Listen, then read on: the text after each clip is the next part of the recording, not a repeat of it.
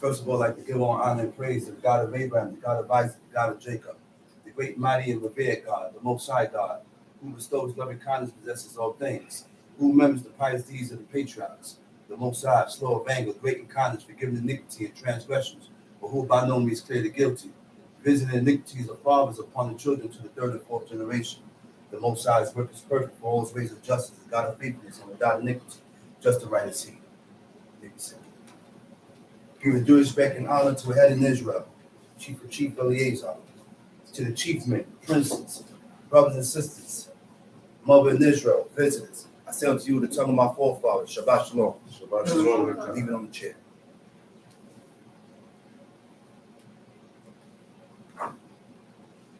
This way of life is all about improving. That's what this way of life is all about. This way of life is all about improving. To be stagnated is the retrack, is the backtrack. When you're stagnated, what I mean by stagnated, I'm not doing anything to improve with God. The word T means to do good or to improve. And that's why God told Cain, he said, if you do as well, if you do good, he said, I will exalt you. If you improve, I will exalt you. Which means this way of life is all about improving with God.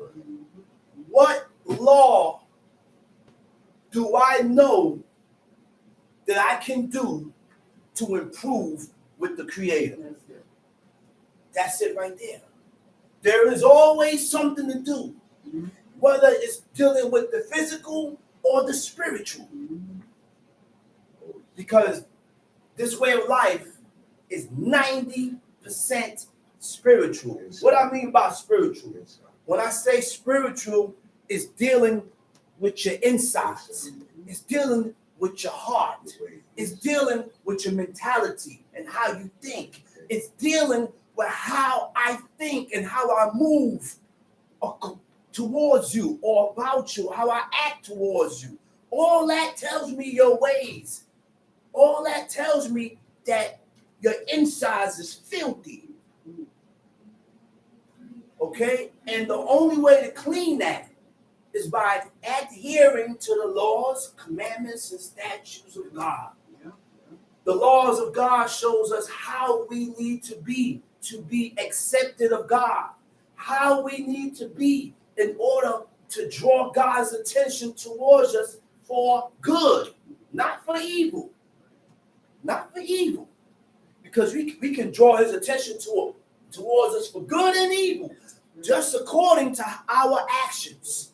So now, we need to start striving for perfection with God.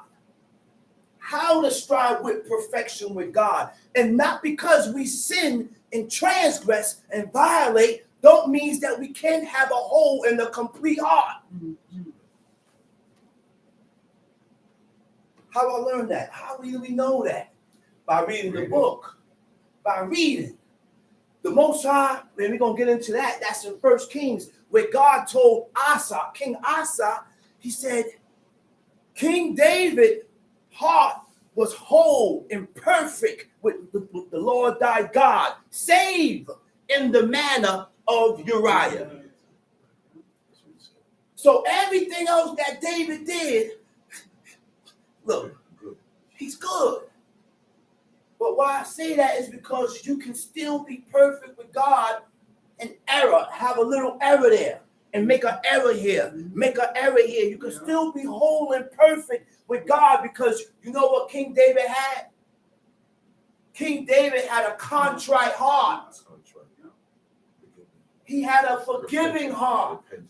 He had a repenting heart. King David was a man with a conscience. He was able to make amends with man. Why I say, if you can't make amends with what's in front of you, then you ain't going to be able to make amends with God. And this is another key of another of the chapters that I'm going to go into. Jacob was a conscious man, very conscious. And he wanted to reconcile what he did to his brother.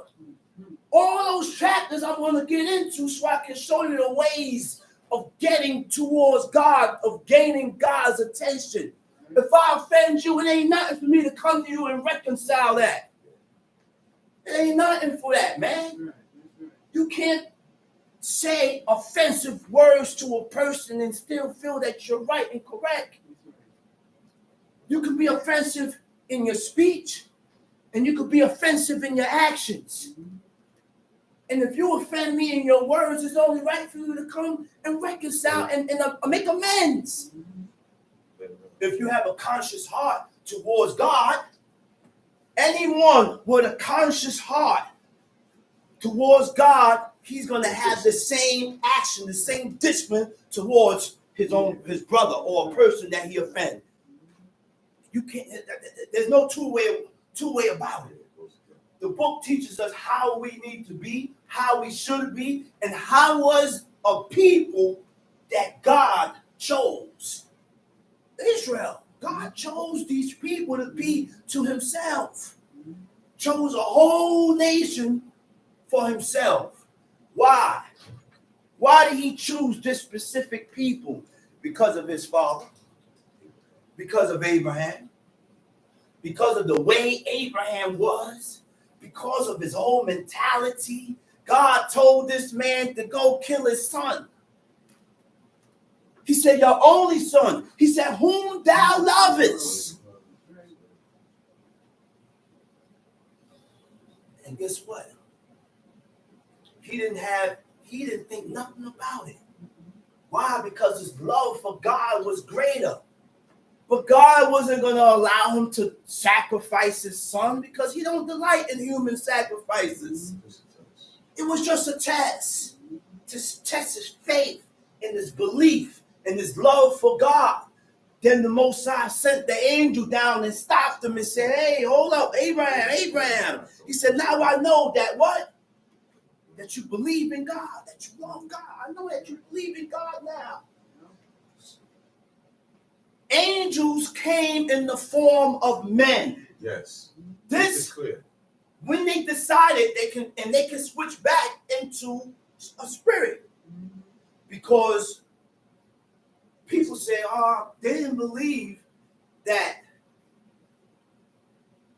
the sons of God came down and went into the daughters of men. They said they don't believe that. That's Christian. Why don't you believe it? Because they cut off.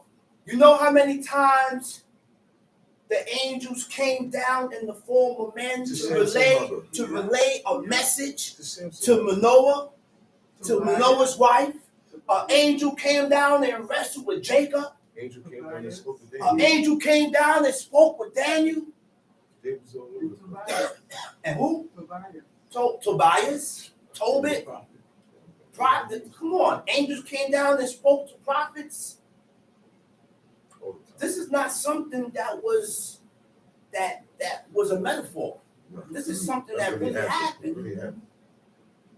We're going to go into Genesis chapter 18. We're going to ride through Genesis so we can learn the ways of God. These people emanated the ways of God. And their thinking and the way they're thinking, their thinking pattern, their heart.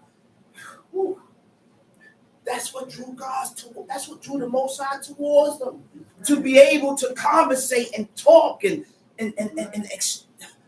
that's what drew God towards them. So let me run back to what I was saying. The Most High told Cain, he said, if you do good, he said, I will exalt you. We need to start doing the things that is lawful and right by God. The things that we know to be lawful and right by God, we got to start picking it up and doing it.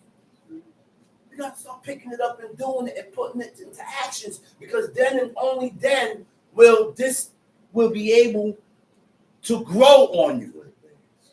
Then and only then it will be a part of you. Then and only then you will be able to change your DNA. You can change the way you are just by your lifestyle and what you take to yourself, how you live. Let's read. Genesis chapter 18. Uh-huh. And the Lord appeared unto him in the plains of Mamre, and he sat in the tent door in the heat of the day. And the Lord appeared unto him in the plains of Mamre. Uh-huh. And he sat in the tent door in the heat of the day. That's Abraham. Right? Okay, go ahead. And he lifted up his eyes and looked, and lo, 3 men stood by him. While he's sitting in the tent door, he looked ahead, he see 3 men approaching him. 3 men. 3 men. He didn't know, I had no idea that these 3 men were angels. No idea. Go ahead, read. 3 men stood by him, and when he saw them, he ran to meet them from the tent door and bowed himself toward the ground. 3 men stood before him. When he saw them, he ran towards them, bowed himself, and said, towards the ground, and said, what? My Lord. My Lord. If now I have found favor in thy sight. He don't know these people from Adam. He don't know these people from Adam. But his mentality and the way he dealt with people is what drew God's attention towards him. Look how Abraham dealt with these people. He said, my Lord, right? If now I have found grace, favor in your eyes, read. Pass not away. Don't pass not away. I pray thee from thy servant. From thy servant. He said, don't pass away from thy servant. Now, these times is completely different from these times. You cannot deal with the world and with everybody the way Abraham dealt with these men here. That's to tell you how everything has gotten so worse. Gotten so, the humans people on a whole scale has dropped. What I mean by drop, their standards, their standards and their honor and their principles, everything about people today has dropped to where the heathens back then was better than the heathens now. Exactly right. The heathens back then was completely different than the people today, because these men had morals, and God was still able to appear to these heathenistic foreign nations. Because these people back then, like the brother said, they had morals and principles about themselves. These people today don't have no morals and no principles. You go and showing them and trying to treat them good, they gonna take it for weakness and jam you, stab you right in the back. So I gotta be careful with who I show this grace and this favor and this honorability to. I gotta really be careful and know who I'm showing this to. You will know. Go ahead, read. Let a little water, I pray you, be fetched, and wash your feet and rest yourselves under the tree. Listen, let me go get a little water. He said, sit down here, let me wash your feet. Let me wash your feet. Because they had sandals, dirt, and everything was in their feet. So they sat down, they washed their feet. And I will fetch a morsel of bread. I'm going to give you a piece of bread. I'm going to feed you. Read. And comfort ye your hearts. After that ye shall pass on. For therefore are ye come to your servant. And they said, so do as thou hast said. Okay. And Abraham hastened into the tent unto Sarah and said, make ready quickly 3 measures of fine meal, kneaded, and make cakes upon the earth. Read. And Abraham ran unto the herd and fetched a calf tender and good, and gave it unto a young man And he hasted to dress it. The only way he could have ate that calf, he had to know how to prepare it. He had to know where to hit, to drain all. See, back then, when you're killing the animal, you can drain that blood out in a matter of hours. Right then and there. The way you slaughter it and kill it. It ain't gonna take hours because you ain't have it for months refrigerated in the freezer where the blood is all coagulated and congealed within the meat. So now, in order to get that blood out, I have to soak it. You cannot put that meat on an open pit because the blood is gonna cook in. The only thing that's gonna drop is the fat. The blood is gonna cook in, and that's very important. I sent my sister gave me some steaks. Deer meat, steaks, sliced up. So I took the deer meat, I soaked it. After I got the blood out, I look at it, it's gray on the outside. After 2 weeks. Something's, that's how you can tell. It looked like all the blood is gone. It looked like all the blood is gone. Right. The average person will cook. The average person would have cooked it. But God, wisdom came to me and said, oh, don't cook it yet. He said, get a knife and split it in half. Make sure. Lord have mercy. When I took the knife and I split the meat in half, the inside of the meat red. Still red, like this turtle. Red. I said, that's blood. I said, my gosh. So I had to take all those chunks, split everything in half, soak it again. This is why I can't deal with no meat, man. Because it's too much work. And I don't want to go through all that work of cutting and checking. I don't want to go. If I ain't making a kill myself, draining that blood out, then I guess I don't want it. Blood was supposed to be drained out. Why do you package the meat with the blood in it? Drain the blood out first. If you're killing, act the kill. If you're killing a deer and you're dealing with venison, drain the blood out right there. Right then and there. That's how I go about it. Drain the blood out. The fat can easily come off. It'll come off on the open pit. Yeah, not the blood. Not the blood. Go ahead, read. And he took butter and milk. He took butter and milk. And the calf which he had dressed and set it before them. And he stood by them under the tree, and they did eat. They said unto him, where is Sarah thy wife? He said, where's Sarah thy wife? And he said, these men don't know Abraham from Adam, but they're asking about his wife. He said, where's Sarah thy wife? Abraham may say, who you asking about my wife for? You don't have to worry about my wife. That's my wife. Well, you like her? You want to have? They didn't do that. They didn't move that way. They didn't have that mentality. That's what the book of Genesis shows you. Their ways and the way these men them think. Read. And he said, behold, in the tent. And he said, she's in the tent, read. I will certainly return unto thee according to the time of life. And lo, Sarah thy wife shall have a son. And Sarah thy wife shall have a son. And Sarah, what verse you at? Verse 10. Go ahead. And Sarah heard it in the tent door, which was behind him. Verse 11. Now Abraham and Sarah were old and well stricken in age. They were old and well stricken in age. Read. And it ceased to be with Sarah after the manner of woman. What is the manner of woman? Menstruation. The manner of woman is her menstruation. It came at a point in time at the age of a woman where she don't see her menstruate, her period anymore. What's the name for that? Once she stops seeing her period, you ain't getting pregnant no more.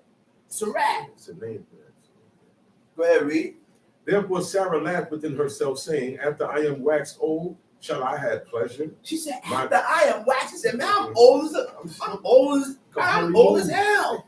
He said, you mean to tell me that me and my husband gonna have pleasure? We gonna have some enjoyment?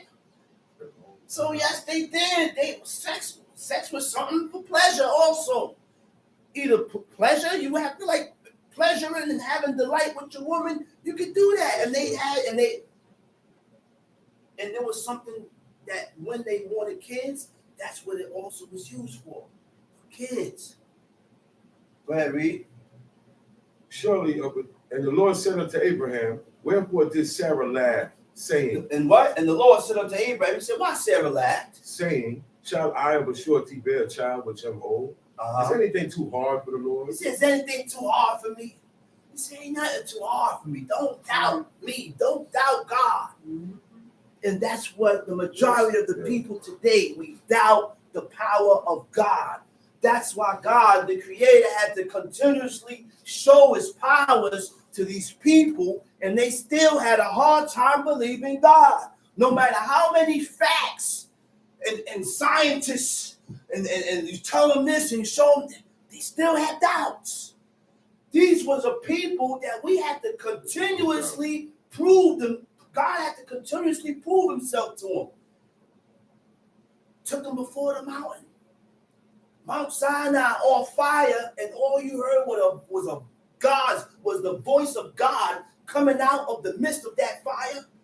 You're supposed to be scared straight. But it only lasted for a while, and then they went back to their old ways and started murmuring and going against. Murmuring and going against. Is anything too hard for the Lord? Uh-huh. At the time appointed, I will return unto thee according to the time of life, and Sarah shall have a son. Then Sarah denied, saying, I laughed not, for she was afraid. She was afraid. God ain't no way he said that Sarah was alive. Nowhere in there. She laughed. But when Abraham asked, he said, man, I didn't laugh. The book said, man, I was afraid. He said she was afraid.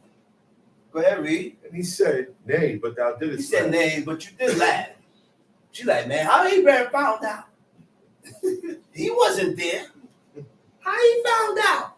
But the angels, the Most High, reiterated and told him, informed him that his wife laughed. Read.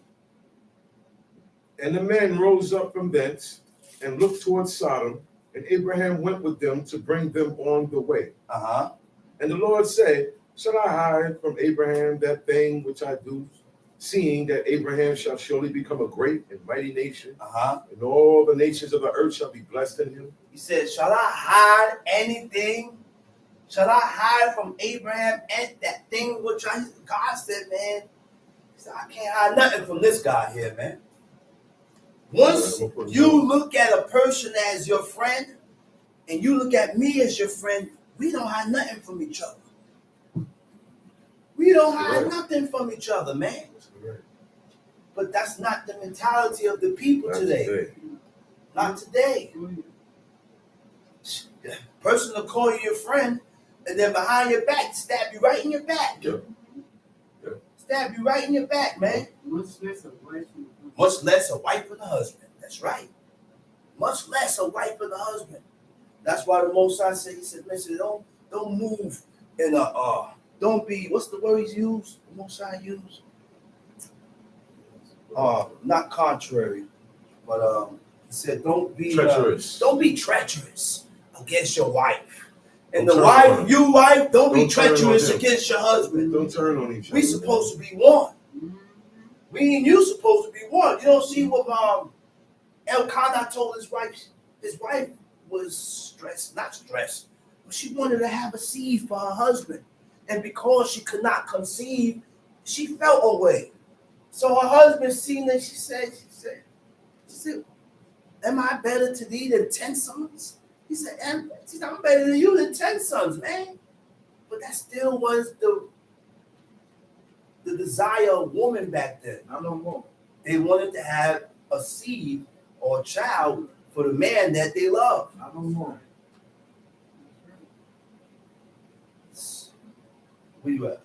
Verse 19. For I know him, that he will command his children and his household after him. That they shall keep the way of the Lord to do justice and judgment. That the Lord may bring upon Abraham that which he has spoken of. You hear that? God said, I know for sure Abraham is going to command his sons and his household after him. He's going to make sure they do. His household is whosoever lives in this tent. That's right.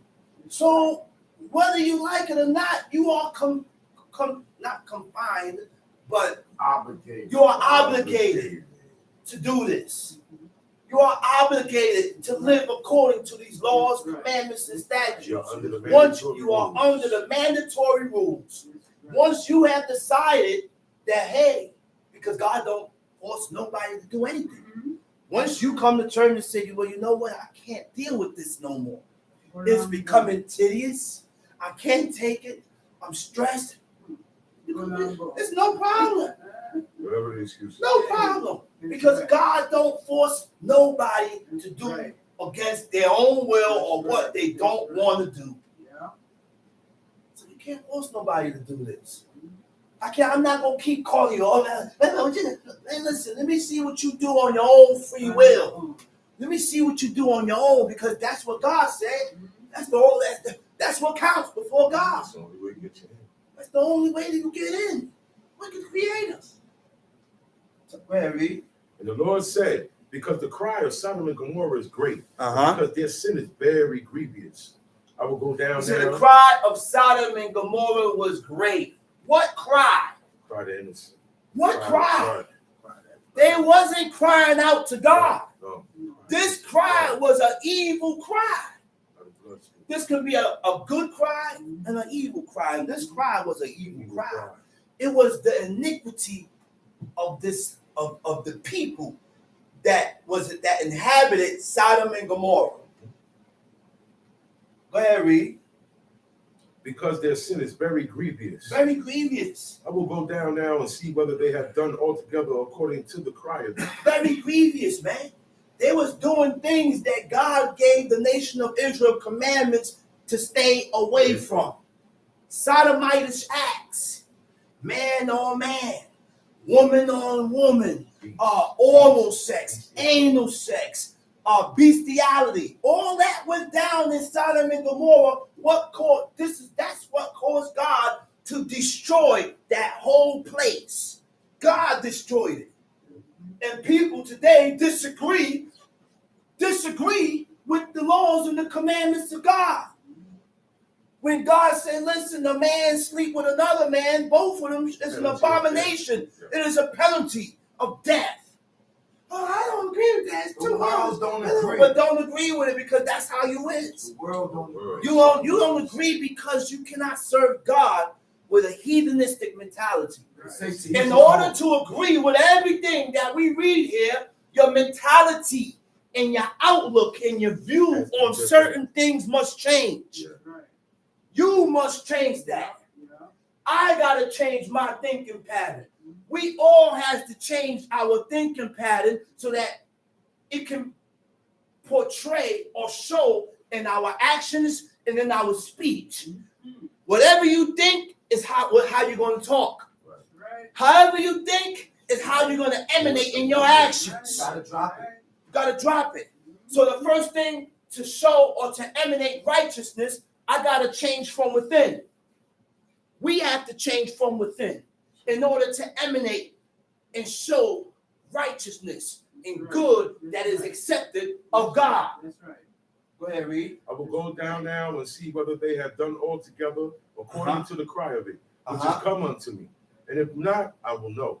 And the men turned their faces from thence and went towards Sodom. But Abraham stood yet before the Lord. Abraham drew near and said, wilt thou also destroy the righteous with the wicked? You see what Abraham asked God? That's what he prayed. You see what Abraham asked God? Abraham prayed for the righteous, not for the wicked. No. Abraham said, will thou destroy also the righteous with the wicked? No, God don't deal that way. That's not how God deals. That's why when the Most High said, when a manner or when a problem occurs, in order to find out who is right and who is wrong, I need two or more witnesses to establish the matter so they can say, well, okay, well, this guy's wrong. And the Lord don't have friends. No. We got to stop dealing partial, dealing with God's law, man. Yeah, he's my son, but my son is wrong. That's right. Yeah, she's my daughter, but my daughter is wrong. That's right. I cannot, my brother, you're wrong. I'm sorry. I can't side with you. Listen, sis, I can't side with you. And this is because dealing with these laws, they don't have friends. The laws of God don't have friends.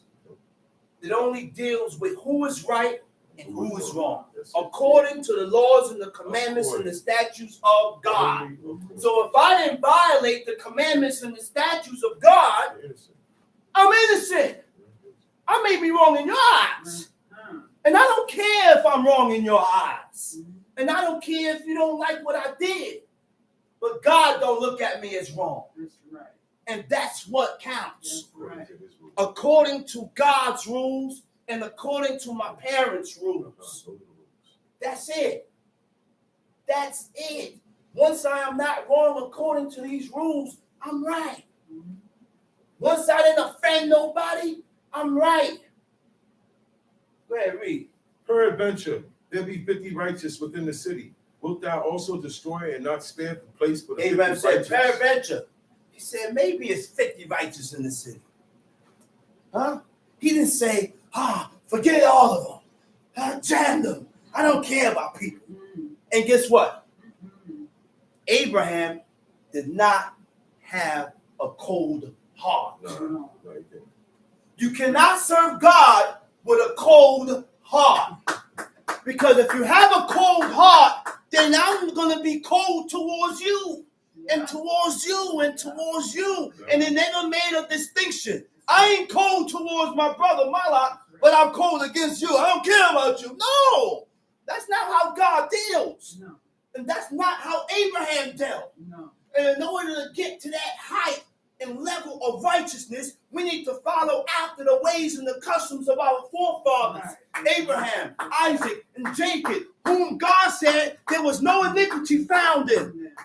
There was no iniquity found in Abraham. There was no iniquity found in Isaac. There was no iniquity found in Jacob. And those are the words of the living God. So again, you can't serve God with a cold heart. Right. You can't. Right. Let's go. Verse 25. That be far from thee to do after this manner, to slay the righteous with the wicked, and that the righteous. That be far from thee. He said, you don't get that To right do there. after this, man. He said, I know you don't get down like that, oh God. It come a point in time in life where I know how you get down. He said, nah, Malak ain't did that. I know what Malak would do, and I know how Malak act. But this, he ain't do that, man. Or I know how this person is, but I know for sure he ain't doing that. I know for sure. And there come a point in time where you can speak up for certain people because I know the person. And you know me. Just like I told my parents, my father, my mother, if you see I ain't here Friday night, I'm in jail or in the hospital or dead. Go ahead, read. So that mean Abraham know God. Abraham know God. He know God. That's why he was able to speak so fervent and so strong. He said, I know you, I know thou, oh Lord, this ain't your word. This ain't how you deal. Go ahead.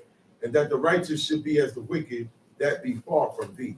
Shall And not the be. righteous, what verse is that? This is verse 25. Okay, and that the righteous should be what? Should be as the wicked, that be That far the from righteous should be as the wicked. Like we the thee. same. Yeah, you don't pair them up the same. We ain't the same. That's right. The difference I'm is- completely different from I don't you. even think That's like that. right. Yes, Completely different. Yes, you are. We got to be different from the people. And in order to be different from the people, we have our own code. We have our own way of eating. We have our own way of dressing. We have our own code of manners and ways Mannerisms, and yeah, the way we behavior. walk and how we dealt with situations. And that's what differentiates us from the people that we lived amongst. And the only way to be different, and opposite to these people, we must read. I gotta read. Or else, if I don't read, my mind is gonna drift back into paganism. My mind is gonna drift back into the lust and the stubbornness of my own heart. Automatic. Because every one of us has stubbornness and lust and evil in us that we need to control and rule. God said, rule it. He said, iniquity lie at the door. He said, sin lie at the door. At what door? Not this door, but the doors of your mind. So before I violate the commandments of God and I transgress, it's going to come to my head first. It's going to come to my head first before I react. Things comes to your head and people react, and it don't be the right thought. Right. It don't be the right thing in your mind, but you react upon it. But it's up to you to catch yourself and say, wait a minute. Because the adversary don't like nothing that's moving smooth. Nothing that's moving smooth. His job is to put a monkey wrench in everything. Frustrate and disturb everything. So the first thing we need to do before we react is think. Think and put a step, put a halt. Halt. Go ahead, read. Shall not the judge of all the earth do right? Verse 26. And the Lord judge said, of the earth. Who's the judge of all the earth? God. That's the creator. Go ahead, read. And the Lord said, if I find in Sodom 50 righteous within the city, then I will spare all the place for their sakes. And Abraham answered and said, behold now, I have taken upon me to speak unto the Lord, which am but dust and ashes. You see, you know why he said that? Because he even knows and perceives that, listen, man, I'm but dust. And I'm doing a little too much talking now. She said, if I perceive, it's like when you talk to your parents, say, can I say one thing, please? He said, man, go ahead, say what you got to say. He looked at you and said, man, go ahead, say what you got to say. Because sometimes they don't want to hear nothing. Sometimes it's just best to just listen, hear it, say yes, and then leave it alone. Every time, parents don't want to hear explanation all the time. You can't keep asking questions either about the same. They don't. Because there comes a point in time where I don't want to hear explanations. Right. Just do what I said. Look, I don't want to feel like explaining and go and do that. Just do what I said, pop, and that's it. Leave it. It is dead. Eventually you will see why. Eventually you'll see why. Go ahead, read. Peradventure, there shall lack 5 of the 50 righteous. Wilt thou destroy all the city for lack of 5? And he said, if I find there 40 and 5, I will not destroy it. And he spake unto him yet again and said, peradventure there shall be 40 found there. And he said, I will not do it for 40's sake. And he said unto him, oh, let not the Lord be angry. And I will speak. Lord, please don't get angry with me. He said, careful approach with God. Because you pushing it. You keep saying it over and over. So you don't want to anger God. So he said, please, Lord, don't be angry with me. And I will speak it, but this once. Let me speak this and say one more thing. Peradventure, there shall be 30 found there. And he said, I will not do it if I find 30 there. And he said, behold, now I have taken upon me to speak unto the Lord. Peradventure, there shall be 20 found there. And he said, I will not destroy it for 20's sake. And he said, oh, let not the Lord be angry. And I will speak yet but this once. Peradventure 10 shall be found there. And he said, I will not destroy it for 10's sake. You see, God didn't get angry with him. He didn't get angry with him. God called that man his friend. Your friend has certain leeway that you don't have. That you don't have. Right. So Abraham was able to do that. Abraham was able to do that, man. Talk personally. That's right. Talk personally with God. That's because the man's ways was so clean. His ways, the way he think was so clean. And if you read, you'll see and understand that negativity, meaning iniquity, didn't come to his mind. No. It ain't come here. No. Everything that Abraham did was just and right according to God. Tom Shee. And he said, oh, let not the, I read that. Verse 32. 33, yeah. And the Lord went his way as soon as he had left communing with Abraham. Okay. And Abraham returned unto his place. Now go to 25, verse 20 now. 25, verse 20. Chapter 25, verse 20. Verse 20. And Isaac was 40 years old when he took Rebekah to wife, the daughter of Bethuel the Syrian of Padanaram, the sister to Laban the Syrian. Isaac married Rebekah at 40 years old. You Too old. And do we know that that was the only woman that he had in all his life? Only had that one woman. His wife. In his whole life. You know what kind of that's something, that ain't no something small. That's big. If I could do, believe me, if I could do this thing over, I would stick to myself. Wait for that. And put one woman that I can marry to where I can step up and push and say certain things with God and say, well, listen, I only had one woman in my life. That's something, those are things to brag on. That's right. Today, people don't think that way. Hey, child, you still a virgin, girl. You need to lose that, man. You have to find out. I was about to say, much less a woman. Sometimes they come to a man and say, man, let me hook my man up, son. I said, man, leave him alone. Leave him alone. That's right. It said 40. If he's to himself and he's not into girls, that's okay. Leave him. When he get older, he'll find a woman that he's going to link up with. And when he do find that woman in his old age, in 40 and 30 years old, first woman, that's the attachment. That's when they start to get attached to each other. Go ahead, read. And Isaac entreated the Lord for his wife. Isaac entreated God. To entreat God is what? To ask. Ask, petition. To petition. Request. His wife was barren, so he went towards God and entreated God on behalf of his wife. Go ahead, read. And the Lord was entreated of him. Uh-huh. And Rebekah, his wife, conceived. Uh-huh. And the children struggled within her. And she said, if it be so, why am I thus? She don't know what's going on. Right now, she don't even know she had twins. The children that were within her, they struggling. They're fighting. Okay? Now, mind you, this is two manners of people, two nations. Abraham, which means father of many nations. So in order for Abraham to be a father of many nations, all these things have to happen. Two nations, she's being pregnant with two nations. Lot had Moab and Ammon. He's the two different nations. So many nations. Then he had Keturah, which was the Arab nation, different nations. Ishmael, 12 princes. Go ahead, read. And she went to inquire of the Lord. And the Lord said unto her. She went to inquire of God. There is no way that she is more spiritual or more righteous than Isaac. Because your way to get into God is through your husband. It's always through your husband. God set it up like that. That's how God set it up. So when you say other things contrary to what we read, then that's no good.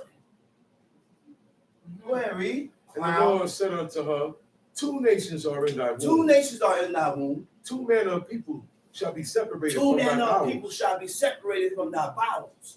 Read. And the one people shall be stronger than the other people. One people shall, now remember what we're reading now. One people shall be stronger than the other people.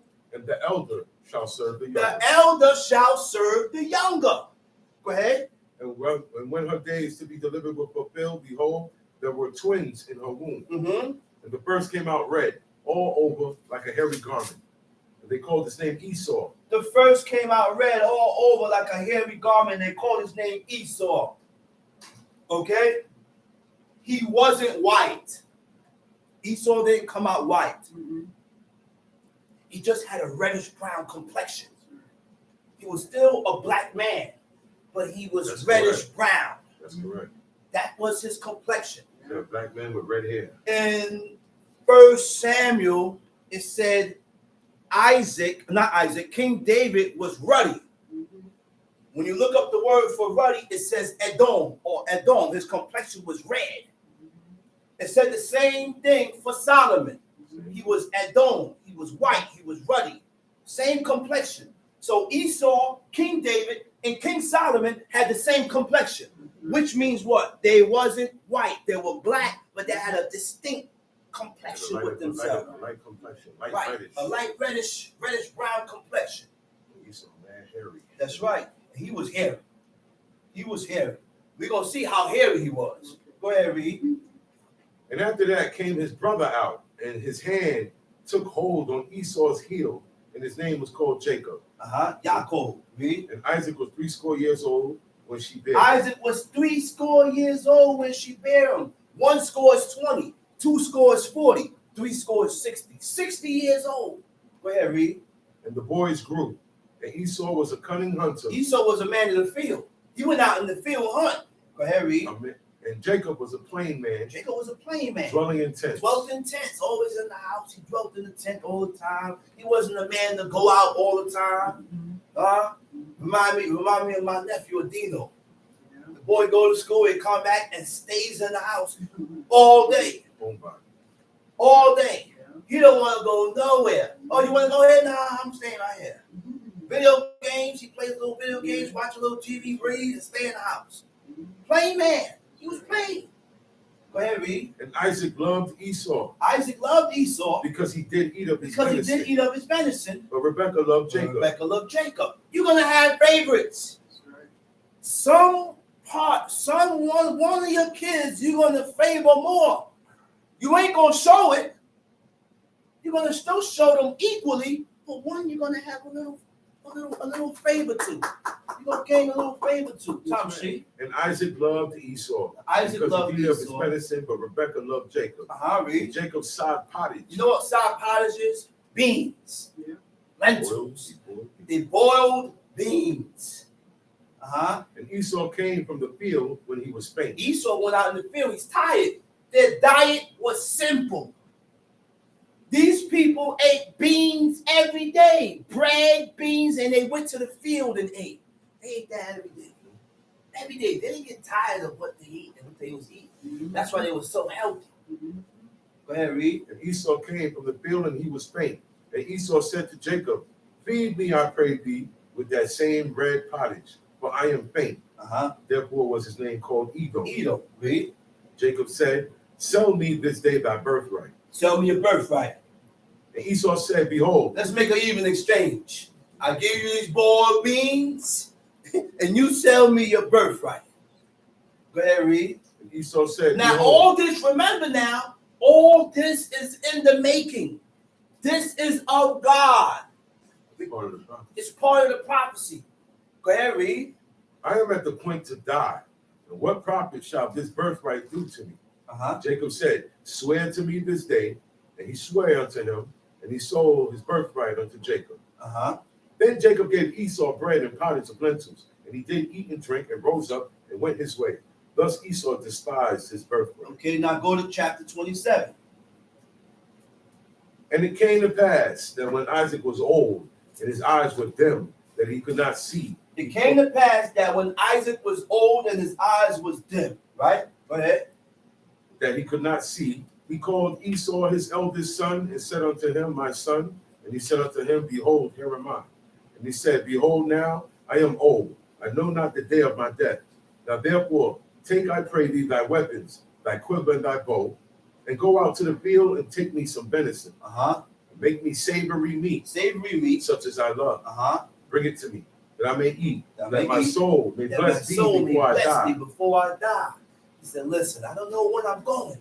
He said, but this is what I want you to do. He said, make me some savory meat so that I can eat and that my soul can bless you so I can die.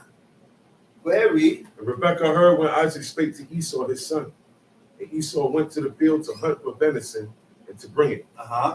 Rebekah spake unto Jacob her son, saying, behold, I heard thy father speak unto Esau thy brother, saying. He said, behold. He said, I heard your father speak. I heard your father speak, saying, behold, I heard thy father speak unto Esau thy brother. Read. Bring me venison. Bring me venison. Make me savory meat. Make me savory meat. That I may eat. That I may eat. And bless thee before the Lord before my death. Now therefore, my son, obey my voice. Obey my voice. According to that which I command according to thee. that which I command thee. Go now to the flock. Fetch from me thence two good kids of the goats. Now she must be a hell of a cook. Right. To have goat taste like deer meat.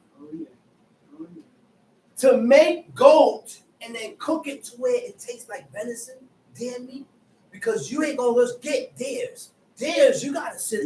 You can't keep them in no barn. Them boys, they wild. They jump around all over the place. So you gotta really hunt, sit. It takes time. She said, okay, while he out there hunting, I want you to go to the flock and grab me 2 goats. Read. And I will make them savory meat for thy father, such as he loveth. Thou shalt bring it to thy father, that he may eat, that he may bless thee before his death.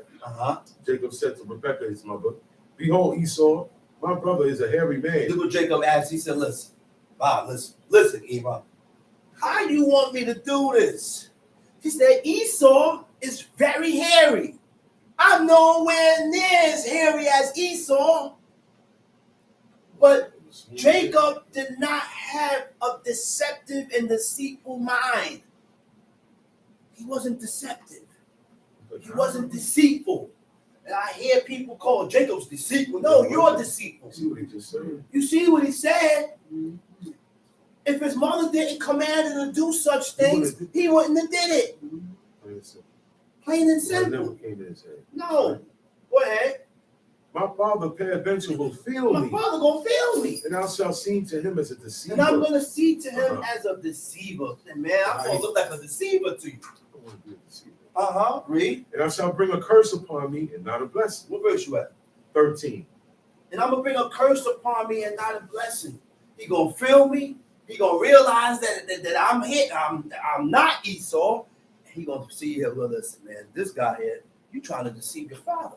He said, I'm gonna curse, and then they curse you. You're gonna get a curse instead of a blessing. Read. And his mother said unto him, upon me be thy curse, my son. Only obey my voice and go fetch me them. And he went and fetched and brought them to his mother. Now remember that was not done on the norm. No.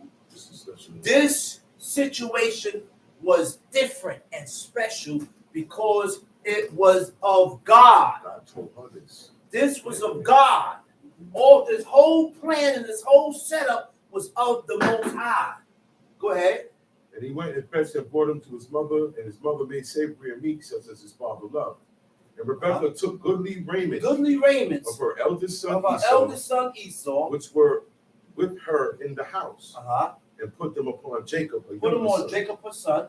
And she put the skins of the kids of the goats upon his hands and upon the smooth of his neck. You see how hairy he was? She had to get goat skin that's hairy, and put it on him. Put it on him so that when his father feel him, he'll feel all that hair. That's how much hair Esau had on. Bigfoot. Big, thick, long, thick hair on him. Inches of hair. Read. And she gave the savory meat and the bread which she had prepared into the hand of her son Jacob. And he came unto his father and said, my father. And he said, here am I. He said, my father. He said, here am I. Who art thou, my son? He said, who are you, my son? Remember, Isaac can't see. His eyes is dim. He's blind. Okay? Read. And Jacob said unto his father, I am Esau, thy firstborn. He said, man, I'm Esau, your firstborn son. I have done according as thou badest me. I have done according as thou badest me. Arise. Arise. I pray thee. I pray thee. Sit and eat of my venison. Sit and eat of my venison. That my soul may, that thy soul may bless me. Read. And Isaac said unto his son, how is it that thou hast found it so quickly, my son? Yeah, Isaac ain't a fool. He ain't no fool. He said, man, listen. Still sure. It never took you. It take you a certain time to go out there and hunt. You ain't too quick. You ain't too quick. He said, how is it that you found this so quick? Read. And he said, because the Lord thy God brought it to me. He said, because the Lord thy God brought it to me. And Isaac said unto Jacob, come near, I pray thee, that I may feel thee, my son. Remember now, he can't see. He said, okay. He said, the second test is, he said, come on over here. He said, let me feel you, my son. He said, whether thou be what? Whether thou be my very son Esau or not. I want to see if you are really my son Esau. He said, come on over here and let me feel you. Now, mind you, now, he can't see. But he perceived. He did not go according to, it sounds like Malak. It sounds like Abraham, and you ain't here. You ain't seen him. Yeah, it sounds like Jacob. The voice is Jacob. He said, but you feel like Esau. He said, hey, They didn't go according to their voice. Oh, this sounds like Abraham. No, it ain't Abraham. Did you see him? No, you can't say that. They didn't move that way. Go ahead, read. The voice is Jacob's voice, but the hands are the hands of Esau. The voice is Jacob's voice. He said, but the hands is what? The hands of Esau. The hands of Esau, read. And he discerned him not, because his hands were hairy as his brother Esau's hands, so he blessed him. Read. And he said, what verse you at? Verse 24. Go ahead. Art thou my very son Esau? And he said, I am. And he said, bring it near to me, and I will eat of my son's venison, that my soul may bless thee. And he brought it near to him, and he did eat. And he brought him wine, and he drank. And his father Isaac said unto him, come near now, and kiss me, my son. And he came near and kissed him. And he smelt the smell of his raiment, and blessed him, and said, see, the smell of my son is as the smell of a field, which the Lord hath blessed. Therefore, God give thee the door of heaven. Therefore, God give thee the what? The dew of heaven. The dew of heaven. And the fatness of the fatness of the earth. And plenty of corn and wine. Let people serve thee. Let people serve thee. And nations bow down. And nations bow down to thee. Be Lord over thy brethren. Be Lord over thy brethren. And let thy mother's sons bow down to thee. Uh-huh. Cursed be everyone that curseth thee, and blessed be he that blesseth thee. Remember, that was the same blessing that God said to Rebekah. He said, your brethren is going to serve thee. Right? That's right. Go ahead, read. Keep going. And it came to pass, as soon as Isaac had made an end of blessing Jacob, Jacob was yet scarce from the presence of Isaac, his father. Now, we're going to learn what serving means. I have a household, and I provide for a household. I am serving y'all.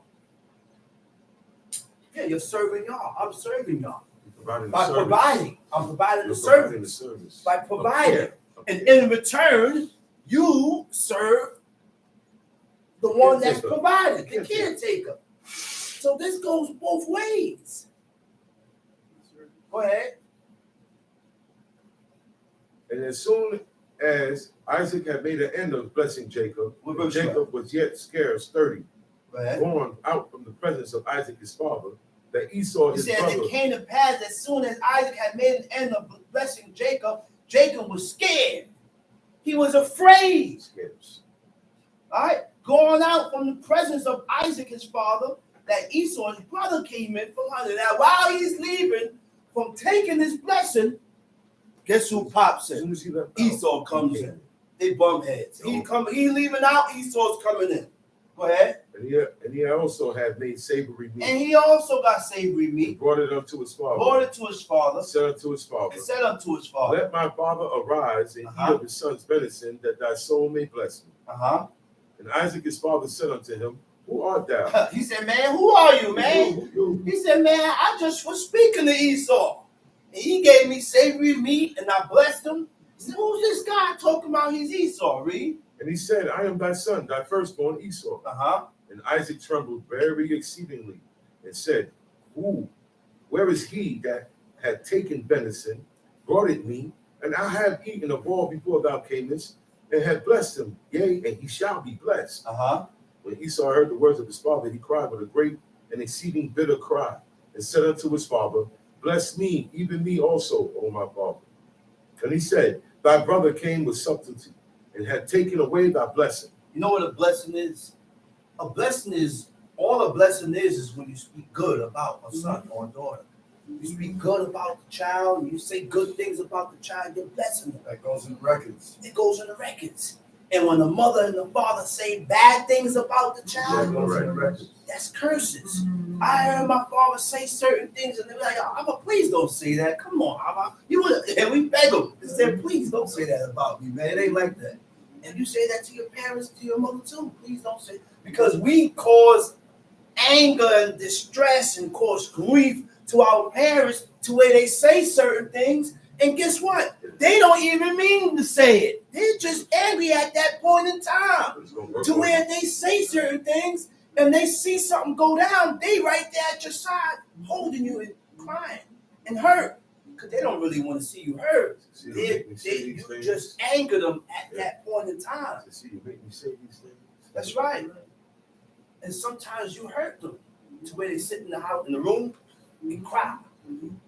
And cry. They be angry at you, but they crying. Because they don't expect this from their own son or their own daughter.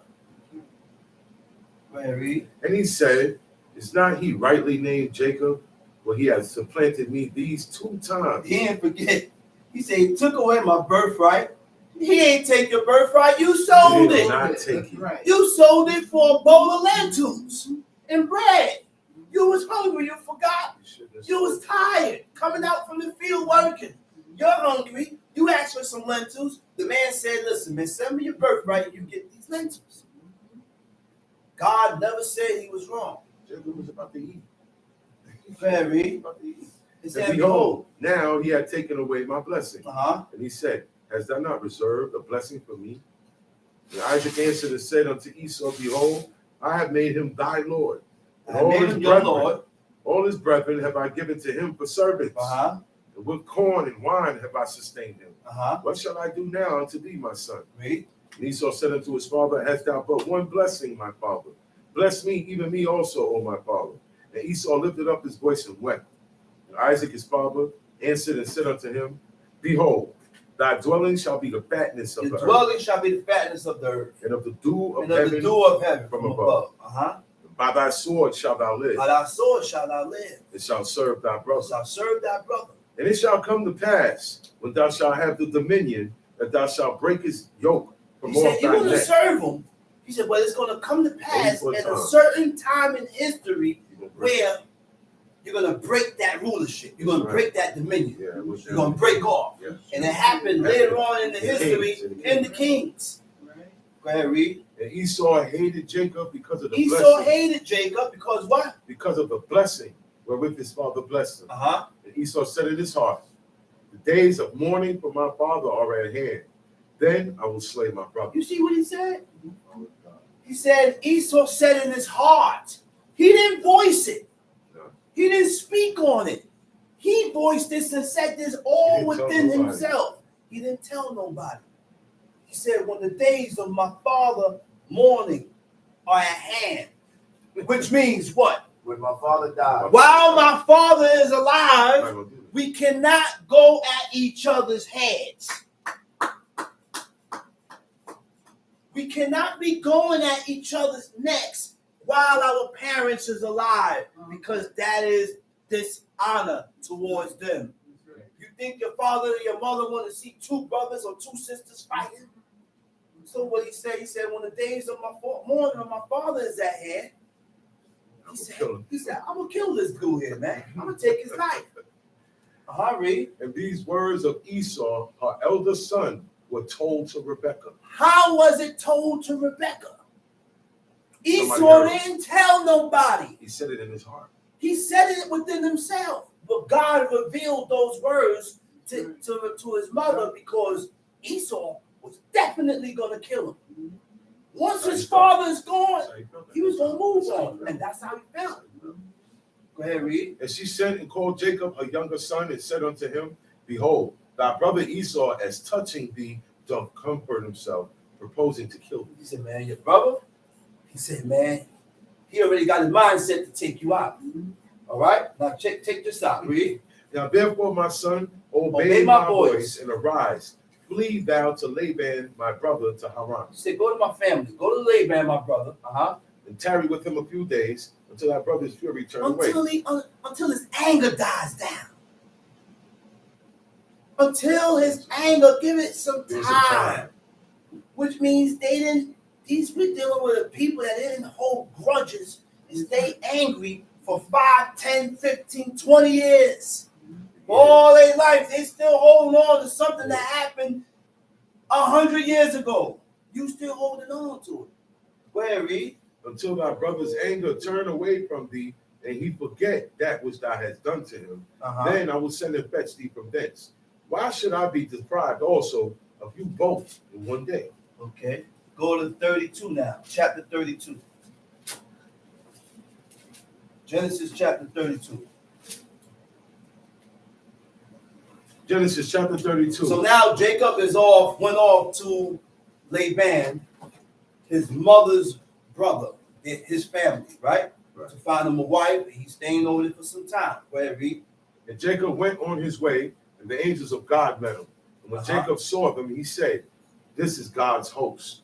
And he called the name of that place Mahanaim. Mahanaim.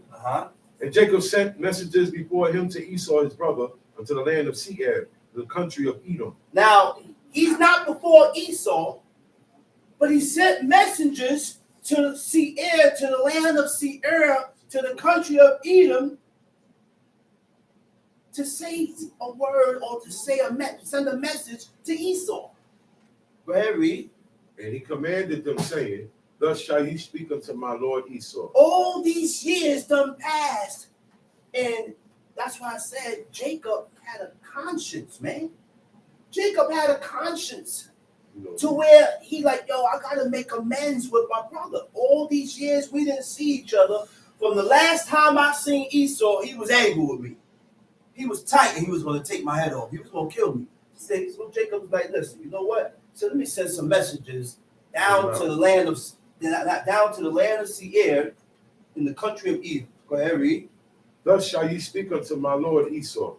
Thy servant Jacob said thus, I have sojourned with Laban. And stayed there until now. And I have oxen and asses, flocks and men servants, and women servants. And I have sent to tell my lord that I may find grace in thy sight. And the messengers returned to Jacob, saying, We came to thy brother Esau, and also he cometh to meet thee, and 400 men with him. Man, we went to go out there to tell Esau to relay this message, but he's approaching us with 400 men. Squad. A whole squad. Go ahead, read. Then Jacob was greatly afraid. He was afraid. And distressed. Distressed. And he divided the people that was with him, and the flocks and herds and the camels into 2 bands. And he said, If Esau come to the one company and smite it, then the other company which is left shall escape. Jacob said, O God of my father Abraham, and God of my father Isaac, said to God, the Lord which saidest unto me, Return unto thy country and to thy kindred, and I will deal well with thee. I am not worthy of the least of all the mercies. He said, he returned and turned towards God, because Esau at this point in time is approaching him with 400 men. So he told God, he said, man, Most High, I'm not worthy. The word quaton meaning small, meaning not worth considering. You see how he thought, his mentality? Right, I am minute. I'm not nothing. They didn't have. See, when you have pride, you don't say things like that. You consider yourself of high regards and high worth, and our forefathers didn't have that mentality about themselves because they didn't have pride. You let other people show you that and tell you that, but you don't do that. Go ahead, read. I am not worthy of the least of all the mercies and of all the truth which thou hast showed unto thy servant. But with my staff I passed over this Jordan, and now I am become 2 bands. Deliver me, I pray thee, from the hand of my brother, from the hand of Esau, for I fear him, lest he will come and smite me and the mother with the children. Thou saidest, I will surely do thee good, and make thy seed as the sand of the sea, which cannot be numbered for multitude.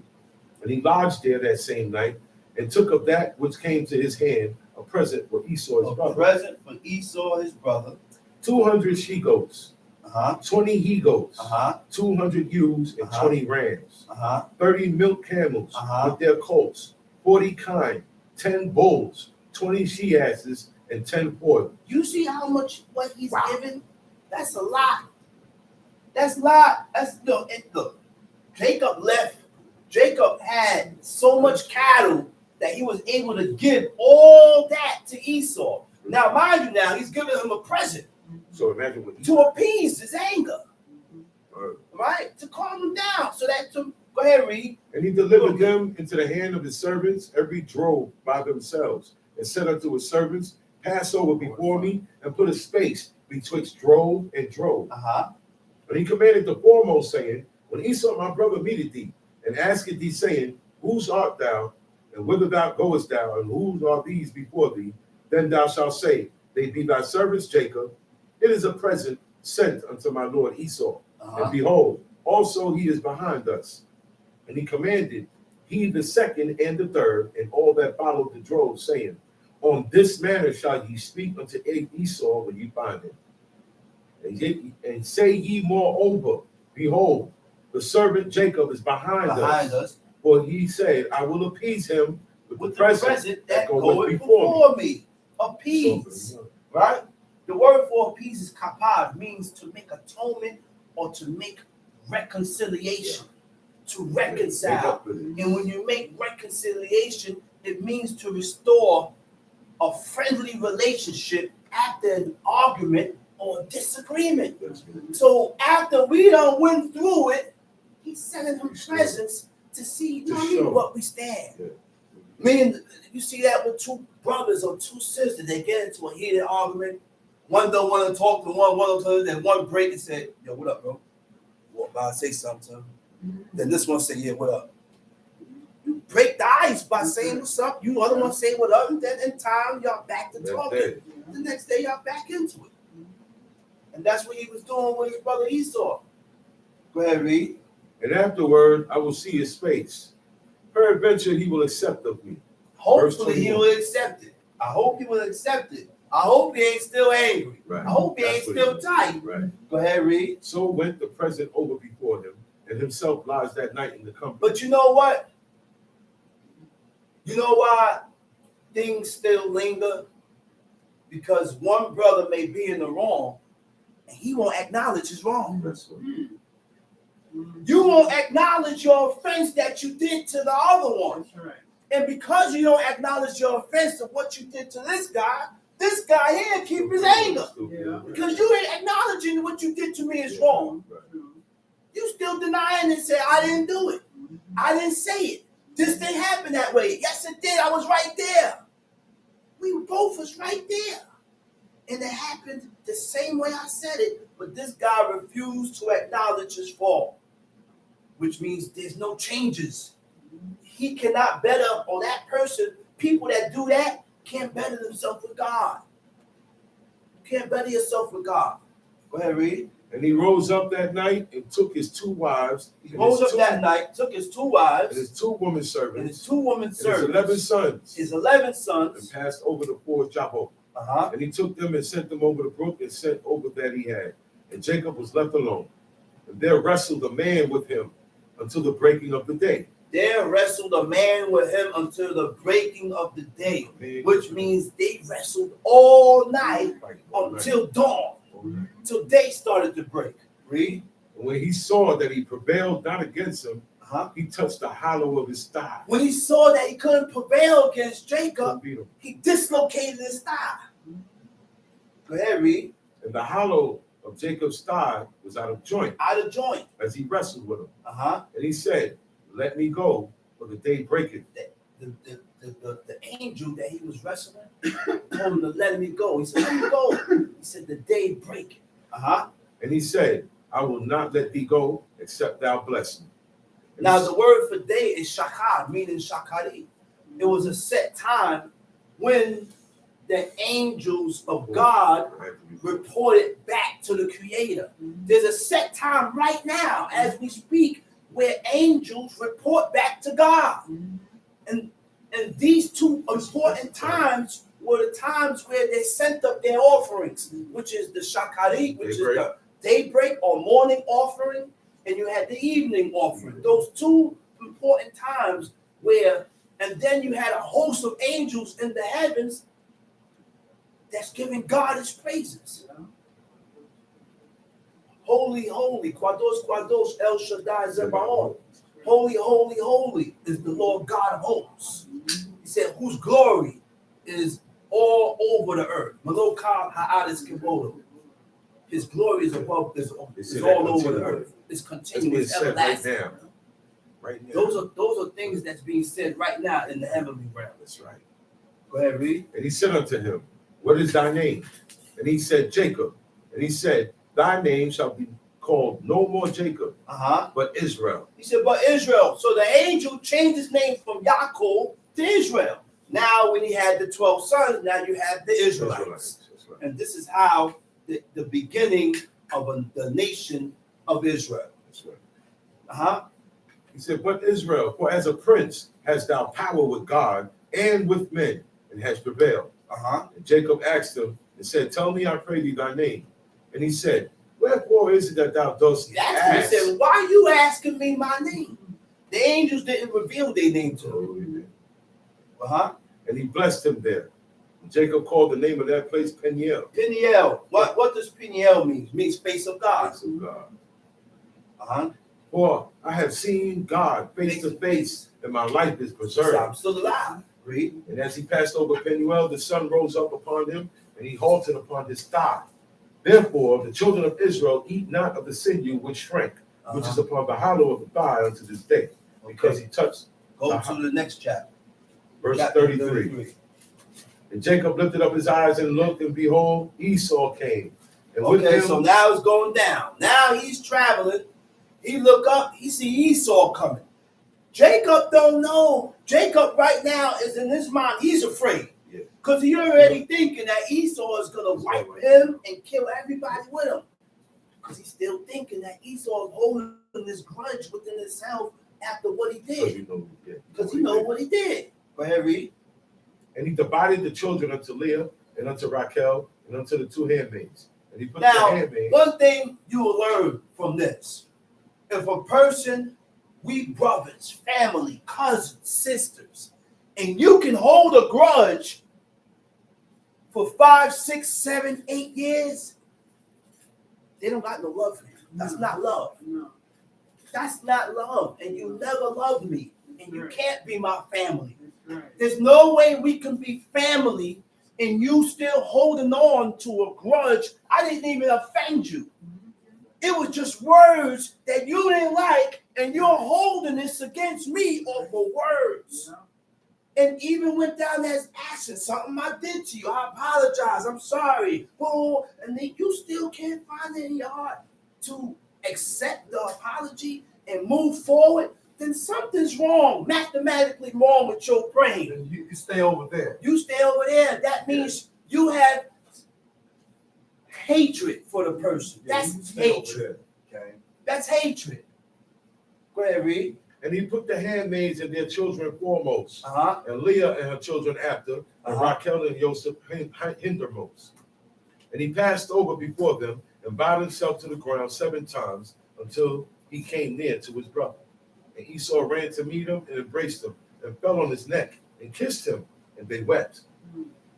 And he lifted up his eyes and saw the woman and the children. He said Esau ran to meet him and embraced him and fell on his neck and kissed him. Now they had some picture on Instagram where a grown man he has his son on his lap, and the man lock his son, sucking on the boy's lip. I said, what? You can't kiss that little boy on this. No, man, they didn't kiss like that. That's what they do nowadays. They didn't kiss like that. That's what they do nowadays. You don't kiss your son on his lip. And one person did that. He transferred herpes to the child. Yeah, the child had herpes. He transferred mouth herpes to the child. But Dalai Lama did that. Germs. You don't kiss the babies in their mouth, man. Dalai Lama did that. You don't do months that. ago. Yes. It's not. That was not our custom. No. That's why Jacob Smith was like that. That's why he's like that. His pops used to do that. Yeah. Go ahead. And he lifted up his eyes and saw the woman and the children and said, who are those with thee? And he said, the children which God had graciously given thy servant. Then the handmaidens came near, they and their children, and they bowed themselves. And Leah also with her children came near and bowed themselves. And after came Joseph near and Raquel, and they bowed themselves. And he said, what meanest thou by all this drove? Notice how he set everything in order. First was the maidservants, in the middle was Leah, and behind was Raquel. That was the wife that he wanted all along. But remember, this was the woman I loved. And this was the woman that I wanted. And I was tricked into marrying Leah. Because I did all this work for Raquel. Next thing, I'm in my tent waiting for my wife to come in. And he pulled the okie doke. He didn't give me Raquel. He put Leah inside there. And then after that, when he woke up, he looked, he seen it was Leah. He said, I worked 7 years But Raquel, why you gave me Why you Leah? gave me her? You know what he told him? It is not our custom to give the younger before the elder. Then you should have said that before I even went into covenant or agreement with you. But he knew what he was doing. Go ahead. And he said, what meanest thou, my oldest drove, which I met? And he said, these are to find grace in the sight of my Lord. And Esau said, I have enough, my brother. You see what he said? He said, man, this, he knew what he was talking about. Esau already perceived where he was coming from. He said, listen, man, he said, I'm doing this so I may hoping that I find grace and favor in your eyes, man. Basically, I didn't forget what I did to you, man. I apologize. I'm sorry. When you're at fault, they showed it, man. They showed it. You was that courageous to offend and do what you had to do. Then you should be more courageous to step to the person that you offended and apologize and show some type of reconciliation with the person. That's righteousness, and that's how our forefathers was. This Genesis shows you the ways that was accepted of God, man. How these people was able to just conversate with God just on the norm. At any given time, the woman can go and inquire of God, and God will give them an answer. And the same thing with men. Because of their ways, they had clean ways before God, man. Go ahead. I have enough, my brother. Keep that which thou hast unto thyself. And Jacob said, nay. He said, man, I got enough, man. Esau wasn't greedy. No, he wasn't. He said, man, I got enough, man. I don't need that, man. You keep that for yourself. Go ahead, read. Jacob said, nay, I pray thee, if now I have found grace in thy sight, then receive my present at my hand. But therefore I have seen thy face, as though I had seen the face of God, and thou wast pleased with me. See, he said, I seen your face like I seen the face of God. He said, man, and the last but not least, you're not angry with me. Right. You're not tight with me. You happy to see me. Which means all that what transpired before was over, was dead. Go ahead, read. Take, I pray thee, my blessing that is brought to thee, because God had dealt graciously with me, and because I have enough. And he urged him, and he took it. But he said, let us take our journey, and let us go, and we will go before thee. And he said unto him, my Lord knoweth that the children are tender. Children is young. And the flocks and herds, is young. are with me. And if men should overdrive them one day, all the flock will die. If we overdrive, when we go too hard, you're going to kill the flock. Read. Let my Lord, I pray thee, pass over before his servant, and I will lead on softly, according as the cattle that goeth before me, and the children be able to endure, until I come unto my Lord unto Seir. And Esau said, let me now leave with thee some of the folk that are with me. And he said, what needeth it? Let me find grace on the side of my Lord. Cut that and go to 1 Kings chapter 15.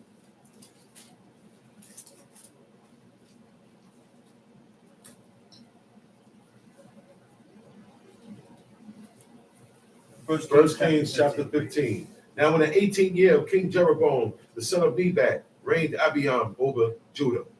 3 years reigned he in Jerusalem. And his mother's name was Maacah, the daughter of Abishalom. At this point in time, the kingship is split in half. You have a king for Judah and the king for Israel. 2 kings. Right? Go ahead, read. And he walked in all the sins of his father. And he walked in all the sins of his father. Which he had done before him. And his heart was not perfect with the Lord. His heart was not perfect with God. He did everything that his father did that was evil. The son picked it up and led on, continued on in his father's iniquities, which caused his heart not to be perfect, whole, or complete with God. Right? Go ahead, read. Verse 3. And he walked in all the sins of his father, which he had done before him, and his heart was not perfect with the Lord his God, as the heart of David his father. Nevertheless, he said, with the Lord his God, as the heart of David his father.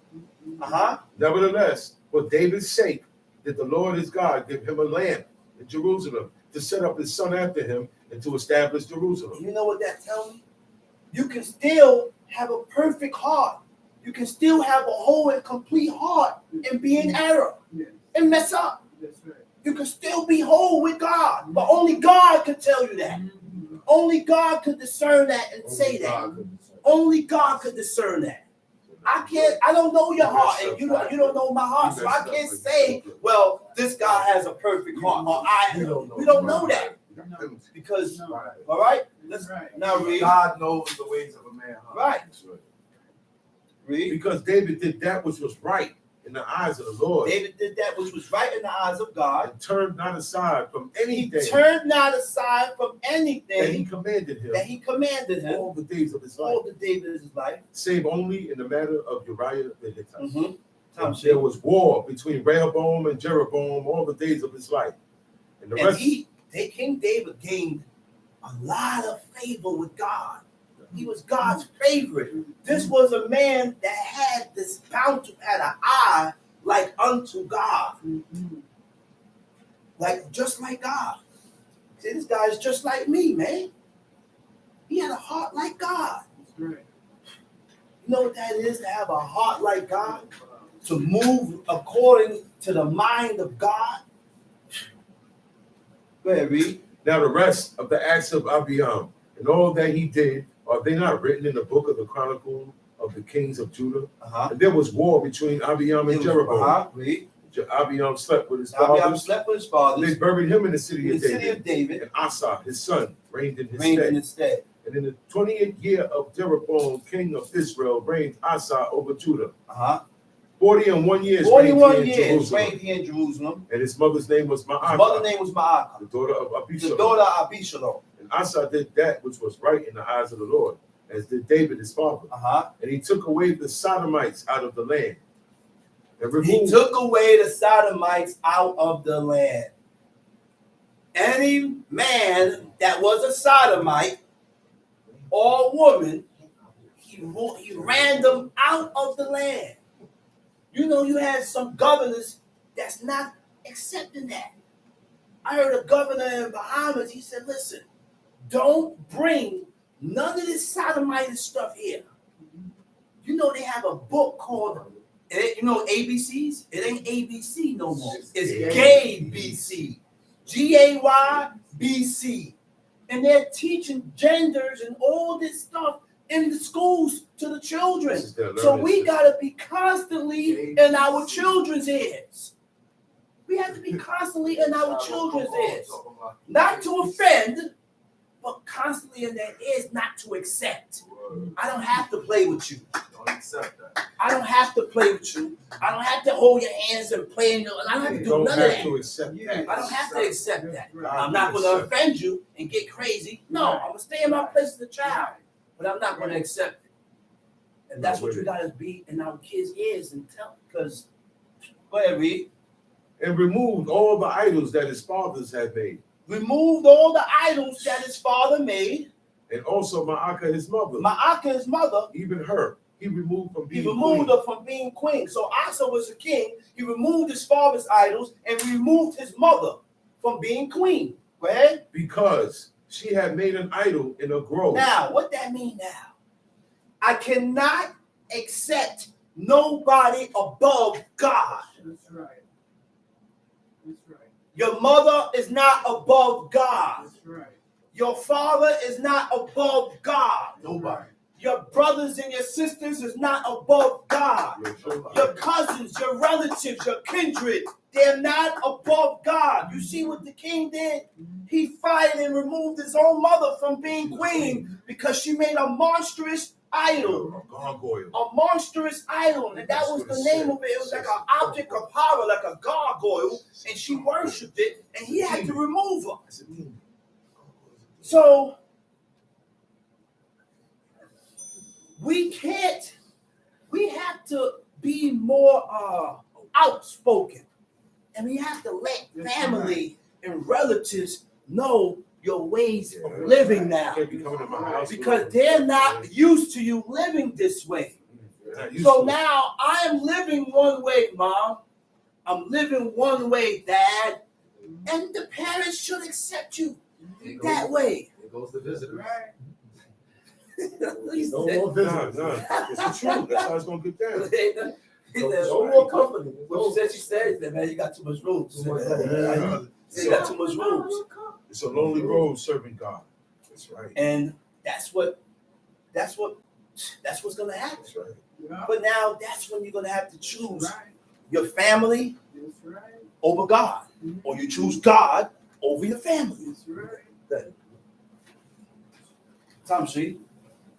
And Asa destroyed her And idol. believe me, the test is coming. It's always going. That's how it goes. The test is coming Yeah.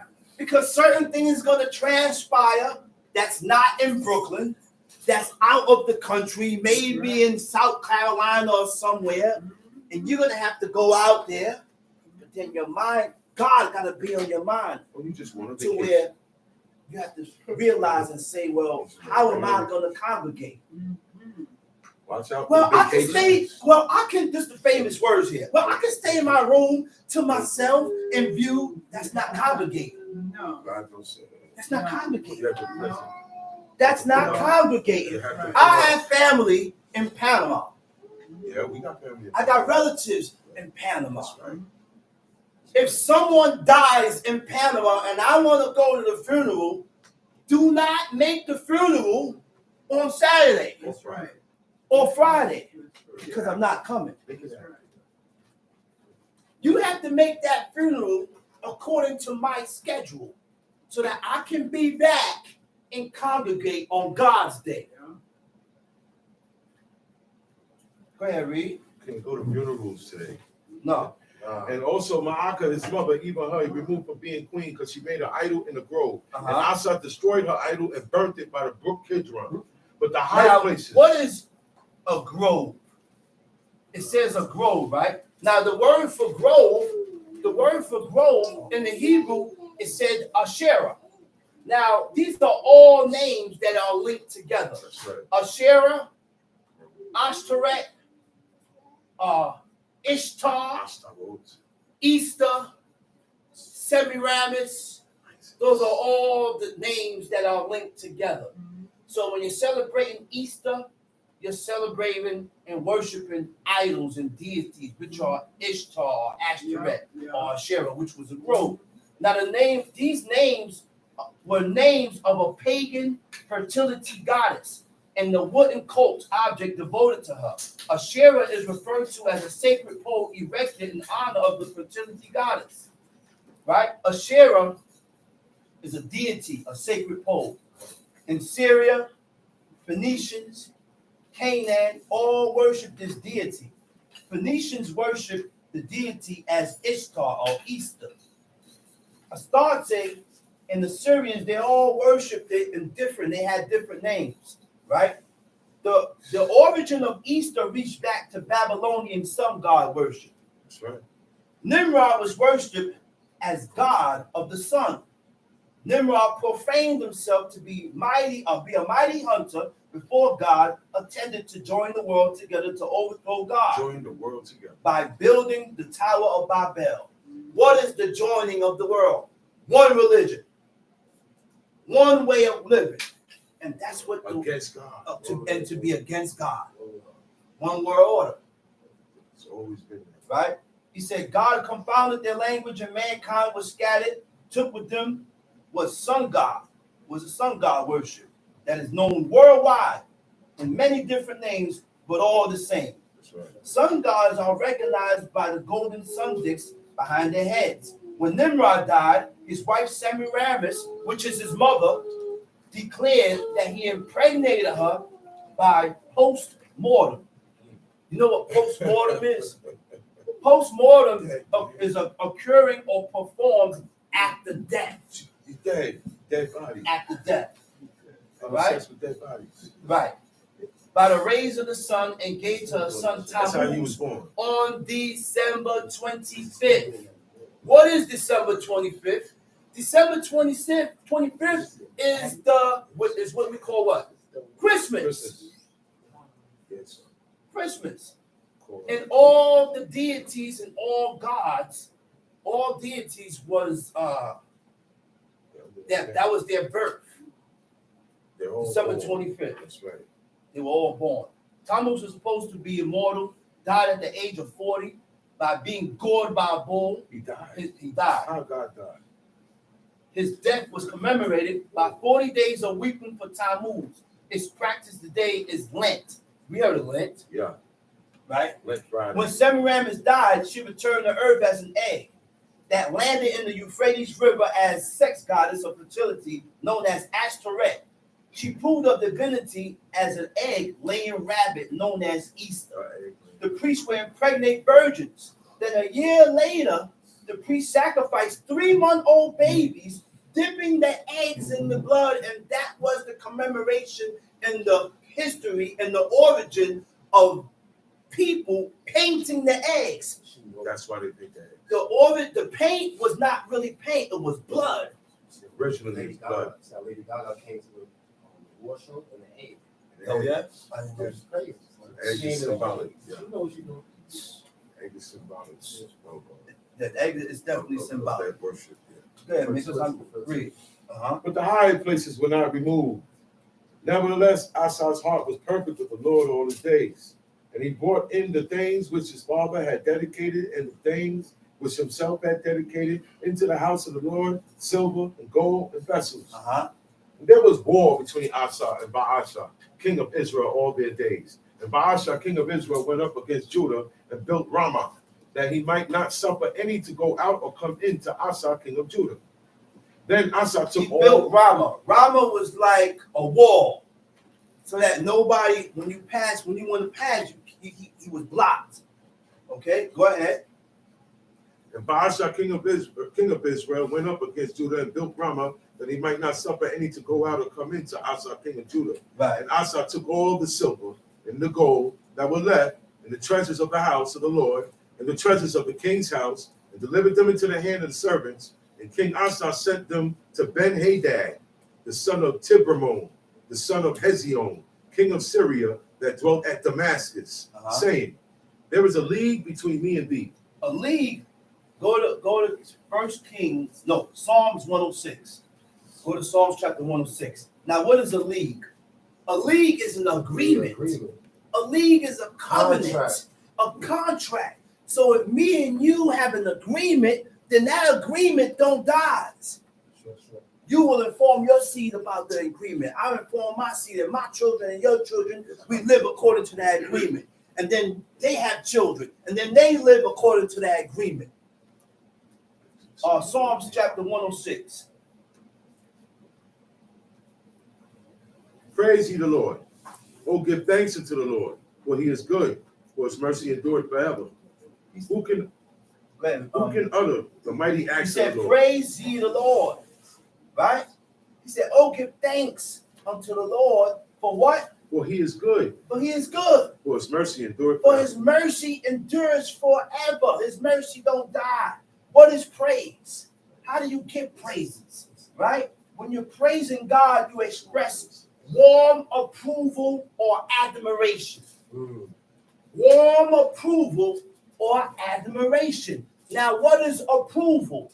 The belief that someone or something is accepted. When you praise God, it shows that you accept God. And then only and we have to show that we accept. Once you accept God, then you will begin to accept the words that we read in the book. And this is what's in our way. We don't accept God, so we can't accept everything in the book that we read. I will accept this, but I can't agree with that. I will accept this, but when you begin to accept God or who God is, you accept everything. Putting aside how I feel, it doesn't count. It doesn't matter. Forget about how you feel. God don't have to change his words. You got to change you. And train yourself to accept the things that you read here. Train yourself. That's what it is. It's a Accept the training. things you read there. Okay. Now, what is admiration? Admiration goes into admire, and also admiration or admire is also a form of worship. So you can't admire. God said, honor your parents. You don't admire them. Admire or admiration goes to one, goes to the Creator. All right? Can't admire Beyonce. No. Whatever you admire, you regard. Right? Now, what does regard mean? Regard is a feeling of respect and affection for. Whatever you respect and whatever you feel affection for. So now, I'm going to dip back to an example. You ain't got to go there. Psalm 66, verse 18, right? It says, if I regard iniquity in my heart, the Lord will not hear me. That's heavy. He said, if I regard iniquity in my heart, inside, which means if I accept this, he said, God ain't going to hear me. So now we got to be careful of the things that we agree with, that God don't agree with. Because we have a heathenistic mentality. And everything that we read here, we don't agree with it. And because we don't agree with it, you are regarding and you are regarding iniquity inside of you. And when you pray, God ain't going to hear you. Because you have sin in you. Go ahead. Who can utter the mighty acts of the Lord? Who can utter the mighty acts of God? The things that God has done. Who can utter it? Read. Who can show forth all his praise? Read. Blessed are they that keep judgment, and he that doeth righteousness at all times. Blessed are they that keep judgment, and he that doeth righteousness at all times. That's who blessed. At all times, which means you're not riding the fence. Your money don't make you blessed. Today I'm moving one way. The next day I'm moving opposite from the way I moved the other day. Your money don't make you blessed. Money don't mean you're blessed. Oh, that's what that means? That's not. Money don't mean you're blessed. Go ahead, read. Remember me, O Lord, with the favor that thou bearest unto thy people. Remember me, O Lord, with the favor that thou bearest unto thy people. Oh, visit me with thy salvation, that I may see the good of thy chosen, that I may rejoice in the gladness of thy nation, that I may glory with thine inheritance. He said, that I may see the good of your chosen people, of the people that you look at, that of people that you had chosen, of the people that you have chosen and elected, right? He said, I may rejoice in the gladness of thy nation, that I may glory in thine inheritance. Read. We have sinned with our fathers. We have sinned with our fathers. You have, see, these are people that have acknowledged their fault with God. And the only way to get better with God is to acknowledge that you was wrong. Right. Acknowledge your fault. Right.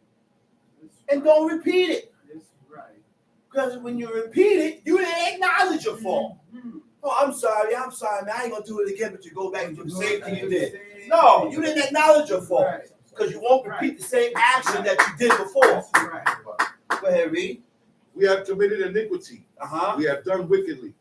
Our fathers understood not thy wonders. Our fathers understood not the wonders in Egypt. They remember. All right? They didn't perceive the intended meaning. 3 days later. They didn't perceive and understood the meaning of what everything what was going on. 3 days later. Okay? 3 days later, they started murmuring and offending God.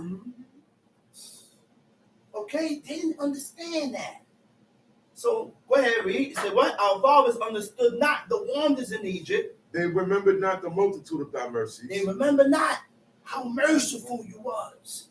But provoked him at the sea. But provoked them at the sea. Even at the Red Sea. Now, provoke. They was what? It means to be bitter. It means to be rebellious. They rebelled against God at the Red Sea. How? Complaining. They started complaining. While they at the Red Sea, there's nowhere to go. This is a large body of water. The Egyptian army is coming towards them to subject them back into slavery. They at the Red Sea crying out, murmuring against God. Murmuring against God. After everything that God done showed them, you should have some type of trust and know that God would be able to deliver them. Saw those 10 plagues. Go ahead, read. Nevertheless, he saved them for his name's sake. God, only reason why God saved them is because of his name's sake. Because of his name's sake. So you don't talk junk against God and say, the Most High done delivered the nation of Israel to bring them to the sea to get caught again. Yeah, read. Nevertheless, he saved them for his name's For his name's sake, that he might make his power to be known. Mm-hmm. He rebuked the Red Sea also, and it was dried up. He rebuked the Red Sea, and he dried it up.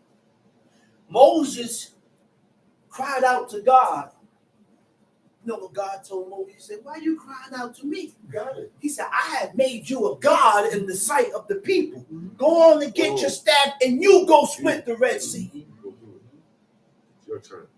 This is why the Most High, this is why God referred to man as God, because they had powers to do things, split the Red Sea, stopping the sun. Once we are right, once we are correct and right and faultless with God, you can make moves. You can do things like that. You can tap into the source. Go ahead, read. He rebuked the Red Sea also, and it was dried up. So he led them through the depths as through the wilderness. And he saved them from the hand of him that hated them. Now that was a hell of a sight. You know what that is for a whole sea to split in half? You're not walking around a flat. You got to walk down. That's a deep hill. Walk down, go across, and then walk back up. All that time, God, the Creator, Most High, had a dark cloud. Yeah. It was so dark that they couldn't find their way through. Sit down. And that cloud stayed there until the nation of Israel passed through that sea, passed through the bottom of that sea. And when they came in, God caused the sea to fall upon them. Go ahead. And he saved them from the hand of him that hated them, and redeemed them from the hand of the enemy. And the waters covered their enemies. There was not one of them left. Now, you had scientists that found chariots, swords, armor, all at the bottom of the Red Sea. All at the bottom of the Red Sea. Come, see. Then believed they his words. Then they believed his words. They sang his praise. Mm-hmm. They soon forgot his works. They waited not for his counsel, but lusted exceedingly in the wilderness and tempted God in the desert. They forgot everything that God did that quick. Then, now they're in the wilderness. But there's no food, nothing to drink. They start lusting exceed. They start lusting. And they started lusting. Because of them lusting with God, they tempted God in the wilderness. Well, I'll read. And he gave them their request. He gave them their request. He gave them what they asked for. You this is what you want. He said, I'm going to give it to you. I'm going to give it to you. Go ahead, read. But sent leanness into their soul. What is leanness? Leanness means to cause them to incline towards their taste and their desires. So he caused them to lean right. He caused them, he increased their desires towards it. Go ahead, read. They envied Moses also in the camp. And that's the reason why they gorged the flesh the way they gorged it. And they ate the way they ate it because he put that leanness in them to cause them to gorge it. Tom, see? Yeah. And they envied Moses also in the camp, and Aaron, the saint of the Lord. He said they envy Moses also in the camp, and Aaron, the saint of God. The saint of God, man. Holy. You see how God looked at these guys, man? The Saints. Holy ones. And this is, we read the book to show us how we need to be so that God can look at you in the same manner as holy or saint. Read. The earth opened up and swallowed up Dathan and covered the company of Abiram. And a fire was kindled in their company. The flame burned up the wicked. Why did the earth open up and swallow up Dathan and Abiram? Because they wanted to leave off from their services and they want to offer up incense and offerings. They was jealous of Moses and Aaron. They were jealous of them. They want to offer up things and get into duties Yeah. that was not their duty. Right. Called them the wicked. Yep. He said, read. They made a calf in Horeb and worshipped the molten image. Thus, they changed their glory into the similitude of an ox He that said eated they grass. made a calf in Horeb. That's the golden calf. And worshiped the molten image. The devil That himself, man. that calf That's the devil himself. came from Egypt. That's why I always say, when you come to serve this God, I have to let go of my past. That's right. I have to let go of what I was taught before. But in order for me to let go of what I was taught before, I gotta acknowledge and come to terms with myself that stuff was wrong. That's right. Because when I don't think that way and I don't acknowledge it as being wrong, you know what you're gonna do? You're gonna start making comparisons. You're gonna start coming up with things that you learned before and comparing it with what it says here. You're gonna mix it. That's why people have a hard time believing that it was just Adam and Eve. It was more. Adam had more than one wife. People say that. People say that. But those are what? Jewish folklore. That's what it is. From Judaism. What is a folklore? Fairy tale. A A story story. that's not true. A fairy tale. That's been Story added that's on not over true. the years. Urban legend. Urban legends. People look at this, the book, and say, this may be a story too, don't you? Yeah. think? Yeah. Some that Don't you do think that. this may be a story? It's not a story, man. Look. That really happened, man. Look, they thinking that now. Right now. They thinking it now. Because They guess all- what? They all find out when we leave this. Look. They Guess thinking what? it now, man. There is There. a Garden of Eden. Come on, man. There is a Garden of Eden. And those 4 rivers that connected to the Garden of Eden, there are 4 rivers. 4 rivers that came from. But God shifted those rivers because no one has ever been able to discover that garden. Man is not to find that. God ain't gonna make you He's gonna discover make you that. find that. Again, Get Adam out. you have scientists. Scientists, look, Lot's wife that turned into a pillar of salt was held up by chains. That's And they still showed that on That's TV. still up. That's Still still up. there.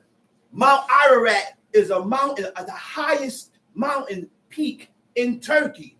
What was found there? They found Ark. seashells, Seashell. and the ark was Noah's up Ark. there. So when the earth, the water disappeared, They left some they stuff. had to climb down those mountains, That's right. come down that mountain. The ark stayed up there. It's still up there with seashells. Everything Jake did was copied from David. Right. Everything. That's right. They copied everything. Go ahead, read. Where we at? Verse 21.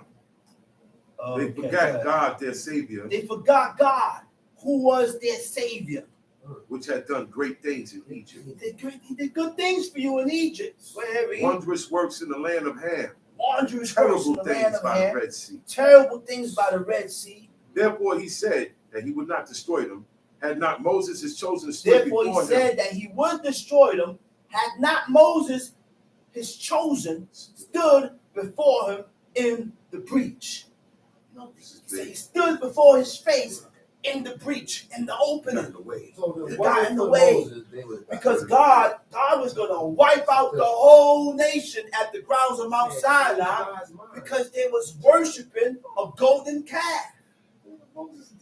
They was worshiping a golden calf. God was going to wipe the whole nation out. But Moses stepped up, stepped in the way to change God's mind, to change his heart towards the people. Change God's mind. That's right. Go ahead. Yea, they despised the pleasant land. They despised the pleasant land. What was the pleasant land? Israel. Jerusalem, Israel. They believed not his And word, believed not his word. but Tom, murmured see? in the tents, But murmured in the tents. and hearkened not unto the voice of the Hearkened Lord. not unto the voice of God. Therefore he lifted up his hand against them to overthrow them in the wilderness, to overthrow their seed also among the nations. He said to overthrow them in the wilderness, to overthrow their Their seed. Their seed also among the among the nations. nations. You see how God deals? That's Once why- you are not right with That's God, he deals with your children in the same manner. In the same manner. we're not dealing with a God that loves children, man. Not at all. If you hate it in the eyes of God, He's gonna despise what comes from you. That's right. He's gonna despise your seed. Same here. Right. The only way that you can get God not to despise you is if we have to repair the breach. We got to start pushing up on God and not follow in the sins of our fathers. You got a problem with the pops. You got Okay. a problem with the kids. Go ahead. That's natural. To overthrow their seed also among the nations. To overthrow their seed also among the nations. And to scatter them in the land. They joined themselves also unto Baal They Peor. joined themselves also unto Baal Peor. Right? Now that Baal Peor, Baal meaning Lord. Peor meaning Pa'al, meaning the opening. Lord of the opening. And when you're worshiping this God, it involved the most perverted acts between the temple prostitutes and Baal, right? For the rituals are designed to debase yourself, involves the exposure of the prostitute's genitals and direct oral exchange of body fluids and waste products. In these rituals, the prostitutes assumes a dominatrix role, and the men are submissive. The rituals establishes the power of feminine over the masculine to destroy the Hebrew structure the Creator had set up. So they designed a whole structure to destroy what God has set up. That's why the world is the way it is. That's why the world is the way it is. That's why they want you to accept all of these things. Right? It says that was the stumbling block, which was the worship of Baal Peor, meaning Lord of the opening, in which they used every hole for sexual pleasure. Every hole. Not do that.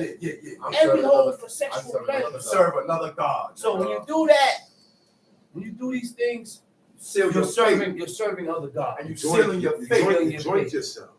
Go ahead. That's how you join. And they joined themselves unto Baal Peor and ate the sacrifices of the dead. Verse 29. Okay, they joined themselves also unto Baal Peor, to join, to bind, to attach oneself. Right? And ate the sacrifices of the dead. Right? Sacrifices dedicated to idols or the dead. Now, what is sacrifices of the dead? Make it clear. What is sacrifices of the dead? This is why we can't follow heathenistic customs. When a loved one has died, you don't have a repast. You can't have a repast because a repast is where people go and cook food. In Panama, and then you go to the place, go there and you eat. That's right. We didn't have a repast, man. Our forefathers, when they passed away and they died, they buried them and that was it. Ain't no way go visit every year. The grave every year. They didn't visit the grave every year. Okay? They didn't do that. They ain't have weights. They didn't even have weights. They didn't have weights. None of that. They buried the body quickly. And you see how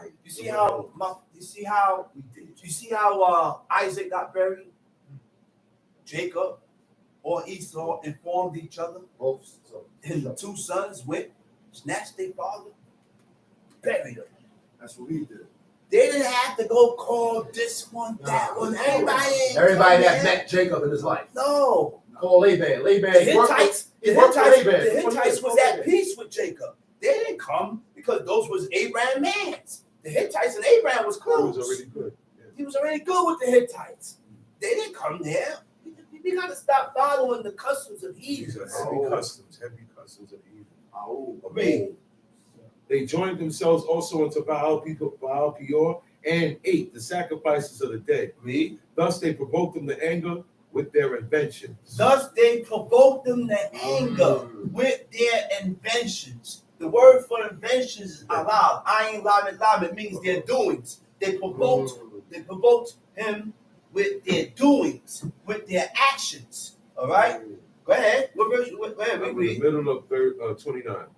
And the plague break in upon them. And the plague break in upon them. You understand that? That's The the plague broke into the barriers of the nation of Israel because we broke down our own barrier.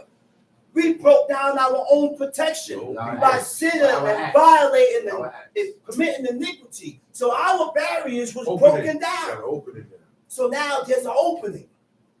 Now there's an opening. Why? Because we are committing iniquity. When we sin against God, our spirit, there's a break and there's an opening in the spirit, in our spirit, which causes iniquity to enter. More open to wickedness, Okay? More susceptible. Read. Then stood up Phinehas and executed judgment. Then stood up Phinehas and Yipalel, meaning to intercede, to intervene on behalf of God. And so the plague was stayed. How he intervened? He killed both. He killed the Simeonite and he killed the Moabite woman. Kill the wicked. He killed both of them. Put a sword through them. Go ahead, read. And that was counted unto him for righteousness. And God looked at it as righteousness to Phinehas. You may not look at it as righteousness. Why you always talk about killing? Why you always talking about killing this one? Because God said so. God said so. Man wicked. Because God said so. Man wicked. God said kill them. And that's why Phinehas went and killed them. And God said what? It is righteousness. Go ahead, read. And there was counted unto him for righteousness unto all generations forevermore. They angered him also at the waters of strife. They angered him also at the waters of strife. So that it went all ill. It went ill with Moses. They was thirsty. But remember now, God put them through all these wilderness and put them through it to prove their belief and their loyalty and see how much they believed in God after seeing everything here. Are you going to put your trust in God, or are you going to still continue and murmur and disbelieve God? Right? And they angered God, angered Moses, and now, because of our sakes, because of what these people did, now Moses can't go into the land. He can't go into the land. Why? Because he didn't sanctify the name of God. And he begged God. And he begged them and he begged them, please let me. He wanted to go into the land. God looked at him and said, don't ask me if this no more. Don't ask me no more. He said, look, I'm going to bring you here. Come up here on this mountain. He said, you're going to see the land. He said, but you're not bringing these people across. Go ahead. And Moses got tight. He said, man, it's because of y'all fault. He said, it's your sakes. Why I can't go into the land. That's how I know y'all ain't going to do the good when y'all get in here. He went in on They don't do it. Deuteronomy. He said, y'all ain't going to do it. Read. Verse 33. Read. Because they provoked his spirit, so that he spake unadvisedly with his lips. Read. They did not destroy the nations concerning whom the Lord commanded. They did not destroy the nations. Canaanites.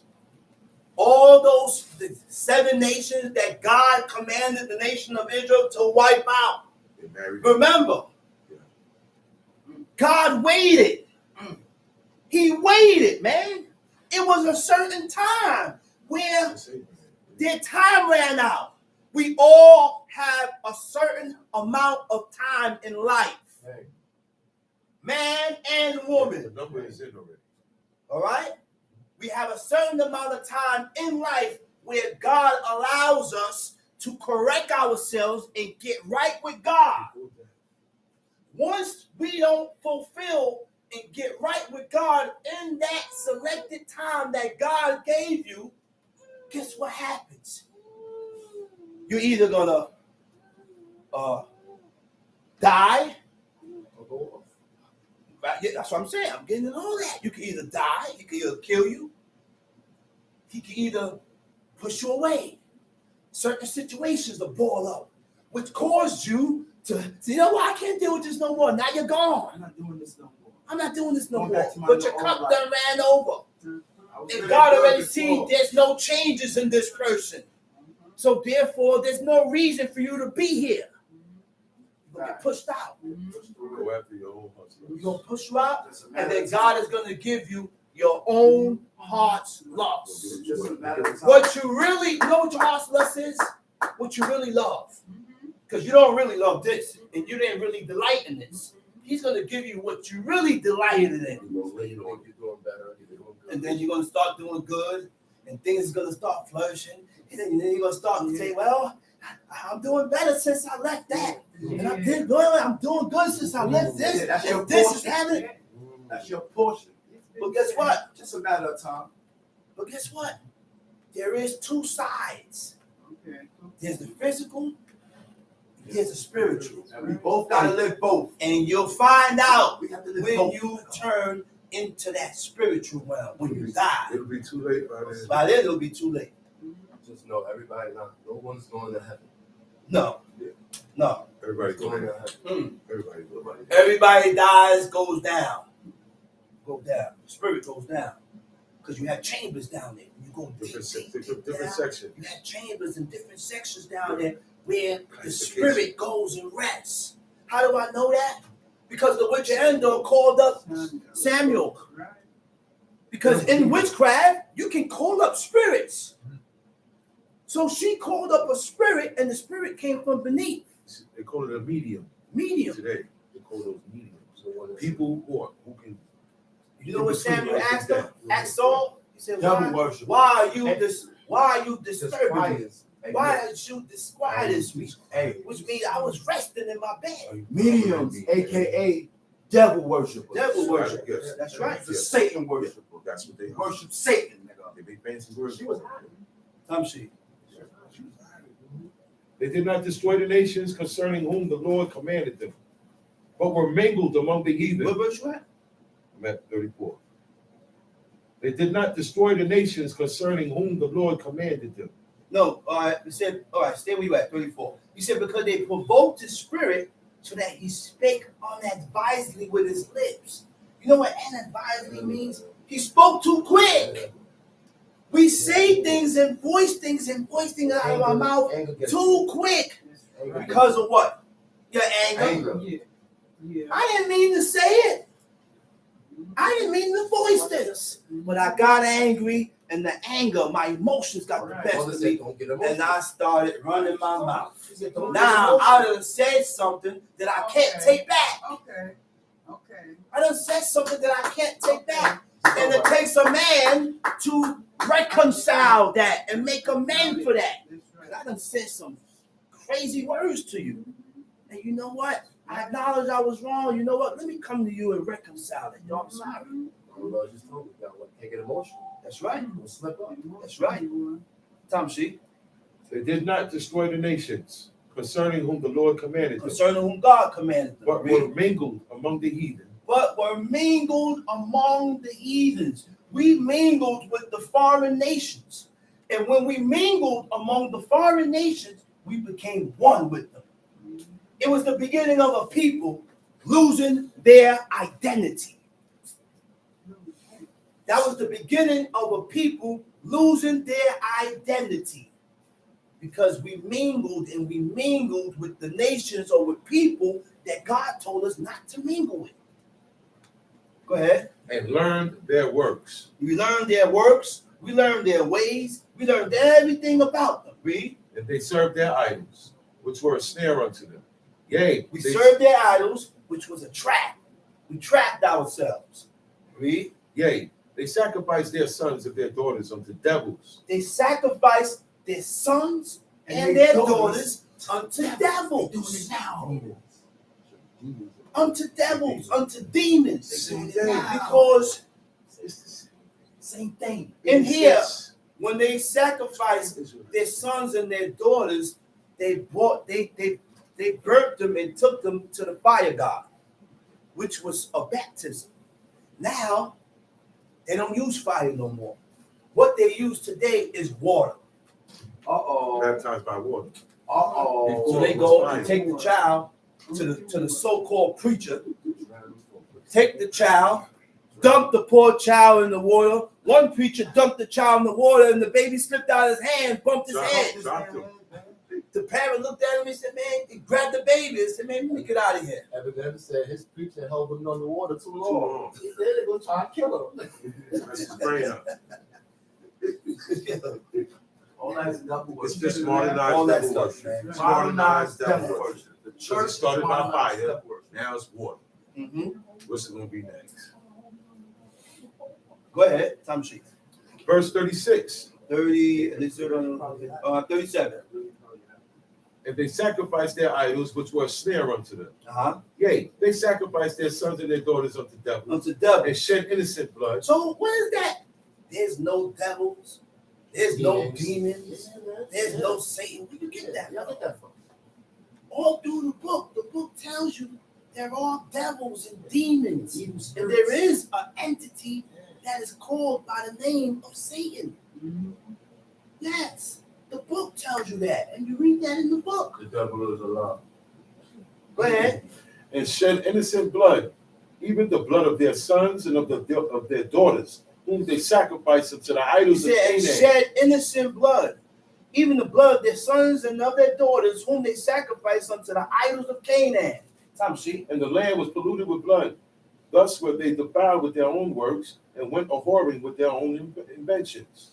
Therefore was the wrath of the Lord kindled against his people, insomuch that he abhorred his own inheritance. You said what? He said, therefore was the wrath of God kindled. We made God angry. We angered God by going against his laws. And by us making God angry, he hated us. He abhorred us. He despised us. So yes, God will despise you. He's not all love. But God is love. He ain't all love. He's love and he's also hate. Oh, God don't love the world. He'll love you and he'll hate you. So God don't love God the don't world. love the world. Never did. Why you can say that God don't Love love right the to world love and he don't love everybody? Because the people Go against today God. Serve the is devil. doing things to offend God. They serve this guy. The only way The devil. that you cannot Not God. offend God is by living according to these laws, commandments, and statutes. That's it. If you're a Christian, you're offending God. That's right. If you're a Muslim, you're offending God. That's right. If you live according to these African customs and doing, you're If offending you follow God. Judaism, We are not Africans. We're not Africans. you cannot be a Noah servant had of 3 light. sons, Noah, Shem, and Japheth. Ham, which was the Hamitic nations, them Canaanites and them Jebusites and them Hamitic nations that God commanded us to wipe out, they migrated into Africa. We are Shemitic, which came out the line of Jacob, Isaac, and Isaac and Jacob. We incorporated and migrated into Asia. Jerusalem is in Asia. Israel is in Asia. That's right. That's where life began. Dashikis is African That's the culture. African culture. Yeah, right. That's the garment. Go ahead, Tamshi. And he gave them into the hand of the heathens, and they hated And he them. gave them into the hands of the heathens. Now we see why we ended up in slavery. For so many years, we ended up in slavery because God gave us up to these nations. Gave us up to these nations, hoping that we will acknowledge our fault with God and get right. But it didn't happen. Go ahead, read. And he gave them into the hand of the heathen. Uh-huh. They that hated them ruled over them. Ruled over them. Read. Their enemies also oppressed them, and they were brought into subjection under their hand. Many times did he deliver them, but they provoked him with Many times did he deliver them. He said, but they provoked. They what? They provoked them with what? their counsel, With their counsel. and were brought low. Now, their counsel Ehud, means Gideon, many times. their advice, No, you can cut your hair. and they provoked them also You can with build their purpose, right? You can have birthdays. The reason for something which is done. That was your purpose, right? Go ahead. But they provoked them with their counsel and were brought low And for were their brought iniquity. Brought low for their iniquity, Yep. right? You know what it means about to be brought low? To sink or to fall morally. right? We fell from the grace of God by declining in mental and moral strength. Okay? In order to serve this God, you need a strong mind. That's right. Because you need that strong mind so that you don't break and you don't fold. Because you are naturally inclined to wickedness automatically. That's the fight. You're naturally inclined to the things that God hates. Naturally. So it is a fight within yourself to pull away from that. And you need a strong mind to do that. It also takes moral strength to do this, man. Made up mind. A made up mind. Go ahead.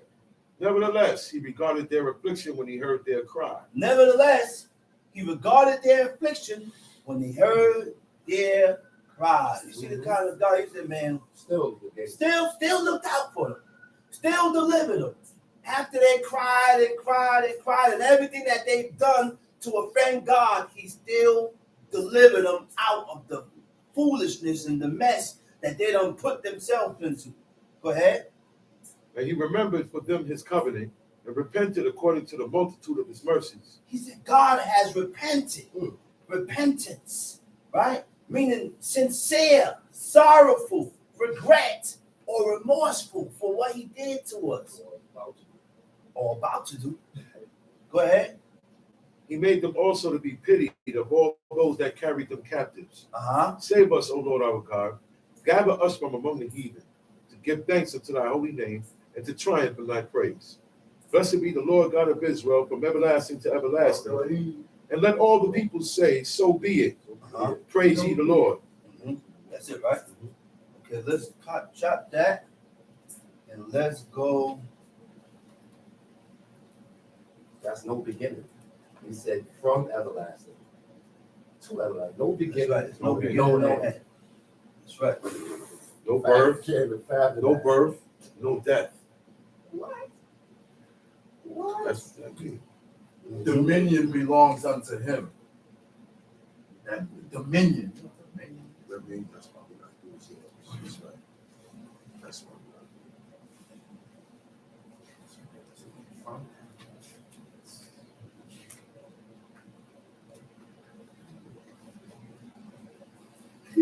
When all things shall have an end, he alone, dreaded one, shall reign.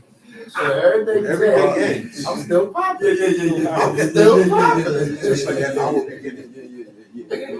That's hard. That's hard. That's hard. Man, listen. When everything's said and Yeah, done, I'm I'm still here. That's exactly what that means. When I destroy this earth and everything's gone, I'm still here. Yeah. He alone. Man, The dreaded one shall reign. Man, listen. Man, listen. Man, listen. Let's go to Proverbs 11. Dreaded one. Proverbs chapter 11. Dreaded It's one. hard. Yeah, dreaded ones.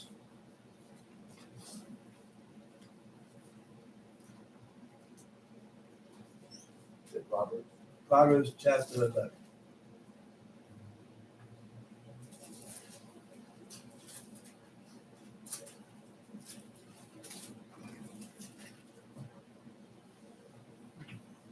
Got it?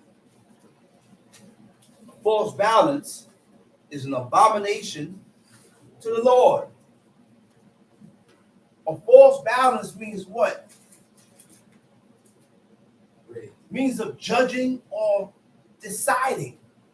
When you're judging a matter, when you have to decide a matter, also when you're dealing with weight and weight of certain things, I gotta be right with these things. So it's not no light thing to judge no matter.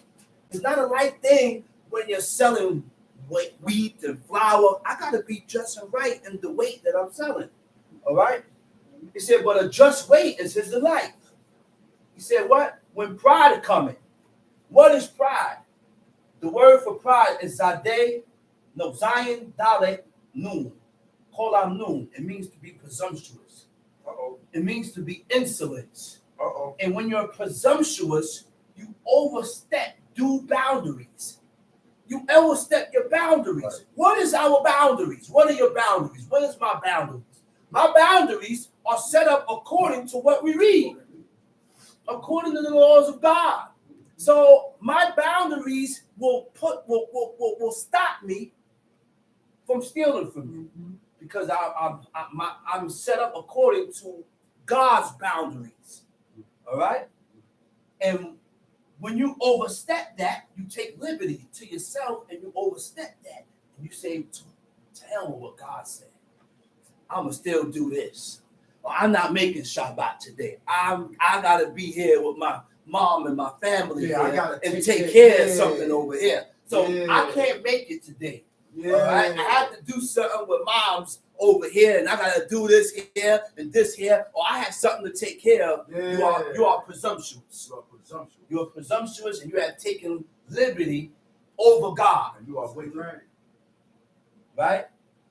Go ahead. Now, let me see. Where am I? Pride cometh shame. He said, but with the lowly is what? It's wisdom.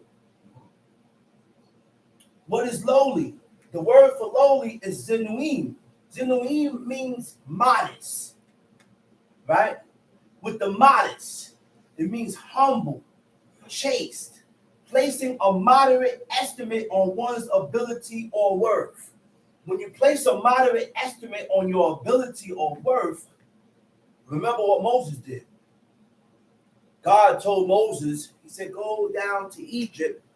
And he told him to go down. He said, who am I that I should go to Pharaoh and do this and this and this? He didn't think of himself of that high standard and grandioso.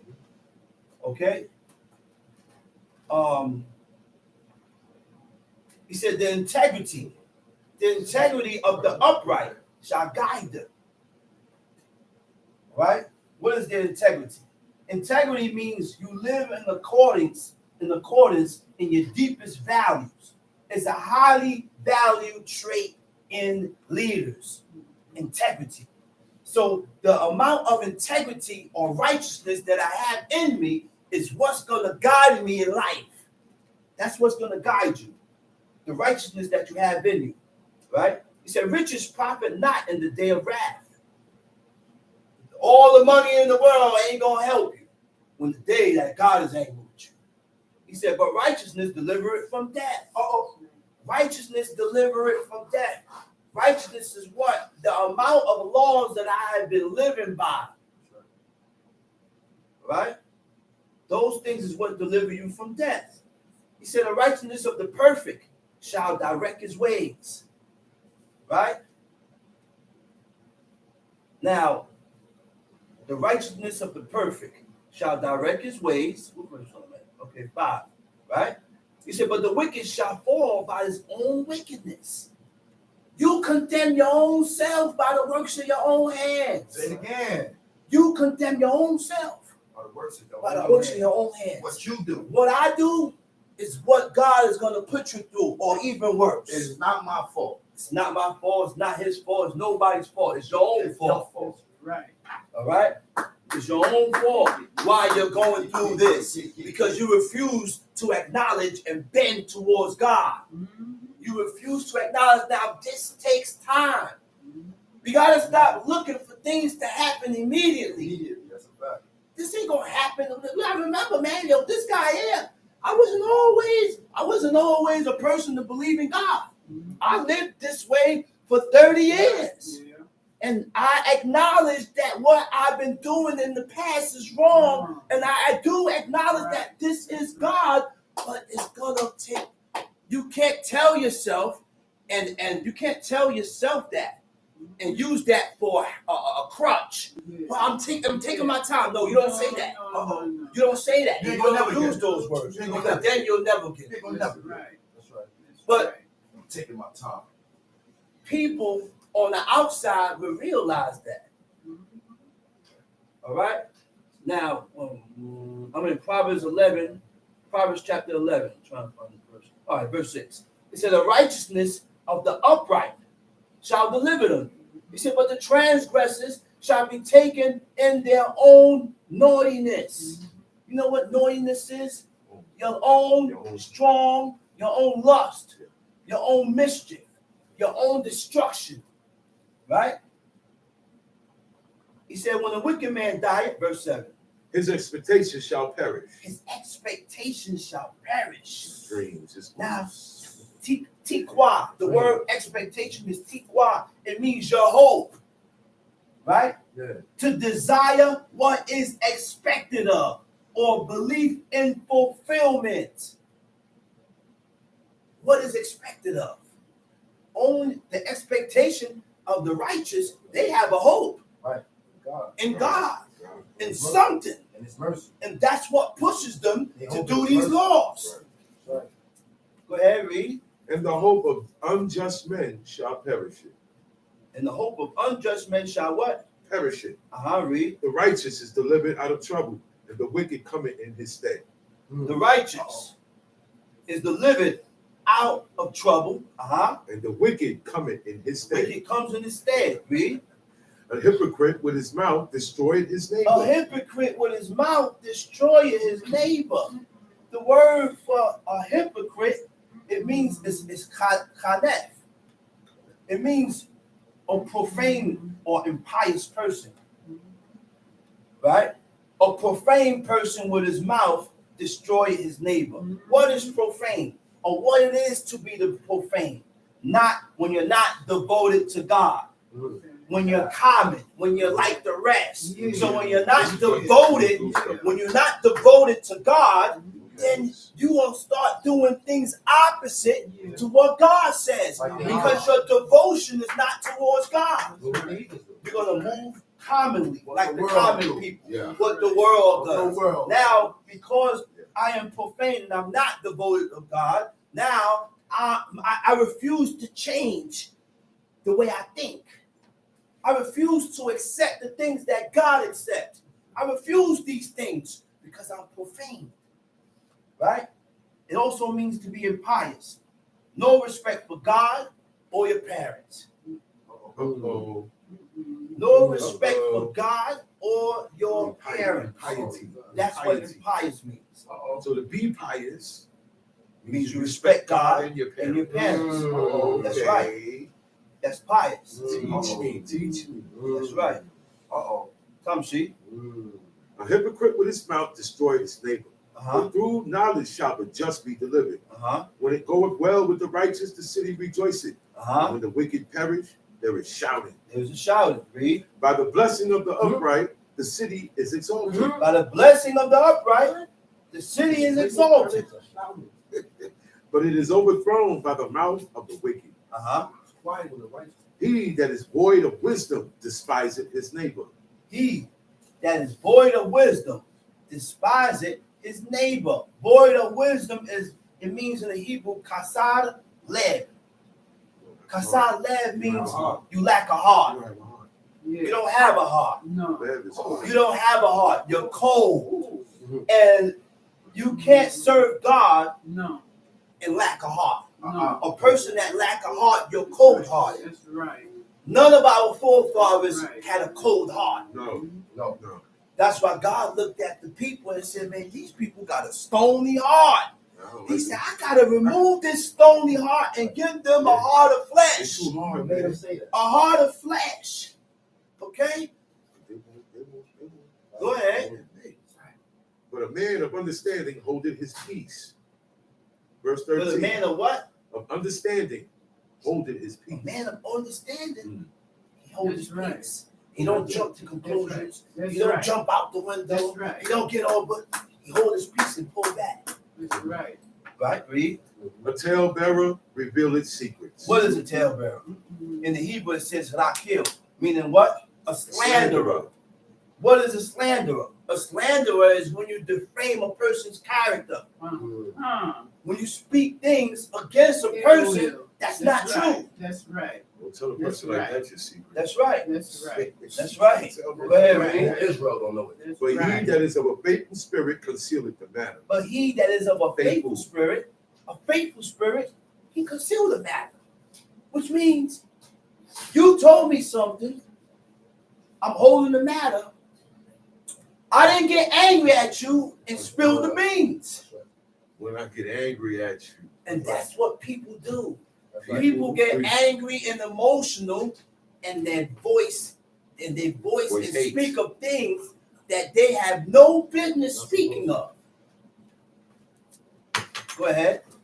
Where no counsel is, the people fall. Where no counsel is, where no guidance is, where no direction is, a people will fall. And if a people will fall, your house gonna fall. Okay. You gotta have guidance and direction and counsel going on in the house. And your guidance, the guidance is the guidance of God. Right. It's the upholding of the laws and the commandments of God. That's the guidance. Right. Before sunset, make sure you're in. That's right. And don't come here with no bags. That's right. During the Shabbat, don't leave this house with burdens. Right. Don't bring in no swine here. Under no circumstances, nobody could bring swine in here. Don't bring no images in my house. Don't bring images here. That's the guidance. Nah, do images. That's the guidance. Tamshi. Where no counsel is, the people fall. But in the multitude of counselors, there is safety. That's right. He that is surety for a stranger shall smart for it. He that is surety Facts. of a stranger shall smart for it. What What is surety? Surety for a stranger is when a person takes responsibility. When a person takes responsibility for another person's actions. That means I can speak for this guy. He say, yo, you know what? Don't worry about it. I can speak for him. I'm gonna bring him around him. He ain't gonna do it. That. You don't have to worry about that. Mhm. Take my word. Take the man's word. Take the person's word. He already told you already and confiding you. Listen, it's nothing happening. This is what it is. Bop, bop, bop, bop, bop. This is what it is. It's nothing happening. But people have a hard time taking other people's word because they want to use that for a hang-up or for a reason or to stay away or to stay on top of a situation or not to let go of a situation because they really don't want to let go of it. They really don't want to stay away from it or they really don't want to be there. That's right. So they use that for a hang-up. I feel like for real. I don't want to do that here. Yo, this is this and this and this and this and this and this is the reason. Boom, boom. You know what? I'd rather boom. Come on, man. Don't use that for the reason. Don't use that for a reason.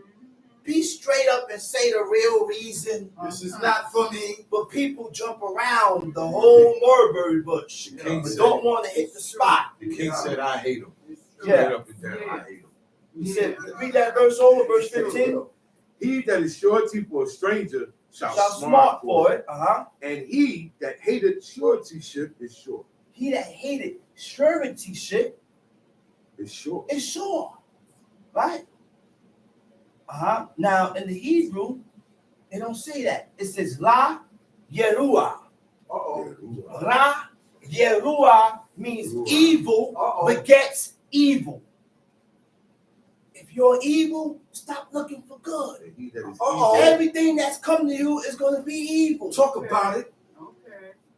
And even when they say, and we got to also think too, when you're good with God, evil still comes. That's right. Because it rains on the righteous as well as the wicked. Okay. So you can't question God and question yourself and say, well, I'm doing these laws and I'm doing everything to be right. Why is this happening? Only one man on earth that had to go through nothing was Solomon. Everybody went through something. Everybody. You see what Job told his wife, right? His So wife told Job, Abraham. don't you curse, bless God and die. This took Abraham's wife. So Job said, he said, shall we receive good? Only good. Not Shall we receive good and not evil? This is how it is on the This world. is how it is in This life. is what God said. Period. Yeah, Right. Period. we got to deal with that. All right? That's what it is. Good is going to come with evil. Right. It's going to The come. better with this. It's just going to test in the ground, testing Test you. to see how you deal with the How situation you when the deal evil with comes. it. Same Would thing you with allow the evil. evil? Right, because Would you allow the evil to detour you away from God? Yeah. How you gonna deal with it? How you going to deal with Are it? you going to quit? How you going to deal with it? Are you going to quit? Like the brother said? Focus up. Focus up. Where we at? What verse? Verse 16. Go A ahead. gracious woman retaineth honor. A gracious woman retaineth honor. Wait a minute. She'll get that. What is a gracious woman? She'll get that. A gracious woman is courteous. Oh, A gracious woman is kind. break her down. A gracious woman is pleasant, whether she's angry or not. You know, sometimes women come out of their graciousness and their courteousness and their kindness and their pleasantness when they get angry. It's ugly. Oh, it gets up there and make you, oh, the fans is out. This is what I'm dealing with. No. Retain your courteousness and your kindness and your pleasantness even when you're angry. Yeah. Now, that's the true meaning of a gracious woman. Yeah. You don't use and get emotional and get bent out of shape. Yeah. Because that's also ugly. Okay. Very ugly. Very. Tom, see? He said, a gracious woman obtaineth honor. And strong men retain riches. Strong men retain riches. Right? You know what the word for strong man is? You know what the word for a strong man is? Aritz. Aritz means a violent man relies upon his riches. Now, there's nothing wrong with being violent. You know why I say that? Because I'm going to give you an example. The Maccabees. So there was rugged, vicious. Maccabees, there was how many sons? 5. 5. And they was violent and they was rugged, but they feared God. Which means they knew how to channel their violentness. Right. I channeled my violentness in a godly manner. Teach us how to control our emotions. Right. Teach me, King. I channeled my violentness in a godly manner. Yeah, teach me. When it's not time for me to be violent, All right. and the prayer, I'm not gonna act violent. All right. Say no more. But if you offend me and offend my loved ones, Alright. and you get bent out of shape, I'm gonna get violent. Okay, Chief. I'm gonna get Ways of violent. Okay, Chief. I'm gonna get violent There are- because Can't Chief. there's nothing wrong with that. There are Okay, rules of Chief. engagement, man. Rules of Nothing wrong with engagement. that. Okay, Chief. I got you, Chief. Go ahead, Got you, read. Chief. The merciful man doeth good to his own soul. The merciful man does good to his own soul. We're gonna put it so. The merciful man doeth good to his own soul. So he gonna do good to you. So by me doing good to myself, I'm gonna do good to What I you. don't like for me, Which means if I don't like what I be what I don't merciful. like for me, I ain't I'ma gonna be do it to merciful. you. Yeah. and not do it. Okay, go ahead. But he that is cruel troubleth But his he own that is flesh. cruel, but he that is cruel troubleth his own flesh. Mm. The word for cruel, Mm. it also means pernicious. Because Cruel means willfully causing pain or suffering to others, Mm. feeling no concern about it. Mm. How can you cause pain and suffering to people Don't feel bad. and don't feel bad about it? Okay. How? that means you like it. How? Yeah. Why do you do evil to a person Right. and don't have no conscience No. to make amends for what you did or said to that person? That's right. Okay? What is pernicious? Pernicious is a person that does irreparable harm through evil. Oh no, we can't. Irreparable What harm. he did, there's no way. What you did, there's no way this can be repaired. There's no way. Just stay away from me. Yeah. Just stay away. Yeah. Get away from Because it's irreparable. All right? Yeah. Go ahead, read. The wicked worketh of deceitful work, but to The him wicked worketh a deceitful a deceitful work. That's how you do it. Right? The wicked worketh a deceitful work. But to him that soweth righteousness Shall be shall be a sure reward. Right? Okay? The wicked worketh a deceitful work. Whatever he's doing is deceitful. He's doing it in deceit. I'm fronting you. You cap it. All right? And it's not really what the person is portraying. You just need help. All right? You just need help. He said, but to him that soweth righteousness shall be a sure reward. This is Tom Sheet. get Yeah. that. And As righteousness tended to life, as righteousness tended to life, so he that pursueth evil So he pursuing that it pursueth evil, pursueth it to his own death. To his own death, which means you ain't gonna change. There's no acknowledgement with this guy here. He or she is gonna continue to pursue things that is against God until the day that they die. Go ahead, read. They that are of a forward heart are abomination to the Lord. They that are of a forward heart is an abomination to God. Wait a minute. What is a forward heart? You can be an abomination. A forward heart, a person, whether it's man or woman, with a forward heart. What is a forward heart? Against. Thoughts that accumulates in your mind that is against God. Thoughts that accumulate in your mind that's against these laws, commandments, and statutes. The same thoughts you accumulate Okay? now. Talk to him. Right now. Right. He said, but such as are upright in their way are his delight. That's what we can. So in order to be a delightsome to God, I gotta be upright in my ways. Upright thoughts, upright actions, upright way that I think, how I walk. Everything about me gotta be right and correct. Now you or this person would be a delight to God. How I dress, how I eat, right. all that helps. That's right. It's a delight to God. That's right, Tom C. Go hand join in hand. The wicked shall not be unpunished. But the seed of the righteous shall be delivered. The seed of the righteous shall escape. King. He said, though hand join in hand, the wicked shall not be unpunished. Shall not be unpunished, but the righteous shall escape. What is righteous? Righteous is following in accordance. Righteousness is following in accordance to what God agrees with. God agrees with what God approves. That's righteousness, what God approves of. He said, though hand join in hand, the wicked shall not be unpunished, but the seed of the righteous shall be delivered.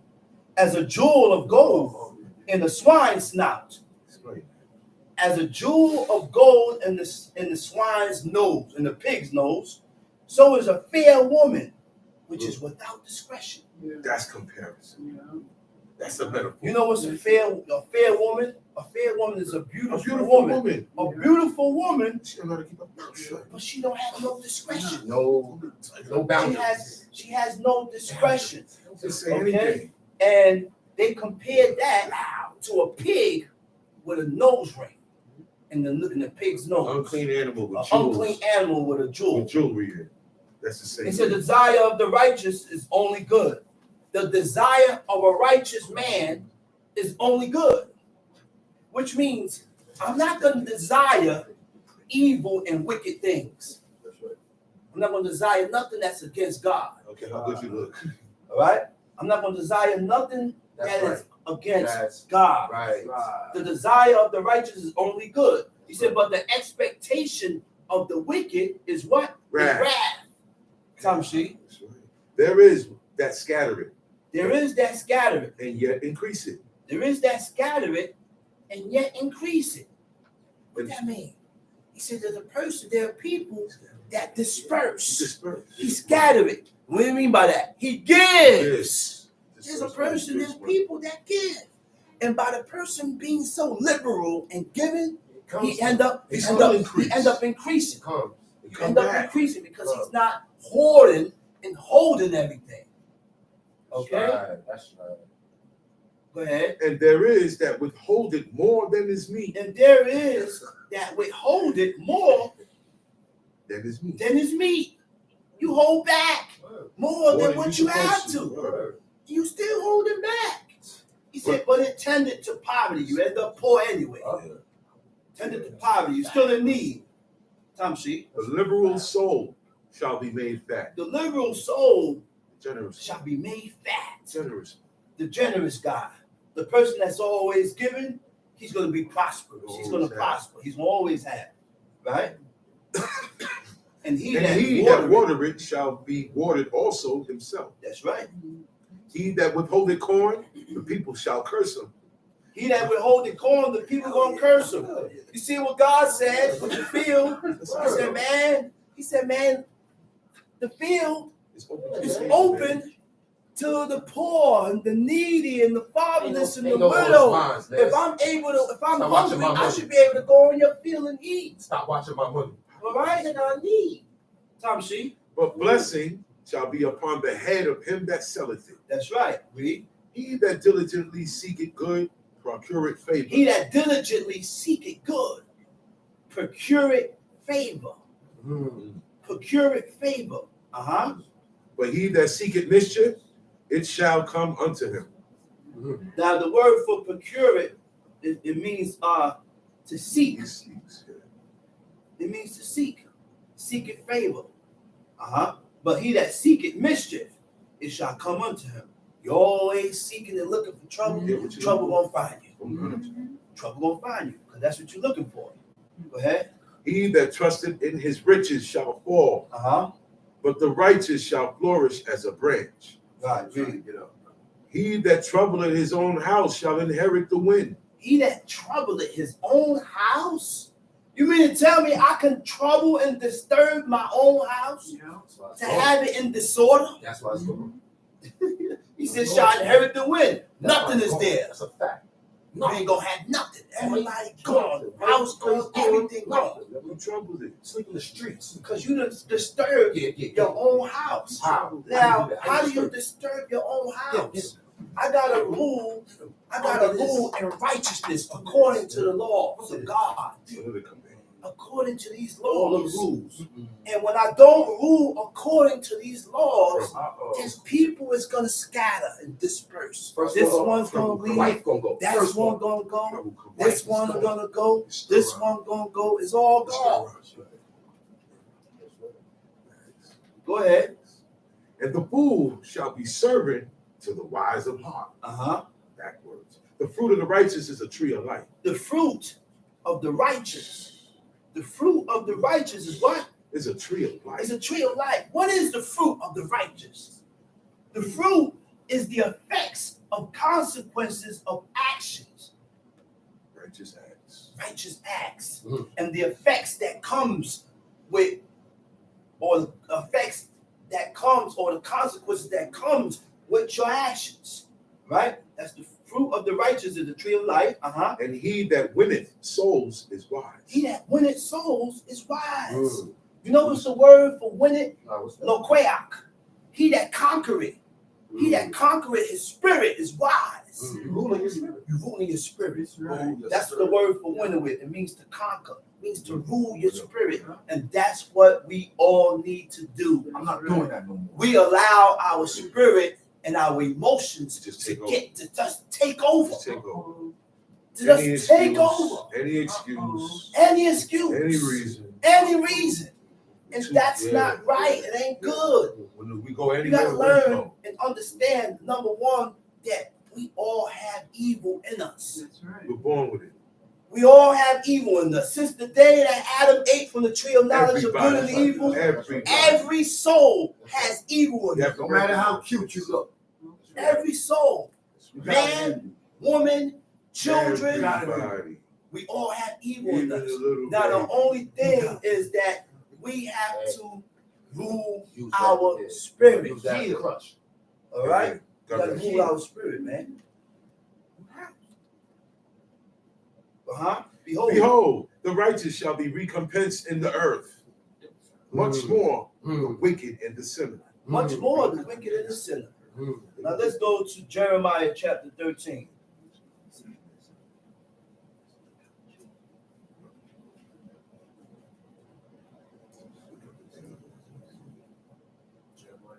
Jeremiah 13.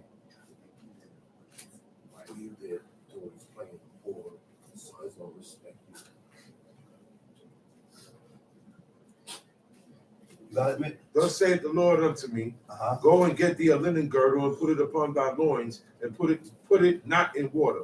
Jeremiah 13. Go ahead. So I got a girdle according to the word of the Lord and put it on my loins. And the word of the Lord came unto me the second time saying, take the girdle that thou hast got, Take the girdle that you have, which is upon thy loins, that is upon your loins, and arise. Go to the Euphrates and hide it there in the hole of the rock.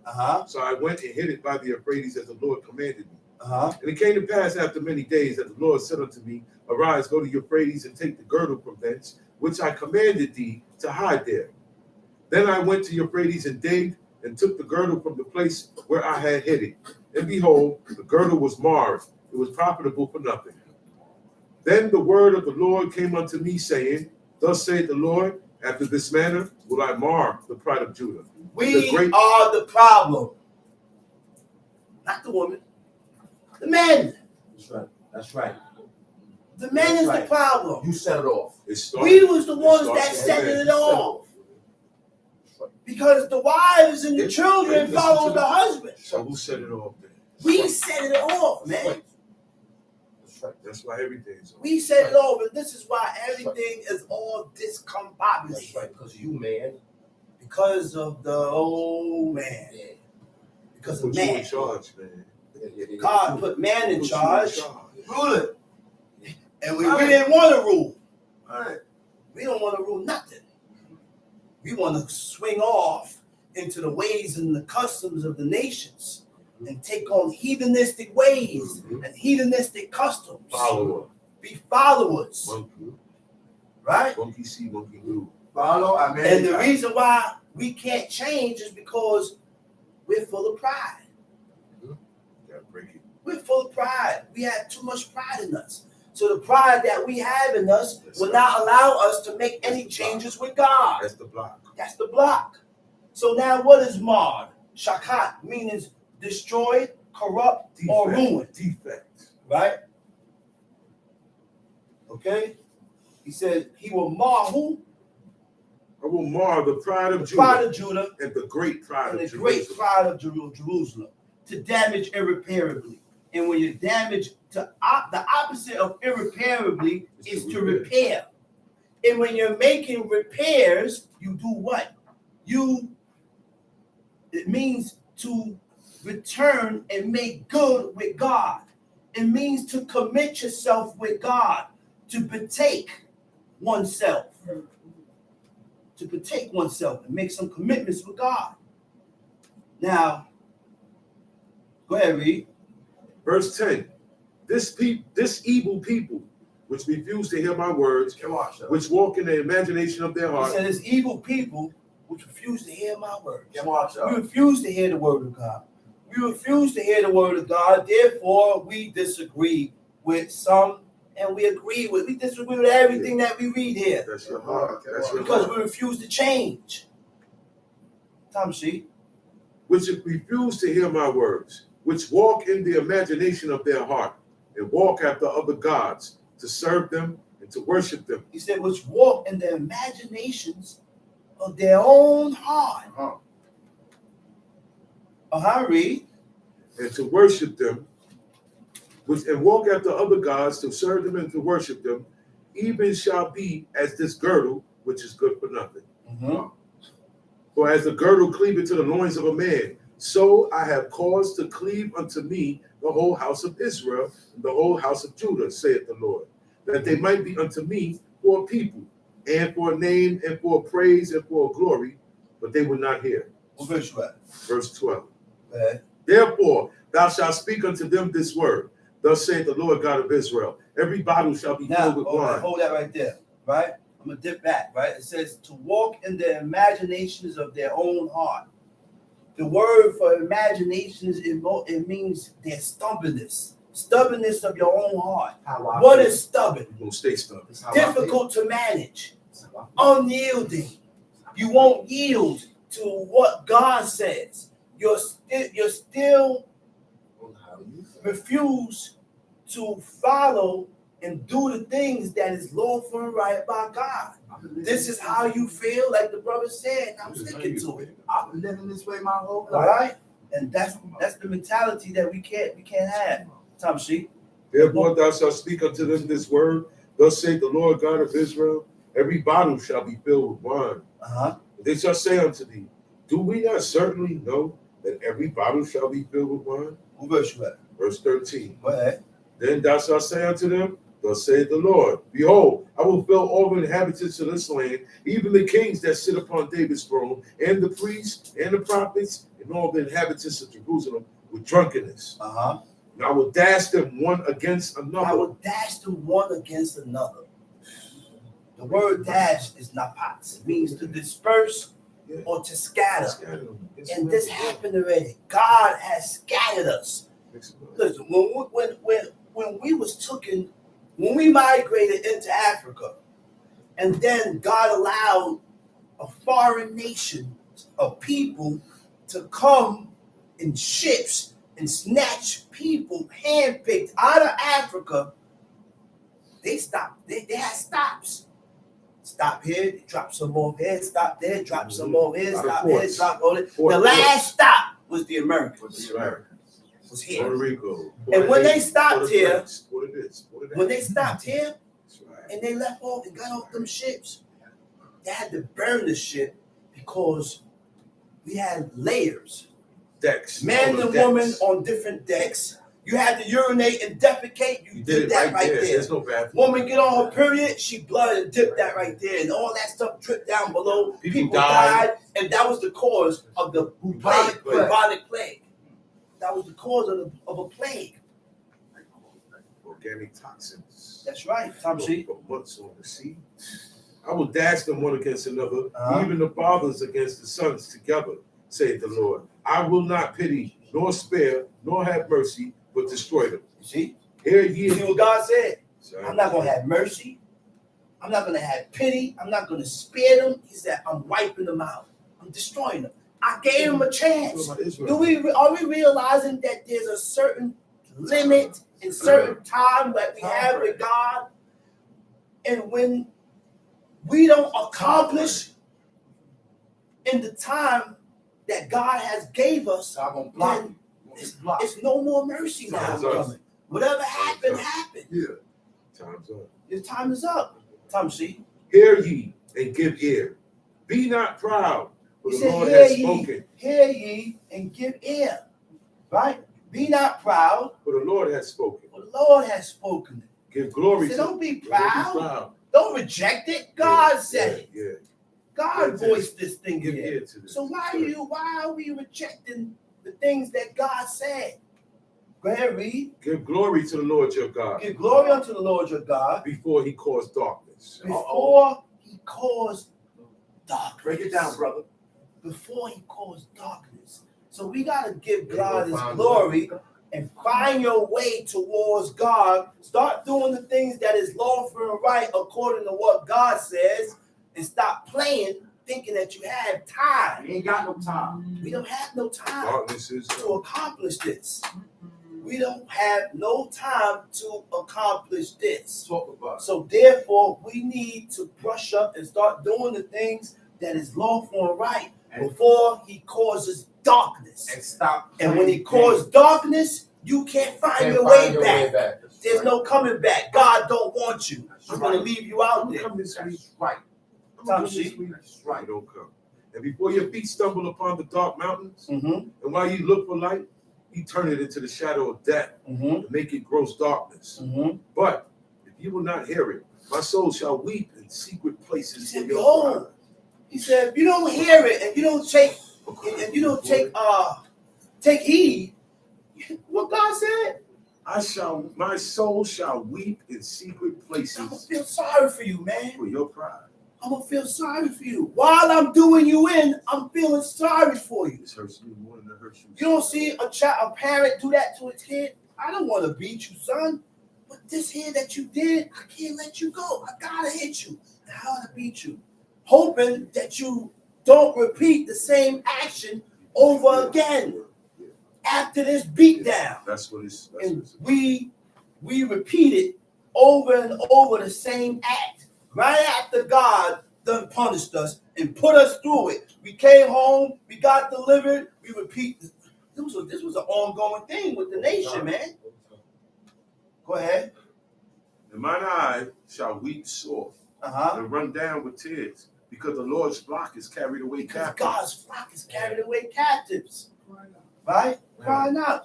Read. Say unto the king and to the queen, Humble yourselves. Sit down. Sit down. For your principalities shall come down. For your Even the crown. principalities shall come down, even the crown of your glory. Your principles, what you believe. What is your principalities? All that stuff. Your principalities, it means your standards and your dominion, What you stand by. your What you status. stand by. All right?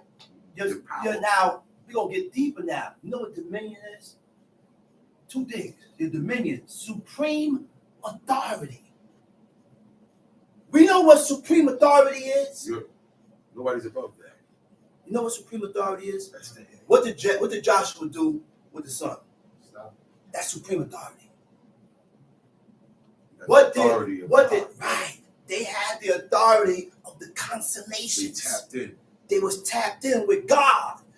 Now, after they violated the laws and the commandments of God, now all that I done lost it. Disconnect. Elijah was able to split the sea. After he walked in the sea, one Elijah and Elisha took their robe off and struck the water, and it parted. Babies are sick, and they were brought back to life by these prophets. True story. We don't have that dominion no more. We don't have the dominion over the supreme, over these, to do these things. You go to God now. To where God will look at you and say, "Nah, you go do it, man." That's why he told Moses. He said, "Man, why you come crying to me?" He said, "Why you crying to me?" He said, "Go split the sea, man. You go do it. Go get your staff and go split the sea. And I done made you a God in the sight of the people." Yeah, he said, I made you a God. God told him that. The Creator told Moses that I done made you a God in the sight of the people. And that's why when he did what he did, he couldn't hold up. When he didn't sanctify his name, you was already held in high regard. So the slightest mistake, I have to take you out. And that's why, and that's what took place. I put you in the step. That's right. That's right. Standards. Something set up and established by authority as a rule, a structure that was built by God. That's the standard. That's the standards. He said, your principality shall come down, decline, right? Even the crown of your glory. The cities of the south shall be shut up, and none shall open them. Judah shall be carried away, captives, all of it. It shall be wholly carried away. Captives. Lift up your eyes and behold them that come from the north.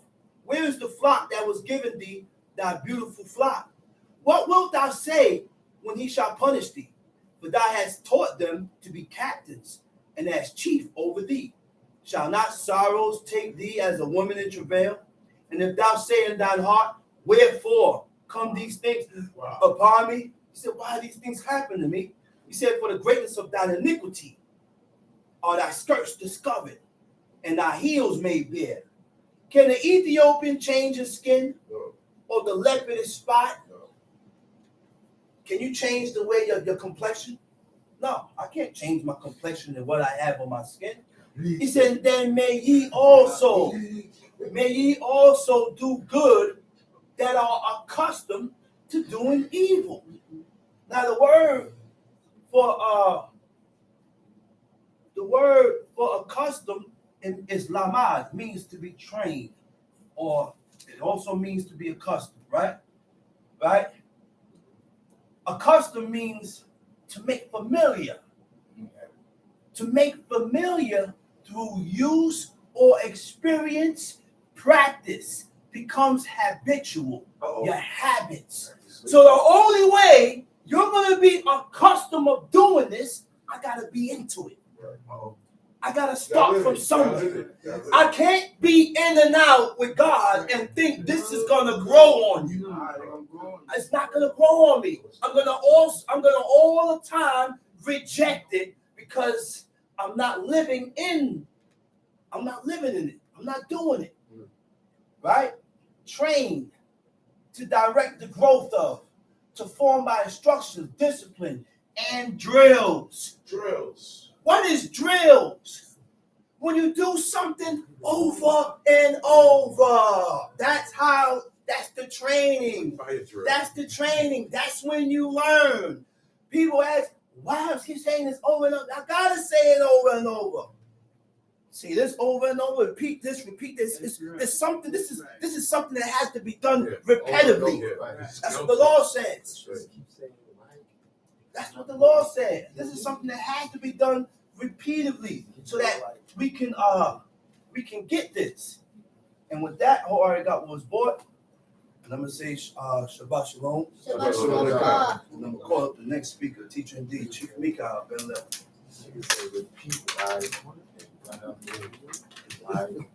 Got drill music. Yeah. That's what it is. The drill. You can keep circling until you get it. Keep drilling until you hear it. Outside, spinning in a circle.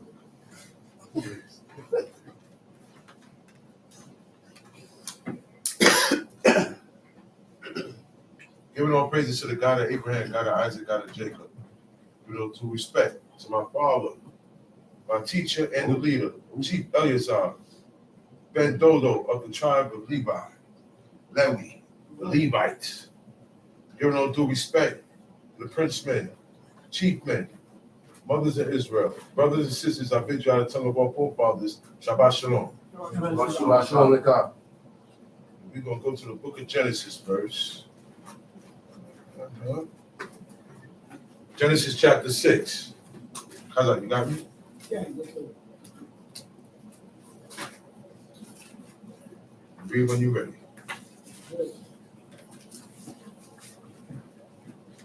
And Noah was 500 years old. This is in the time of Noah. We all know who Noah is because we know about his ark that God commanded him to create. Genesis 6 from the top. So this is before Noah made the ark. Mm-hmm.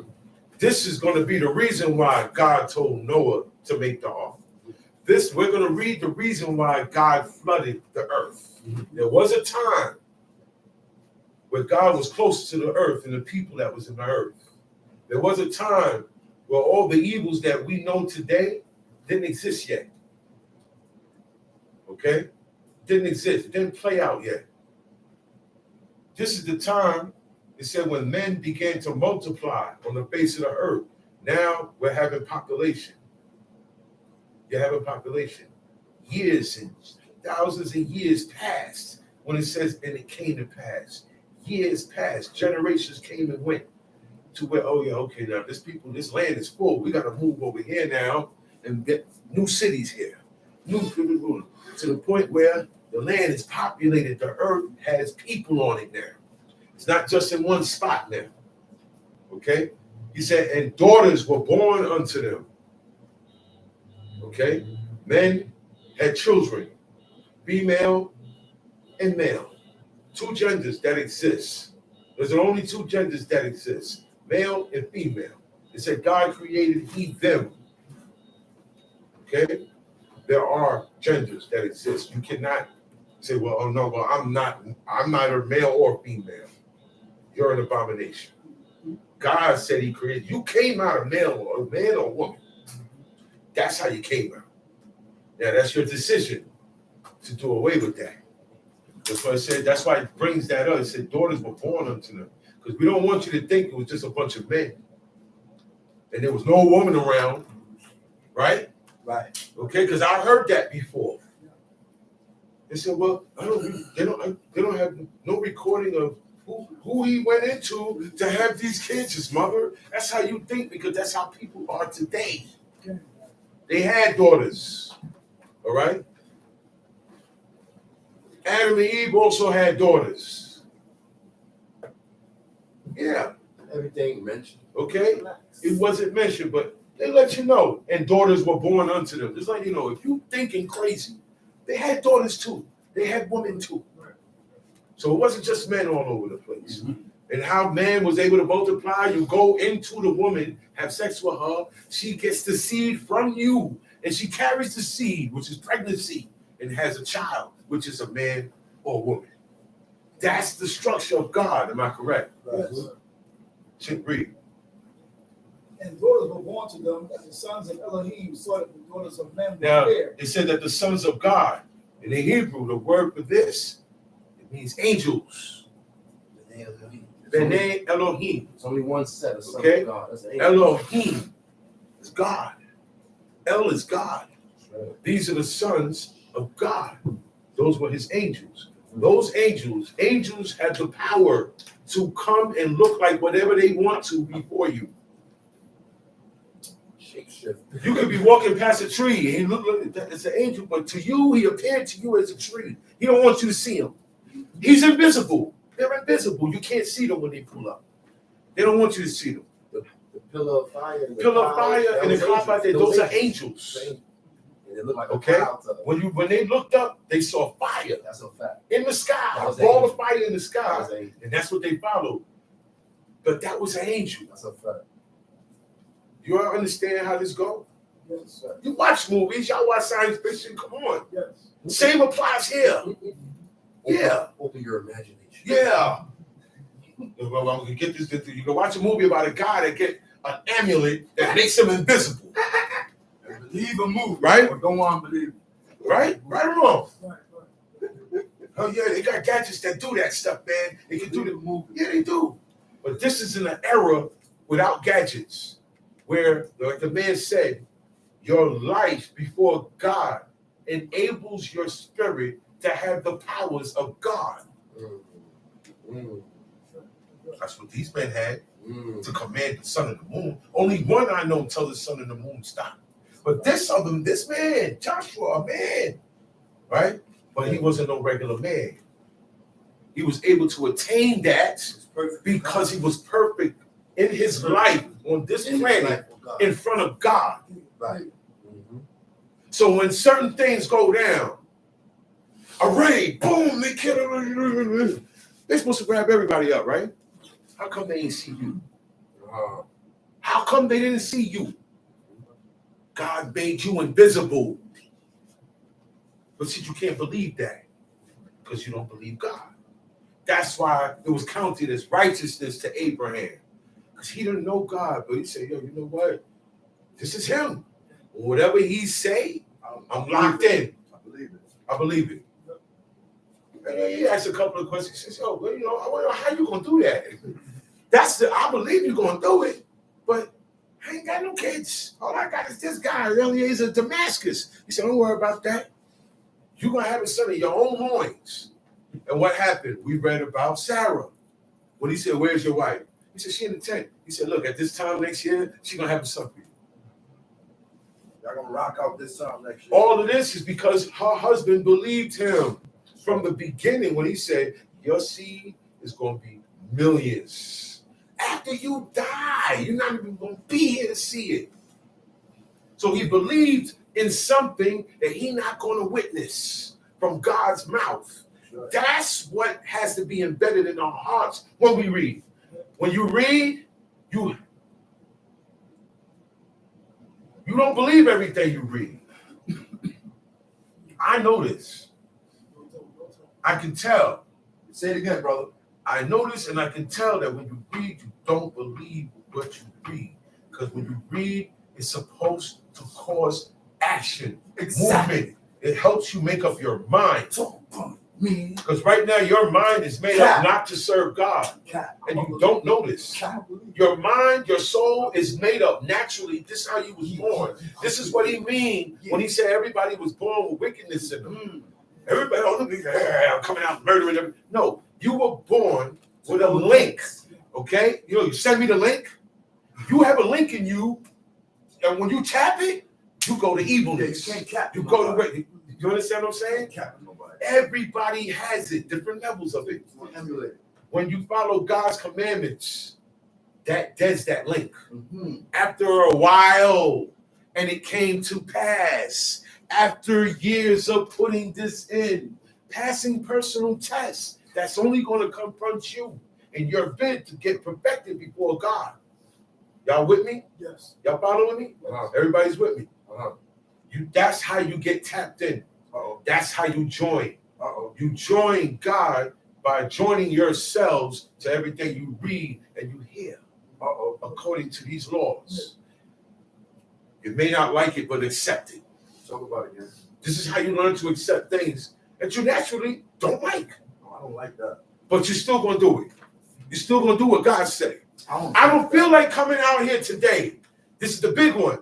I don't feel like coming out here today. I've heard all the excuses, right or wrong. My stomach hurt. I got to take care of something later on. I got to leave early because Talk about it, gang. I got to do this. I got to do that. Well, I didn't come in because, I'm taking care of business out of town. And, as soon as the sun go down, I got to be there. That's right. This is how you start to accept, by accepting God's Sabbaths. Blow it up. That's right. Blow it up. It's the beginning of accepting all his other commandments. Blow it up. They go hand in hand. That's You right. ain't going to jump over there and do this commandment. Blow it up. That's right. And you didn't get the first one. It's the 10. That's You right. got to get the 10. Blow it up. That's right. You got to get the 10. Because there's other commandments. Oh, yeah. It's something that I hear when it's being explained, you still don't understand it, and you're not supposed to yet. Because you got to accomplish what you know first, what you can accomplish first. Mm-hmm. So you have to accept this day. That's right. Not Sunday, not your birthday, That's right. not Christmas, Say it again. not any event, any right. holiday. No day is more important to you than this day. Say it again. And you will be able to carry it the way you are without shame, Say it again. without, not sticking up for this. Man. You have to go in on this. That's right. People will leave you alone, and that's how you cause a separation. Mm-hmm. When you do that, you're in the beginning stage of becoming holy. That's You right. will be the only one that's holy. God consider holy among your family, because you're the only one doing this. Mm-hmm. Okay? Don't expect for them to understand. That's right. It's not for everybody. That's right. Certain people's hearts, it's for you to understand. That's why I used to have to tell myself, listen, man, that was for you to understand. That ain't for them. Everybody ain't going, I start getting mad. I said, you know what, man, I used to really, I said, wait a minute, hold on. As long as I remember, Right. and I know, That's what counts. and I stay in the rules, I ain't That's mad at what them. counts. Oh, no, man, okay, still talking. No, don't worry, go ahead, man, go ahead.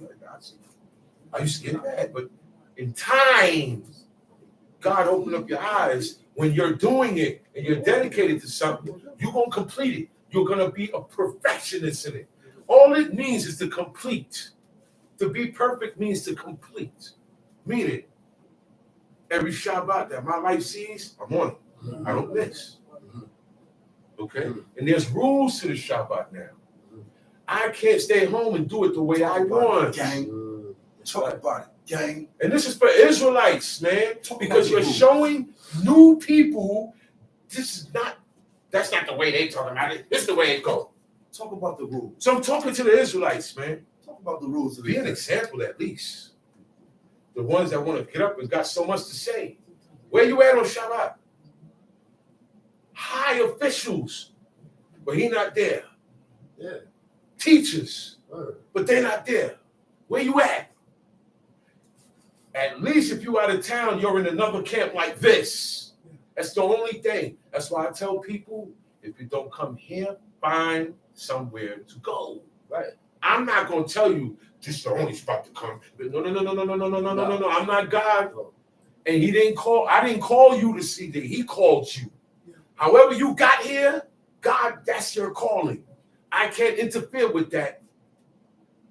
So I'm going to tell you, hey, you might feel a way coming here. At least go somewhere else that you know this name, Elohim, is being served and worshiped and praised and talked about. And his commandments are being there. Don't go off on your own. Don't be driven to stay home. Right. Talking about you tuning in. Tuning in is new age. And you Learning. able to make it to a holy convocation. God said you have to gather. That means Stop playing. I have to be in attendance. All right? That's right. Okay. Stop playing. I got to go to school. Stop playing. I got to go to school. If I'm not there at a certain time, Class ain't waiting for you. You're absent. That's the one. Homeroom. Homeroom. I remember now. Before your classes start, you got homeroom, right or wrong? Yeah. Well, that's for attendance. If you come after homeroom, they're gonna say you're late. Everybody come in, attendance, and go. They caught on to that. They caught on to that. Because if you got put that you absent, you ain't attend. You wasn't. But if you put that you was there, you attended. Right. If you're at a party, you attended it. Whatever the celebration is about, you celebrate it. Acknowledge. Now, I had been with my father. We there was a time when we went to different places. And we went to one place, and they were singing songs, church songs, Israelites. And I have to say this. I ain't keeping my mouth shut.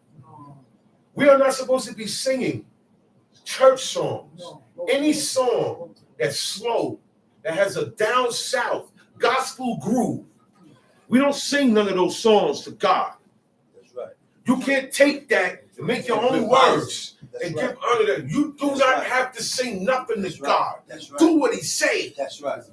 When you pray to God, go to the Psalms and use the Psalms. Don't use your own words. That's right. You know when the saints marching in, man. You can't use no hip-hop beats that was made by 50 or Jay or any drill rapper and flip it and put holy words to God on it. You cannot do that. Can't do that. That's like me taking an altar out of the church, right? And putting it in and saying, man, we're going to serve God with the church, with the altar of the heathen. So that's what you're doing. You serving God with songs that were dedicated to gods of wood and stone. That's why we don't make our own stuff up. Okay? It said Hezekiah, before any of us was even thought of, and before our generation was thought of. Okay? Hezekiah, 2 kings, Hezekiah and Josiah. When they reformed, Israel went away. Israel dropped God and followed everybody and lived like how you see everybody living today.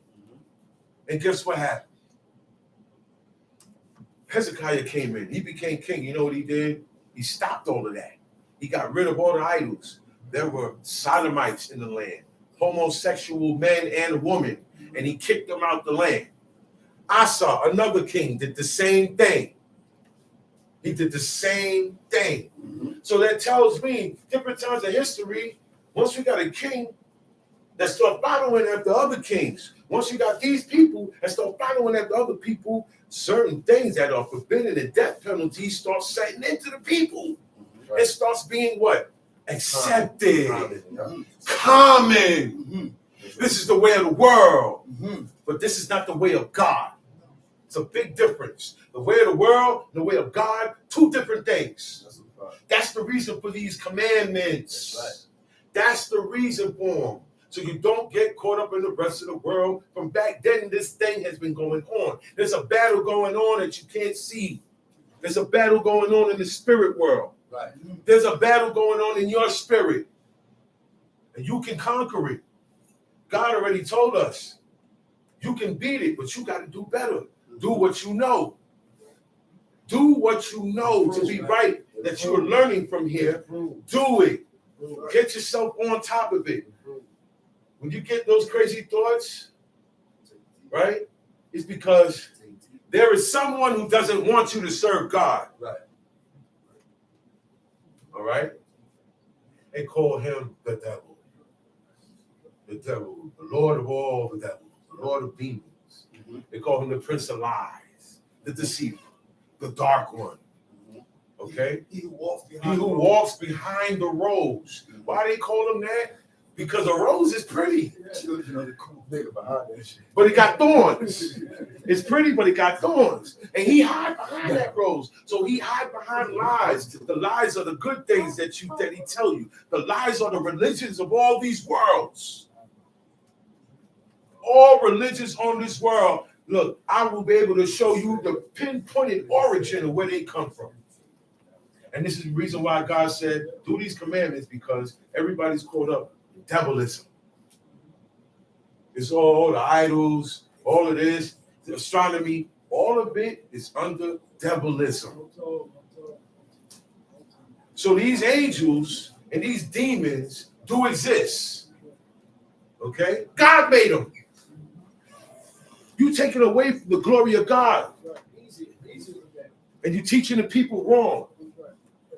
You're teaching the people that there's not two sides now. There's not a good, there's not a bad, there's not a right, there's not a wrong, there's not a righteous, there's not an evil. You taking the one that run evil out of the equation. It exists. That guy exists and his minions exist. They were angels. We're reading about them now. I know y'all heard it before. The devil was an angel, right? It's true. Mm-hmm. That's why he's called the fallen one in Isaiah. Thousands of years after what we reading, he was called the fallen one, the prince of the sun. He was in charge of the sun. Yeah, he was the one to bring the sun up. When he defied God, his minions came down here. He didn't come down here. He let his minions go ahead and do him, and he sat back. Yeah. And his minions, which we call demons today, these are the sons of God that came down. Well, they came down, and they looked at the daughters of men. They looked at these women and said, ooh. They got jealous of us. And got jealous of man. They materialized into men. Okay? And they went into the woman. And they had babies with this woman. Cyclops. Now, The thing. if these angels had powers, the babies are going to have powers. Okay. They said they began to read, verse 2. And they took the wives of all whom they chose. And Israel said, thy spirit shall not always strive on the account of man, for that he is also flesh. God said, yo, I'm not going to follow up everything y'all do. Every little thing you do, I'm not going to keep it. You know why? That's expected. You are going to mess up. I already know what's going on. And y'all don't even know yourselves. Okay? So I'm not going to strive with man like that. I'm not going to fight him on everything like that. Right. Because that's God's nature. That's right. Every little thing you do, he will be on you. Listen. If you don't touch you, he saw it. See, right. I heard everything you said. I saw what you did over here. You thought nobody was looking. I was looking. I saw you over there. I know what was in your head when you did it. I know the justification that you used. I know the lie that you believed in yourself to go and do this evil thing. Mm-hmm. He said, but guess what? I ain't going to knock you every time you mess up. Mm-hmm. And that's Okay? God. Because you're made of flesh. You're prone to, you're going to mess up sometimes. Mm-hmm. That's why you have to get taught what is right. That's why we tell you the things to do so that you don't mess up. See, I will not strive with you in your In error. your error. Means when you miss. When you mess up and you don't know. Mishap. Right? So that's why, hey. We don't mess up. Look. That's why the people who don't know, we know. The people who don't know get a pass. They do things and they do wicked things and get rich. Right. Because Ezra was asking, he said, yo, I don't understand this. How come the ones that serve God and calling your name, they do one thing, they get wiped up, they get hit up bad, and they get put under the wicked people who you don't like. And he explained it to him, man. He took three chapters, 3 long chapters in the book of Ezra. And basically, And their end ain't good. Those 3 chapters told me everything. That's right. It explained Genesis. It explained the Old Testament. It explained everything. And I've been reading that for years. That's right. But at a certain amount of time of reading and putting time and being under the teaching that I had, you gonna get it. I said, oh. This is why they took certain books out the Old Testament, because the answer is there. And Israelites don't believe. What they say, what Israelites say is Christian, is really Hebrew. Right. And what they say is Hebrew is Judaism and Christianity. When you don't do these commandments, you're going to be backwards. You're going to say the good is bad and the bad is good. Automatically. You're innocent, you're guilty. I'm going to treat you like you're innocent. I'm going to treat you like you're guilty. I'm never going to be fair. Yeah. I'm never going to be correct in my advice, counseling, or movements because I am against this naturally. Now, these guys saw these women. They went into these women. Angels materialized, had sex with the woman, and got them pregnant. X-Men. Okay? Okay? X-Men. So we're having children born, flesh, Marvel humans universe. born with comic book Marvel powers now. This is where you get the comic book, Marvel where you get the come Supermans. This is where you get the ideas, because people of that time wrote about it. They wrote about it. And this is where the tales, amazing tales, myths and legends, gods and goddesses, witches and sorcerers. What's that movie with the wizards? He said the three rings, something about the three rings or something. Yeah. Oh, that's why these things are so glorious, because really, in all giants in the earth, giants, these things really went down at a certain time in the earth, man. Goliath was a giant. And these guys we're about to read about came from angels. Their fathers were Came from angels, man. Now, AK, and this is where Greeks mimic this And did they think? and make what you call demigods, okay? Which are half human, half angel, or half demon, or half Gorgio, and you got half man, half horse, which is a centaur, which is really a demon. And you've seen all of these things in what? Cartoons. Before you even knew about the world, you were introduced to magic. Yep. Abra, don't say it. That's the word of a demon. They brought that down. Hocus, don't say it. The angels brought That's that another word of a demon. down.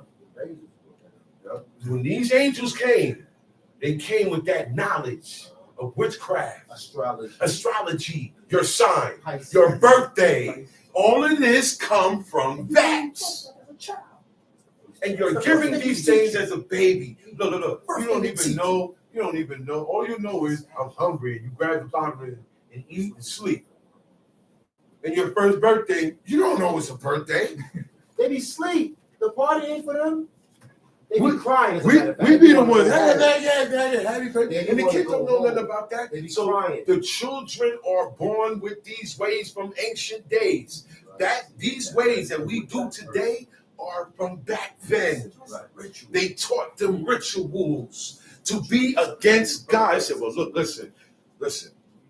We're going to have to give y'all some type of protection. We're going to teach y'all this. You can jam somebody, you ain't got to touch them. You look. They say, oh, I'm going to go deep on y'all today. And I'm going to show y'all why God gave these people these commandments. I'll show you why. Tom shoot. And his days shall be 120 years. He said, look, man, I ain't gonna fight with man with everything that he do, because he's still flesh. You know what I'm saying? He's still gonna make mistakes.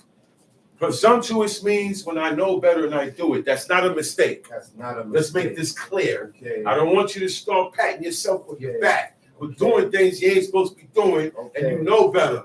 That is not it. Right. Okay? Right. That is not it. Right. He said errors, mistakes. I'm not gonna kill you for something you was ignorant of. That's right. But once you tell me, I'm not ignorant no more. Stokes, I'm not ignorant no more. Once you know, Once you tell me and I know, and then I say, hey, that makes sense.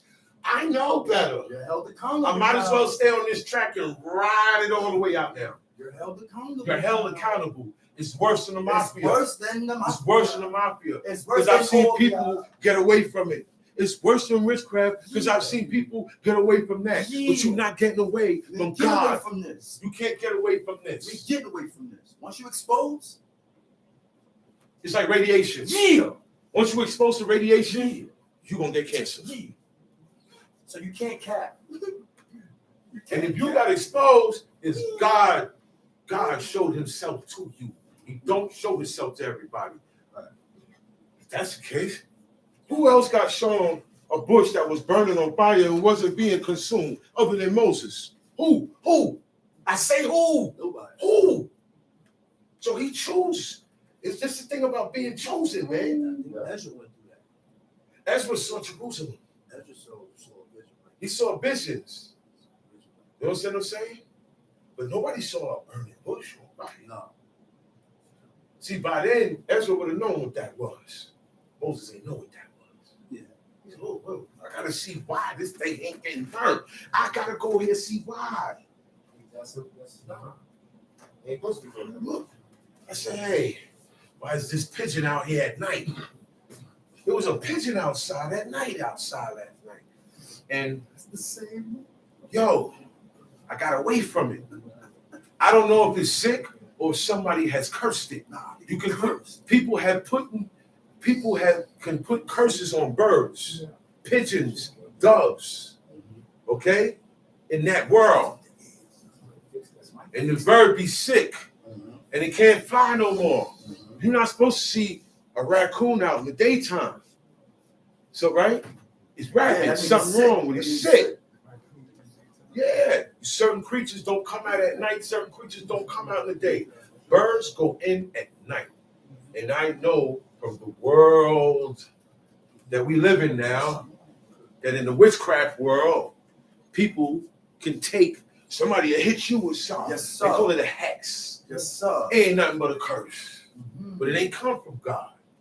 You don't tap in the spiritual world and you're doing things that God did not allow you. He did not tell you to do it. He did not teach you that. Because in order for you to tap in to that world, you have to do abominations. You have to do homosexuality. Okay? You have to do bestiality. Okay? You have to drink blood. Okay? You got to bathe in blood. You got to wear blood. I'm going to keep it raw with y'all today. Okay? You got to do all these things. What she said? Okay? She said sacrifices 4 goats, 2 sheep. 4 goats, 2 goats, 3 sheep. Burn the money. Okay? Burn 2 trucks of money. Okay, all that stuff is what they were taught when the angels became evil. These angels came down and became evil and said, look, we're going to teach y'all stuff, but God ain't going to teach you. Yeah. Roots. They said, oh, you put roots on us. Yeah. She put roots on him. Take the man's socks and then Take his socks and do something with it. And That's why God hate images. Because I could take your image, take a picture of you, go in my house, burn candles and do all types of abominated stuff. And I can hurt you physically or put your brain and your thoughts and who you are in the ocean. Yeah. And you're walking around here with an empty shell. And guess what? I can run you. I can control you. That's how deep that stuff really works. That's why God said, leave it alone. He didn't say, hey, leave it alone because it's fake. You're going to be doing fake stuff. He said, leave it alone because I ain't suffer you to move that. You ain't got to do that to have power.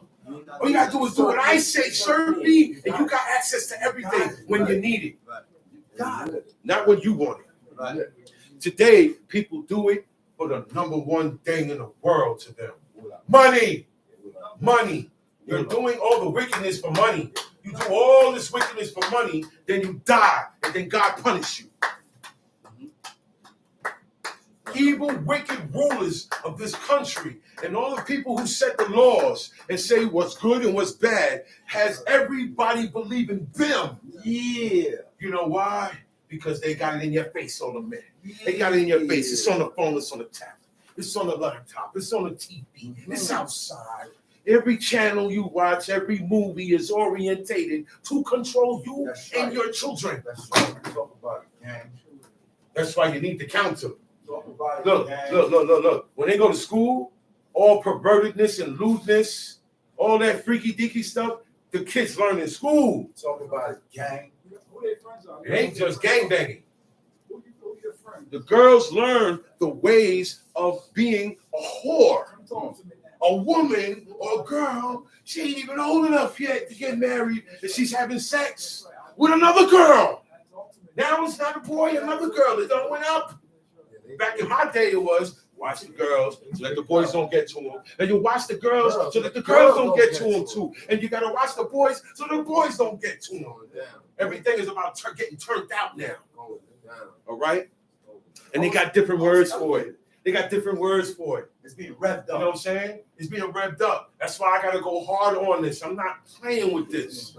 We can't bite our tongue on these subjects and topics because it's taking over. Stay in the kids' head every You got to day. stay in their head and hope to God that he guaranteed them not to go that way. Because it's not a guarantee. Right? Stay in their head. Right or wrong? It's not a guarantee. It's gotta stay in their head. But you did your job. Do your job. It's not your look. It's not on you. It's that God laid drunkenness on the people. You know what that is? A spirit. Huh. One dude said, oh, man, all this stuff going on. It's in the food. It's not in the food. They ain't putting nothing in the food, nothing in the water. It's a spirit It's put down on the whole that has been put on the generation. whole earth. Word. So it can rev up.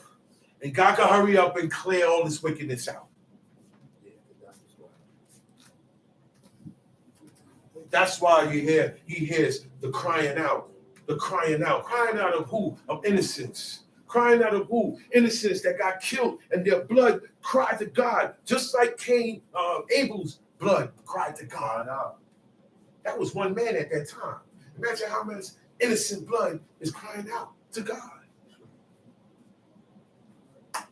So don't worry about, oh man, why you let this? Don't worry about that. Don't worry about that. Don't worry about that. Some people meet a horrible death. And where they go, they good. They good. They got a sure reward. You can handle our sons. Listen, I'm going to be plain and simple with y'all.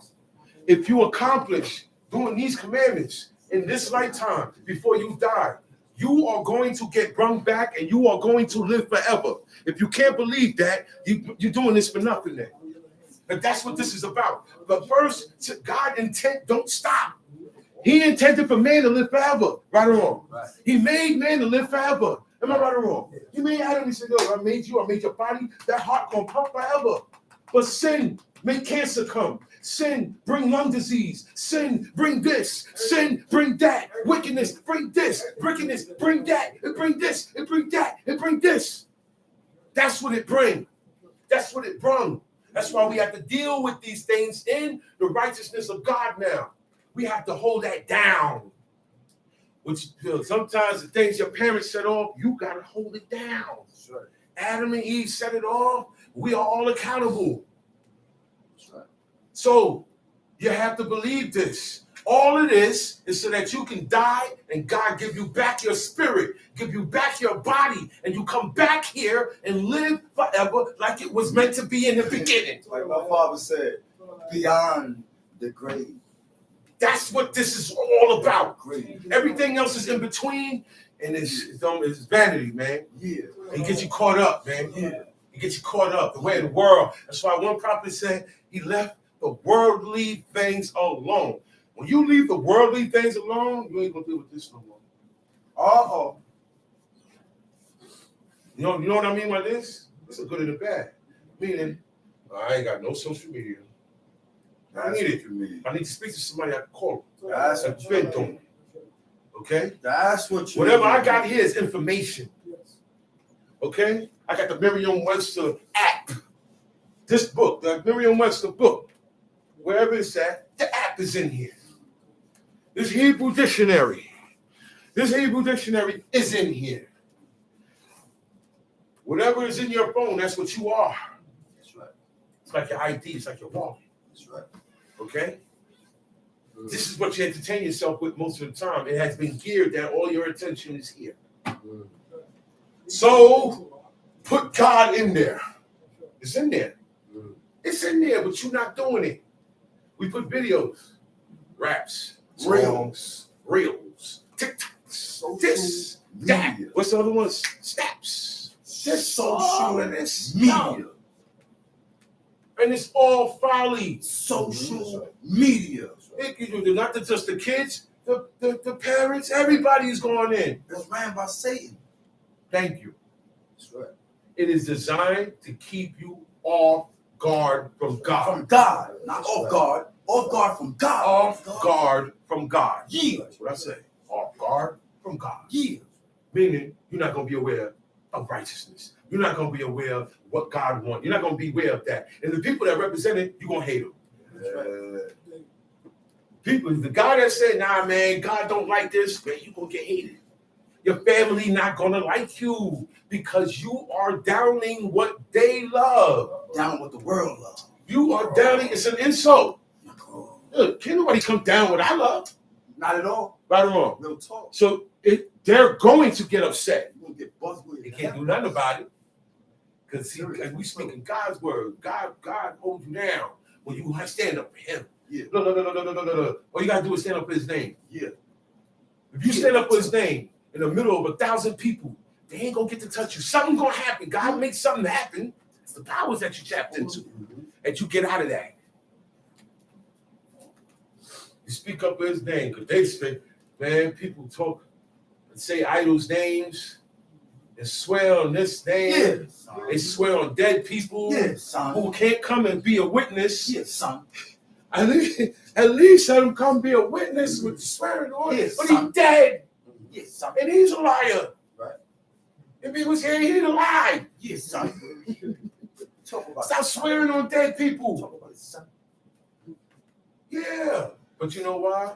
Because the Israelites said, we have sold ourselves to worship evil and death. Yeah. You know what that means? I sold myself to the devil. Yeah. That's what it means. I sold myself. When you say you sold yourself, this got to do with God and the devil. That means I sold out to the devil. Whatever I was doing with God is over. I'm going to do the ways of the demons, the ways of the people who follow him. The calf. That calf. He said, you made a calf and you worship the calf. They made a big golden head calf. Do you know that is the same thing that your rappers, your favorite rappers, got tattooed? That's why we don't do tattoos. Yeah. Tattoos go along with devil worshiping. Right. And they go along with worship of the dead. Right. He don't want you to serve God. He wants you to serve dead things. Yeah. He wants you to serve wood and stone. Yeah. Okay? He wants you to serve someone who didn't even exist that's supposed to be dead now. Yeah. That's supposed to have saved you from your sins. Yeah. That you're still paying for. Yeah. That's what's going on today, y'all. Yeah. I'm not gonna paint no pretty picture. We in a real messed up predicament. There is nobody who can. There's no sacrifices. Not at all. You only read 2 or 3 ways you can get sin off you. That's right. The main one is just to honor your father. Honor your parents. You honor your parents. You get sins off you. You honor God and his laws. You get it off you. Right. He said you keep Shabbat. You reverence his sanctuary. That's the Shabbat. You can't go. You can't. It's not the temple here no more. That's right. The temple ain't here no more. And the Shabbat is something you can do anywhere you go. Anywhere. You just gotta gather up. Games. Now people go to places where there ain't no Israelites. So I say, man, it's some Jewish. It's going around some Jews. I mean, I ain't going around those people. Wait, listen. You following them? Wow. You do Pashat. You do Sedeh. You follow them. You soak your meat, if you do soak your meat, for one day, 6 hours. Oh, you eat their matzahs on piece of unleavened bread. You eat their crackers. Those are crackers. Those not bread. Right. And it's been kneaded. Anytime you knead, guess what happens? Right. Guess what happens when you knead it? Comes leaven. It's leavened. That's how they leavened their bread. See, all these things is to take you off of God's program, make you do this guy's stuff. Right. And now people are telling you that bad guy don't exist. Don't believe that. Don't believe it. God spoke to him. Don't believe it. Who was God speaking to there? Don't believe it. Who was God speaking to? In Job, it says Satan, Satan. Who was he speaking to? Not no idea. It said the sons of God came to see him. Angels. God don't dwell on this planet. Every time you see man start acting up, he said, I'm gonna go down and see for myself. He said, I'm gonna go down and see if the crowd's worth this, man. He said, I'm gonna go down here and see, man, what they doing. They building this tower. They really trying to reach where I'm at. Oh man, they really gonna reach it too. Languages. This is real. All those things really happened, man. He said, gonna do it because you know what happened if they got up there? Would die, and they gonna make it. It would cause. See, certain things man do as a whole. Look, when everybody get together and start to do things that's against God, it causes the whole planet to get hit quick. Notice one thing. Every time this whole planet want to get together as one, it's not to serve God. It's never to serve God. It's never to serve God. Yeah. Always to do some wickedness. From Nimrod time, Yeah. he said, man, I hate God because he killed my ancestors in the flood. All those people that died in the flood was his ancestors. But your ancestors was wicked. They were born of evil angels.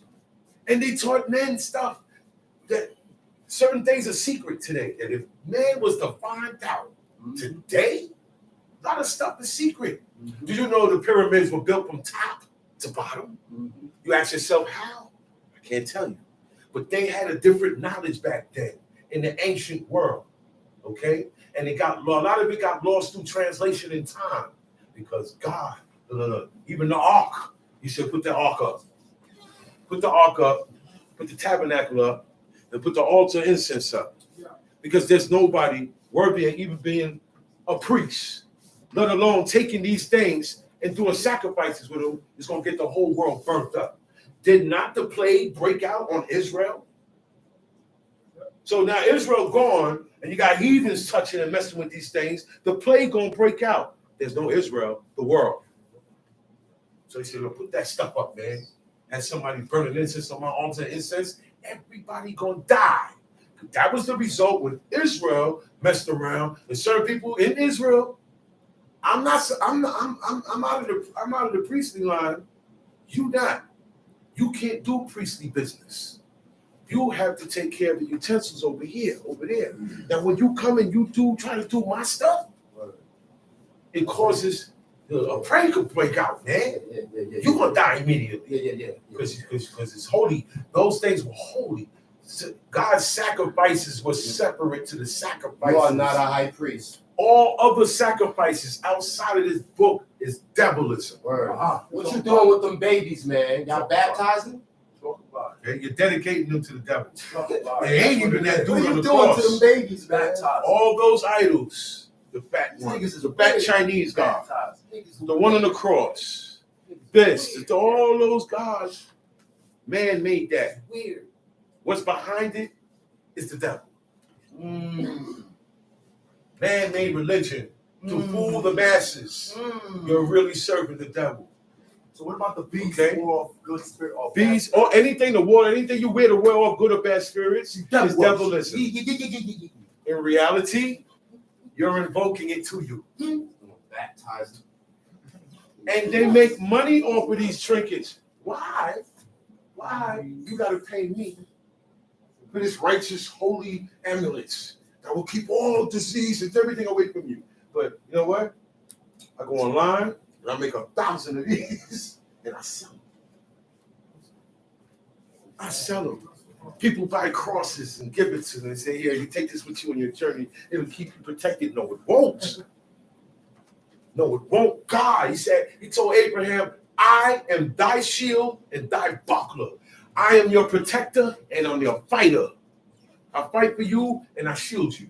He told Israel, I'll fight for you and I'll shield you. Don't be afraid of none of these heathens. Don't follow them. Don't be afraid of them because what? I got you. Yeah. And if you need to make a move, don't make moves like them because I have not suffered you to do that.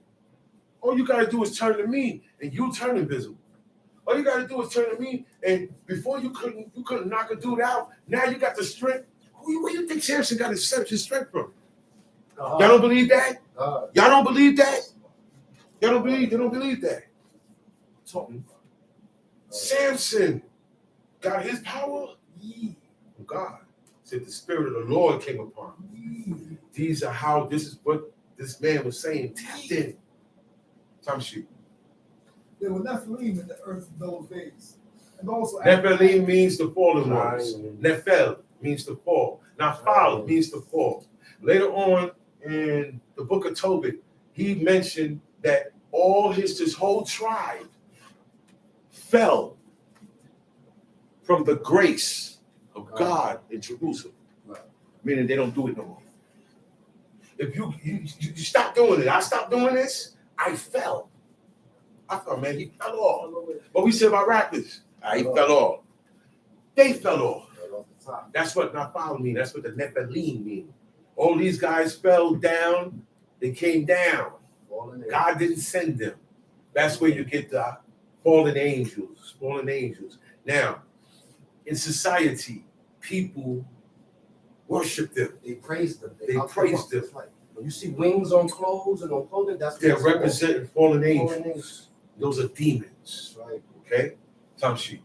When the sons of Elohim came into the daughters of men, and they bore children for them, the same of mighty men of old, men of renown. And Israel saw that It said there were giants in the earth. Now, these guys became giants. All right? For real. There were giants. There was big as mountains. Remember, they're the sons, angels that turned back. Okay? So they got different, everybody got some stuff with them that they can do that man can't do. And they hate man. But they love the woman. It's always like that. It's always like that. He said, when the sons of God came in unto the daughters of men, and they bare children to them, the same, which is those children, became mighty men, which were of old, men of renown. That doesn't mean they were right. Say it again. It doesn't mean they were right. A lot of Israelites read that and say, yeah, man, no. It means you mighty don't mean you serve God. You could be mighty and be evil. All mighty mean is you got enough strength to take over and run stuff. Okay? So they ran men. They hunted down men. They didn't like us. They took our woman and they killed us. They drank up our blood. Okay? They murdered. They taught their sons things that God said don't do today. That's right. All the abominations of man, they were taught that. That's right. They were taught that. They were taught astronomy. They were also taught to paint their faces, makeup, cosmetology. All of that was given to the woman. There was a time when that was looked at by wickedness. It's wicked. But there came a time when men took over Egyptian customs. And after years and years and years, it doesn't look like this thing is evil. Right. No. Do you understand how it go? No. This is how they get you. They don't get you now, but they get you generations later. Okay? It's evil. But then after time, we modify it. You're accustomed to it. We modify it. That's why these laws don't get modified. That's why they're hard. You know what? It's wow, you gotta do that to him. Why do you gotta do it? Because God said. And because God knows the effect of the penalty is gonna have. Because other than that penalty, nothing's gonna stop the wicked. You understand that? Penalties, fear is what keep you in line to serve God. Other than that, you're not gonna fear, you're gonna go. You're gonna keep moving. Tom sheet. And Israel saw that the wickedness of man was great in the earth, and that all the impulse of the thoughts of his heart was only evil. Nobody was calling on God. Nobody. Everybody.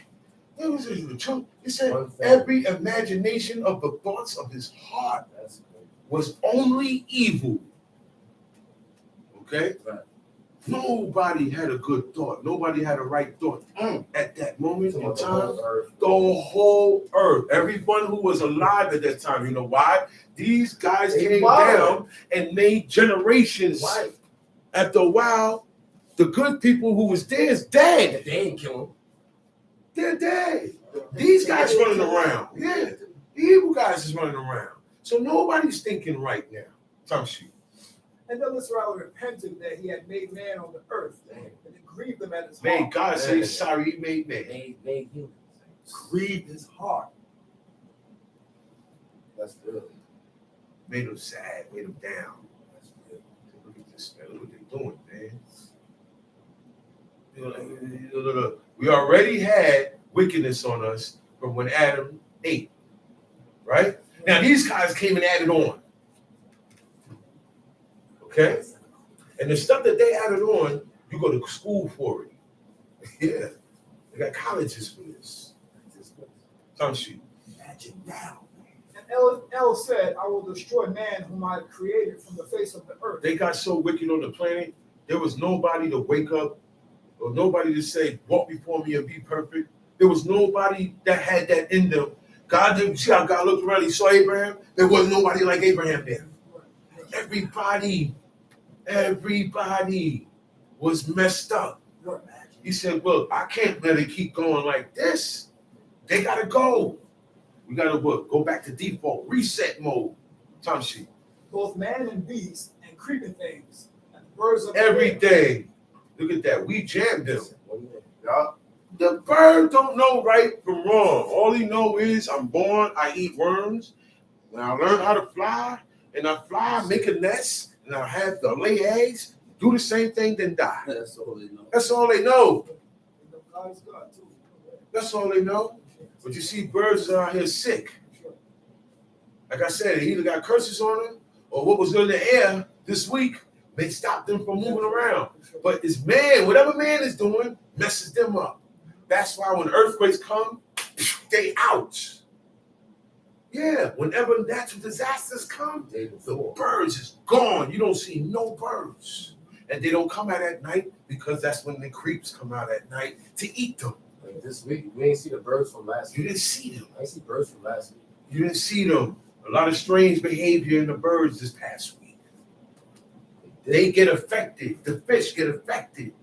The ground, our sin as a whole on this planet affects the planet and everything in it because it was made for us. Then we turn around and bow down to everything in the earth. Time sheet. For I repent that I have made them. But Noah found favor in the eyes of Israel. These are the generations of Noah. He said, I repented, I made them. He said, but Noah, I don't think like that about him. He's different. He's an exception. He's different. He's one man out the whole planet and do everything God said. Yeah. You can be that person. Yeah. Nobody's doing it. It's easy to stick out for perfection in front of God. These times. Because everybody's not doing that. Nobody's doing it. Everybody has made their minds up to do whatever they feel they want to do, believe what they want to believe. I believe what y'all say over here. This here and this here and this here. I take that with me. That's what people do. And what you took, right? In a year, you ain't going to be doing it. You're going to wind up doing things that you didn't do before you met God. Time sheet. Noah was a just man and perfect in his generations. And Noah walked with El. In his generation, in his lifetime, and the people that lived while Noah was alive, he was better than everybody. Time sheet.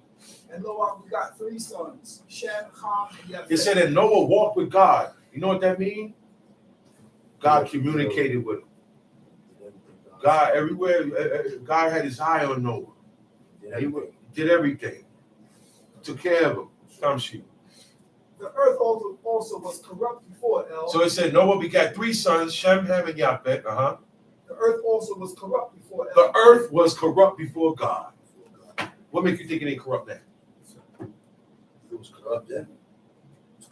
Well, I mean, common sense will tell you that. It's the same thing. Even worse. Even worse. Worse, okay? At least whatever I'm born as, I stayed as I was born. At least that. At least that. At least. At least that. Time sheet.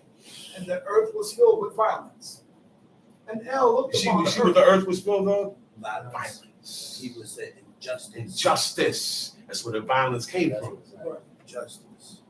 Look, for me to take what Violating rights don't belong from me, I gotta do injustice and I gotta put violence on it. Ain't no easy jokes. No such thing. No. That's why it's not good to be robbing people. Because somebody gonna say, man, I ain't giving up nothing. You got to kill them. And that's murder. That's blood on your hands. There's blood on your hands. Look. They was getting murdered just for the fun of it. Okay? And Israel looked upon the earth, and behold, it was corrupt, for all flesh had corrupted its way upon the earth. And El said to Noah, the end of all flesh has come before me.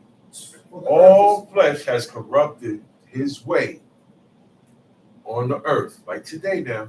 For the earth is filled with violence through them. And behold, I will destroy them with the earth. Make thee an ark of gopher wood. Rooms shalt thou make in the ark, and shall pitch it within and without with pitch. Okay, go to Genesis 7. And go to verse 4. For in another 7 days I will cause it to rain upon the earth 40 days and 40 nights. And every day substance. That's nonstop rain.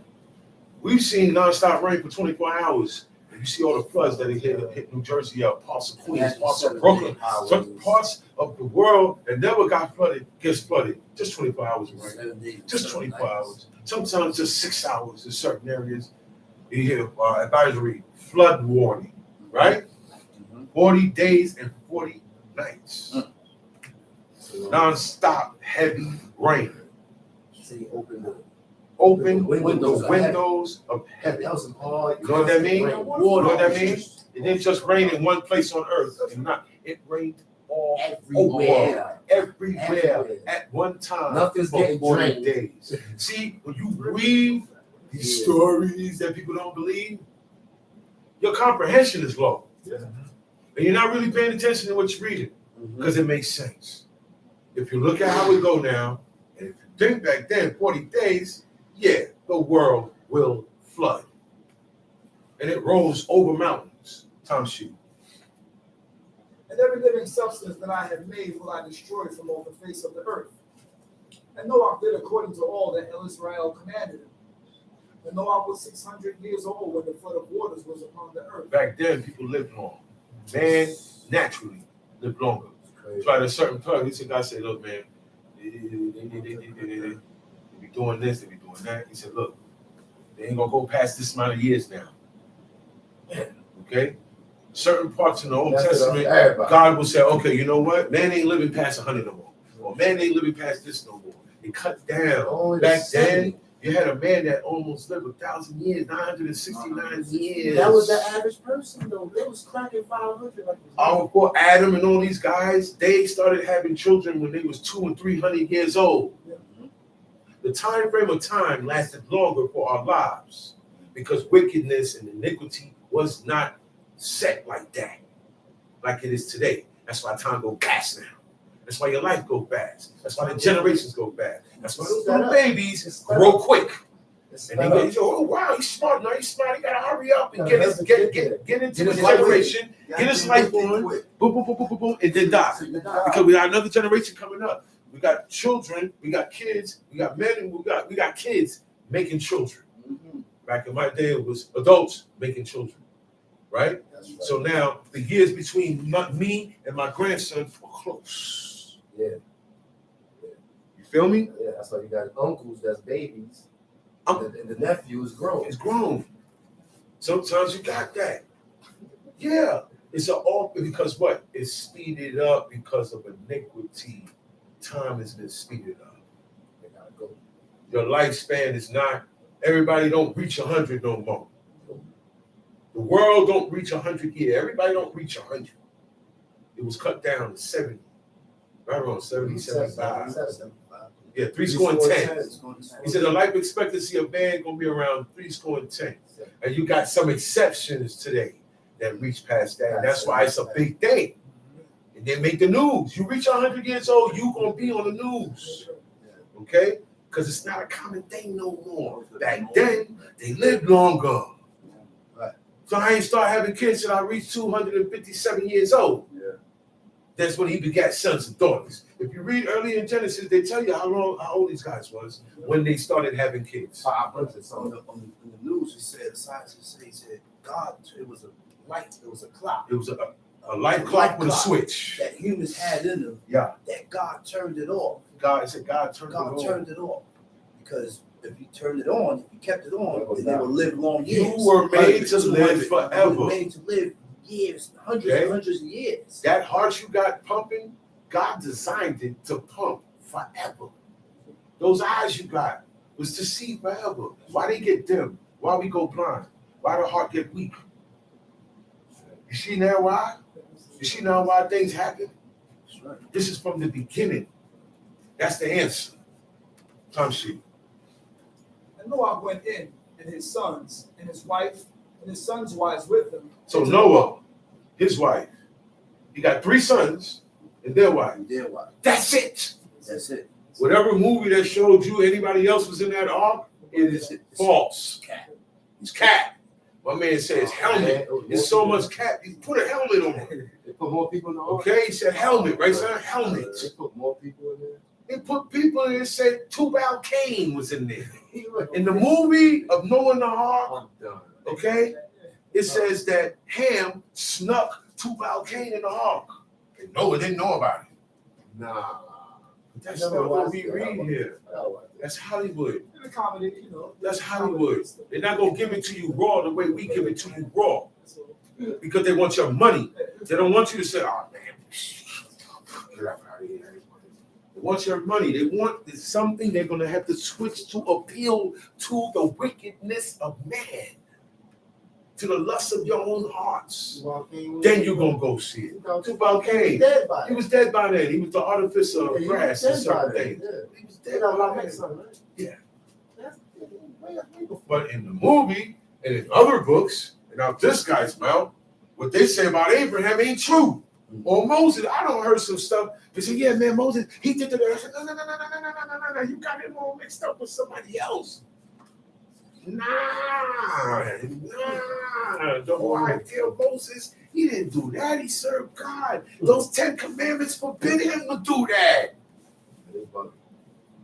He ain't got nothing to do with that. Yo, because people they have to use a little bit to make a religion, to bring you in, to get your money. To get your money. Time sheet.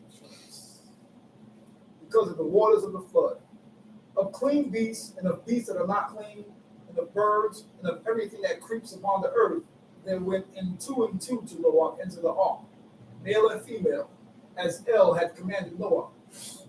And it came to pass after 7 days that the waters of the flood were upon the earth. In the 600th year of Noah's life, in the 2nd month, the 17th day of the month, on that same day were all the fountains of the great deep broken open. You know what the great deep is, right? Oceans. Wells, oceans, geysers, springs, right? The rain, the bottom of ocean has trenches in it. They opened up. They're gonna overflow. So it made the oceans overflow with the rain. And With this is combination. water coming from in the earth. coming from the Because you got a lot of water down there. Water coming from up and down at the same time, making it rise. That's how God did it. Time sheet. Of clean beasts and of beasts that are not clean, and of birds. What do you mean by that? A clean beast? Clean what? They got dirt on them or something? No. Beast, clean beast is a beast, is an animal that you are allowed to eat by God's law. Once you get rid of the blood and the fat, you can eat the flesh of that animal. If it's unclean, you cannot eat the flesh of that animal or touch the dead body of that animal. Okay? Or eat or wear any part of that dead animal. Okay? Because it's unclean. Unclean means by God it's abominable for us to eat. He did not design this thing for us to consume. 11. In the 600th year of Noah's life, in the 2nd month, the 17th day of the month, on that same day were all the fountains of the great deep broken open, and the windows of heaven. Okay, go to 1 Samuel chapter 28.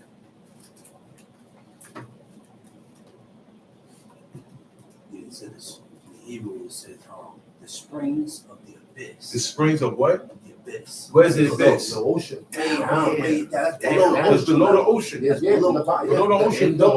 That's what happened. He let it crack. The ocean put a crack open and more water come up. And that water hot. Go watch the movie Abyss. Abyss. We'll see You go in that ocean, and then there's another ocean. That's right. There's certain corridors that take you. Boy, listen. And they got fish Fish that that don't have no eyes. Yeah. God made all of that, man. Yeah. He got Leviathan down there. He got a creature called Leviathan.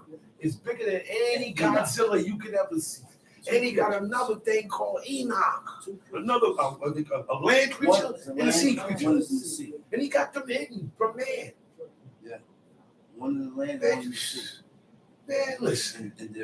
That's right. There's parts of the world that God ain't allowing man to walk on. And there is an end of the world. There is an end of the world, an end of the Or earth. the end of the earth. There is an end of the earth. Just can't get there. Because it said God's glory reach. It said God's glory reaching where? To the ends of the earth and to the depths of the sea. If you read the songs and they talk about God's name, by his glory and everything about God, it reaches in places man don't go.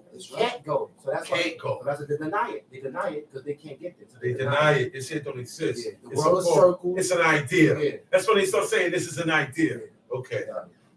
Tamshi. And it came to pass in those days that the Philistines gathered their armies together for warfare to fight with The Israel. Philistines are a people that come from an island called Kaftor. Kaftor was an island in the Mediterranean Sea. They got into boats and they migrated to the shores of Israel and they took over the beachhead, the areas of the beach where the waters is at. And they called it Philistine land. Gaza, Ashkelon, Ekron, Gath, Goliath, the giant. That's what those niggas was He from. came out of Gath. Niggas said Gath. A lot of these Philistines, they didn't like Israelites. Their God was a God of water. They had a fish god. That's why they traveled by water like the Vikings. All of their gods are gods of fish, the Neptune, Aquaman, and all of that stuff come from that. The worship of sea creatures and God. They got a God for everything, y'all. All right? And that's where it comes from. Tamshi. And Achish said to David, Achish, right, is one of the princes. You got 5 cities that make up Philistine land. So you got 5 princes. Achish is one of the main princes. So, read. thou must know that thou shalt go out with me to battle, thou and thy men. Now, Philistines about to go to war with the Israelites. David is running from Saul and the Israelites. His own people turned against him. Right? David is a fugitive of his own people.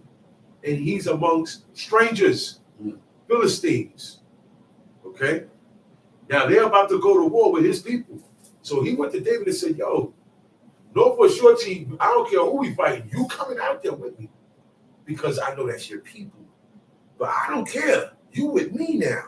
Know for sure, team, when you get out there, you're fighting them. He's letting them know you're coming with me. You're not going to fall back. Because most people would say, well, look, I'm going to sit out this one because those are my people. He said, no, you're coming. Tamshi. And David said to Achish, surely thou shalt get to know what thy servant will do. Now, another reason why is David and his men is the best there is. They're known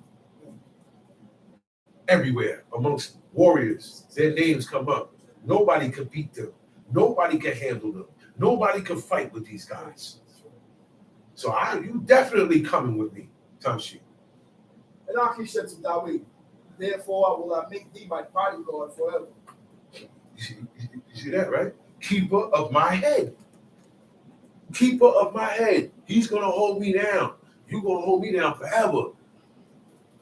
I know I'm safe because I got the best swordsman in the world right here with me. He was like, yeah. I'm jacking that. You're going to go with me to war. Anywhere I go, you're going to be with me. Now Shemuel was dead, and all Israel had mourned him and buried him. Samuel was the prophet of God. That was a prophet from the time he came out the womb. Good old prophet. Very good prophet, man. Good prophet. He said, and he died. And all Israel, they're mourning him right now. And they buried him in Ramah. Ramah is in the land of Benjamin. Benjamin land, because his father is out of Benjamin, Kish, out of the tribe of Benjamin, out of the house. So he was buried in the territory where his father's from, Tamshi. In his own city. And Shaul had put away the mediums and the wizards. Oh. And Saul put away those. See, he's reading the exact Jewish, Hebrew and English pronunciation for it, right? This is the King James Version, but they mean the same. A lot of times it be different words in there, but they mean the same. We have to start learning to pay attention when we read, because you will say, no, it don't mean that. It means this, but it means that too. Okay? Familiar spirit means one who is familiar. Familiar means I know you. I know the way how to get to spirits. I am familiar with the way of conjuring spirits of the dead. I am familiar with dead spirits. I've watched shows where guys, and they call themselves mediums. That's why I put that word out there so that people will know. Because people say, oh no, I don't do that. I'm a medium. That's what it is. That's what it is. You are the one in the middle. You are the one in the You're middle. the one in between. You're in between life and death. Yeah, all right. And you're not the high priest. Stop the cat. And Moses ain't tell you to stop no plague. That's right. So what you do now, that's why God said, do not go to inquire of one who has a familiar spirit. Why? You can go downtown. You can go to Italy. You go uptown to certain places. Little store, no, but the door, this is the store right here. This here is another building. That little store, tarot cards, private readings. He's got paid him. You walk up in there, and it's not bright. Okay? It's dark. Okay? And that person come out, they got beads on. That's why we don't wear beads around our neck. And most of them are women. Beautiful woman. That's it. I know two people that do. Okay? Okay? And you go in there, and you can't let go of the dead from you. Meaning, I want to speak to my father. I want to speak to my wife. I want to speak to my son. And people go there. They really do. And that person sit down and do their abomination to get in contact with the spirit and call the spirit up. God said, leave that alone. That's right. That's what a familiar. Now you know what a familiar spirit is. Okay? You got dudes that sit down in talk shows and say, hey, is there anybody named John in here? John. All of a sudden, there's one person named John in the crowd now. John. He said, hey, somebody named Tom. Tom. Oh, Tom, that's my brother. That guy is a familiar spirit. He's a medium. It works. But you have people who fake that too. They rig it. You have people in the audience acting like they're strangers. Okay? Because they really don't know the way. But you have people that know how to do this. Stay away from that. No such thing as look. Good. I'm gonna get into that. You are asking questions from a realm that can't answer you. Right. So you got to go to these people now to get an answer. It's real. And it's real. God said, leave that alone. He said, in the wizards, he said, Saul put away people who had familiar spirits. I already told you what that is. When you hear the word medium, because they're not going to say familiar spirit today. You're not going to hear, because this is why I try to educate you guys on the terms that people use today. No, but it's this. Yes, it's this, but they don't say that to the people. Right.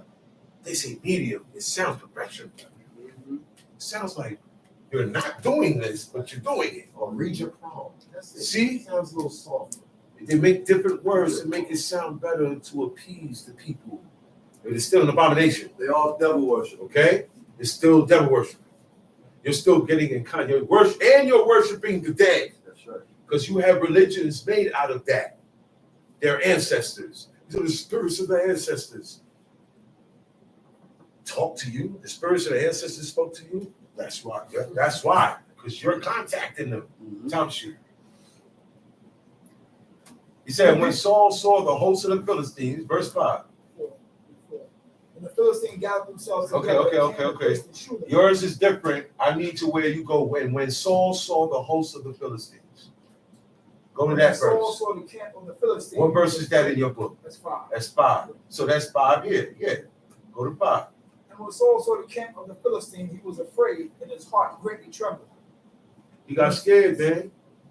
It was a lot of them. When you're outnumbered, it's overwhelming. Tough shit. And when Shaul inquired of Israel answered him not, neither by dreams, nor by the Urim, nor by prophets. He can't get to God now. Every other time, Gets he can get to him. He can get to him. He can communicate with God. He can even do it by the prophet. You could go right to the prophet, ask the prophet something, the prophet would give it to him right then and there. That was the easiest way. You had prophets. Or you go to the priest, and you got the Urim and the Thummim. These are pieces that are inside the breastplate. Even the breastplate light up and give you answers. The priest could give you answers. He's connected. He said, it's all dead now. no. And if you ain't got none of that around, God comes to you personally in a dream. And you will know it's of God. Because I read in one place, it said, it will say, thus saith the Lord. It's gonna have, you're going to hear God in it. So, wow, man, God came to me in a dream. But he didn't answer him. He didn't know what to do. He didn't know, he was desperate. So when he sleep, he wake up, he ain't dream God. God ain't come to me in a dream. He said, man, he asked the priest. Nothing happened. He ain't answering the priest now. Samuel was alive either way. Look, he ain't answering the prophets. You know why? Because it's this guy. He said, man, I'm not getting no communication with God concerning you.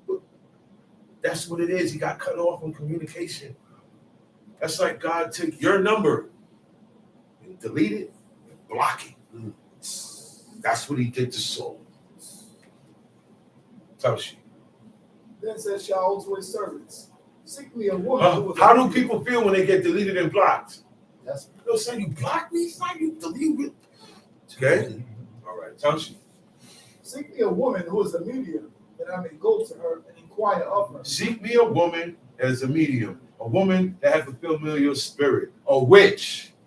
Only witches and wizards and warlocks, devil worshippers, do these things. These are the actions of witches, abominable actions. Saul said, look, nobody tried to correct him. No, they better not. Earlier in the chapter, we read Saul put them away. Yeah. He said, man, y'all get out of here. All y'all witches, warlocks, get out of here. Man, he ain't thinking in his right mind now.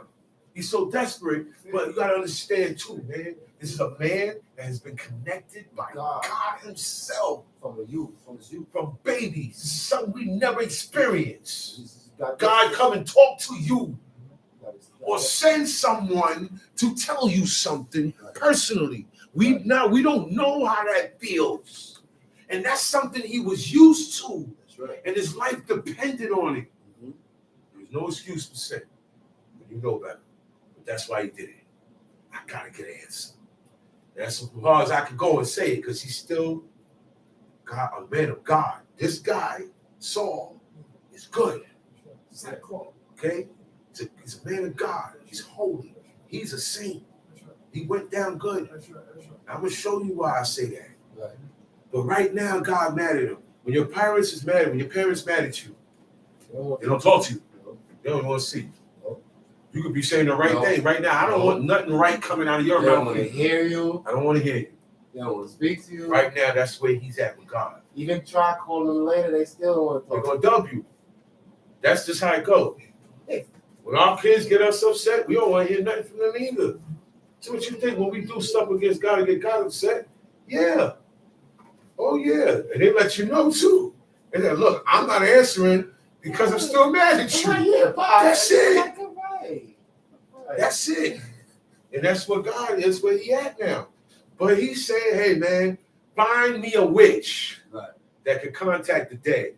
I'm going to get somebody to give me an answer. Some shit. And the servant said to him, behold, there is a medium at Endor. And Shaul disguised himself and put on other clothes and went, and 2 men with him. And they came to the woman by night. And he said, I pray thee, divine for me by means of the familiar spirit, and bring him up from for me whom I shall name to you. And the woman said to him, Behold, thou knowest what Shaul has done, how he has cut off the diviners and the wizards out of the land.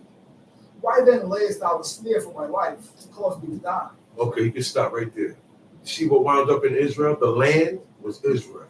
You see what wound up at that time? Wizards and witches. We can't get into anything with that.